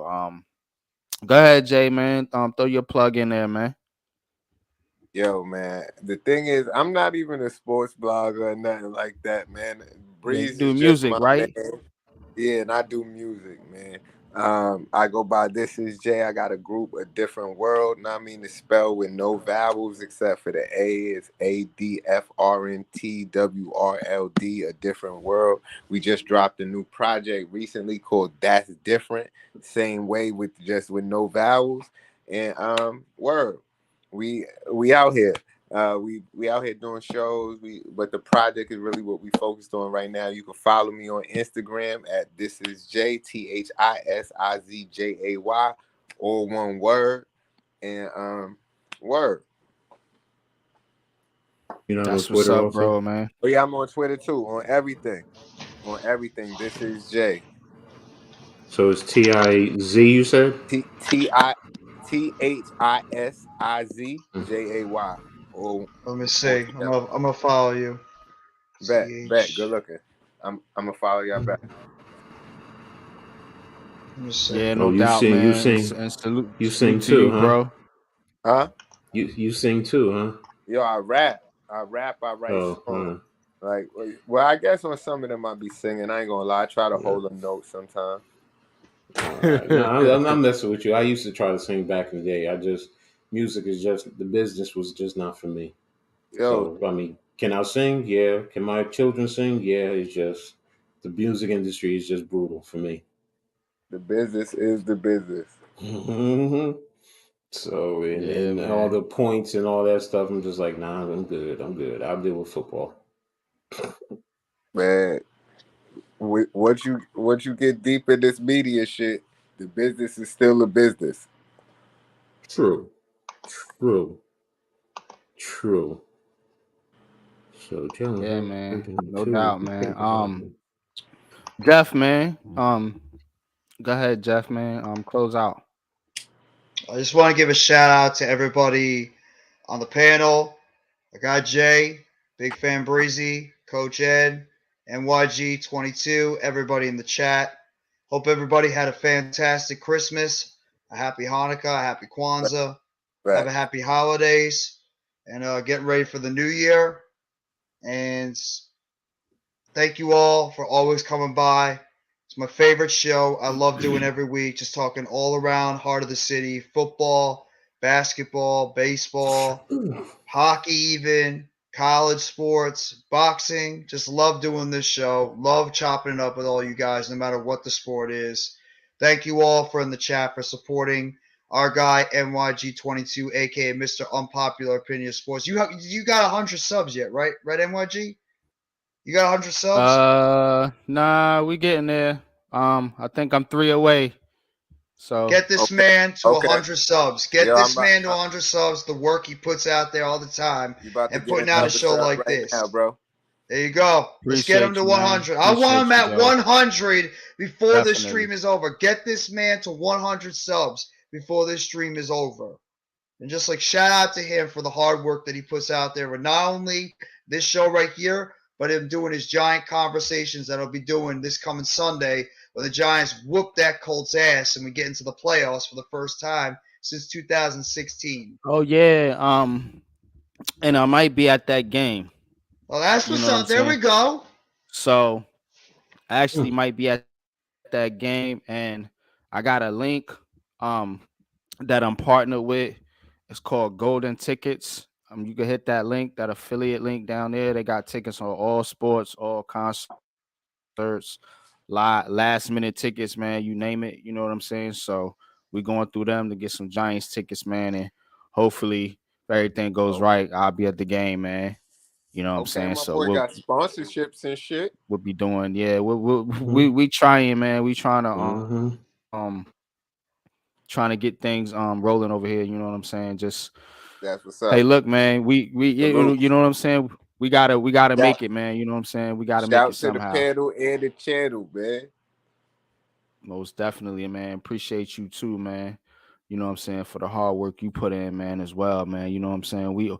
We all gotta support each other, man. Because we all we got, you know what I mean? That's a fact. Absolutely. That's a fact, man. Appreciate you, brothers, man. It was nice talking with y'all. I'm about to be out, man, but it was a great show. Y'all had me dying the whole time. Sorry the Knicks couldn't get a win tonight, man, but it was Luka magic out there. Typical. Yo, y'all didn't watch the game though? I can't get the game, so y'all just gave me the link, so I'll be watching it on certain Yeah, occasions. I catch the replay. Yo, once y'all see them highlights, bro. So can that come on? Can that link? Can I Appreciate pull it you, up G, on? man. Appreciate you, bro. There you Said go. 99, man. So Get we him to almost there, 100. bro. Get him to 100. We I almost want there, 100 man. subs. Get that one more sub and get this man to 100 subs before the stream is over. He deserves it. Yeah, that link, I can get it on through a Fire Stick or a regular cable, or it has to go through the internet. Jay, I don't. You still there?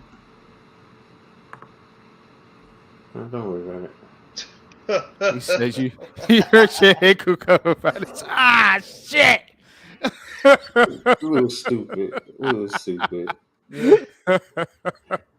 Real stupid. Ah, You shit. get hurt with that Judy chop. Yeah. And congratulations to Ed Reed. Ed Reed is now the head coach at Bethune-Cookman, so I will be following Ed Reed. There you go. There we go. So, 100. all, There you go. You got it, bro. You got 100 subs. There you go. What I say, That's you what's get up, it. man. That's what's Thank up, you man. all. Appreciate all y'all, Thanks to man. everybody. Appreciate everyone, man. Definitely, man. Appreciate everyone, man, that shows me love and support, man. You know what I'm saying?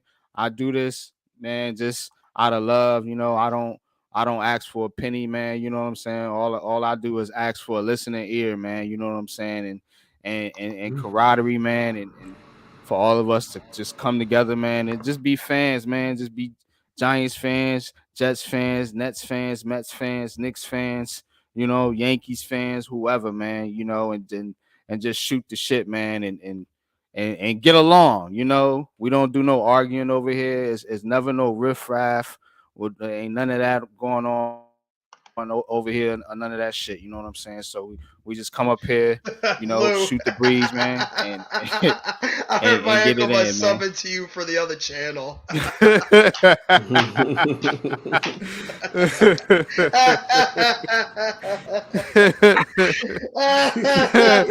Ah, shit. Ah, shit, my ankle. Ah, shit.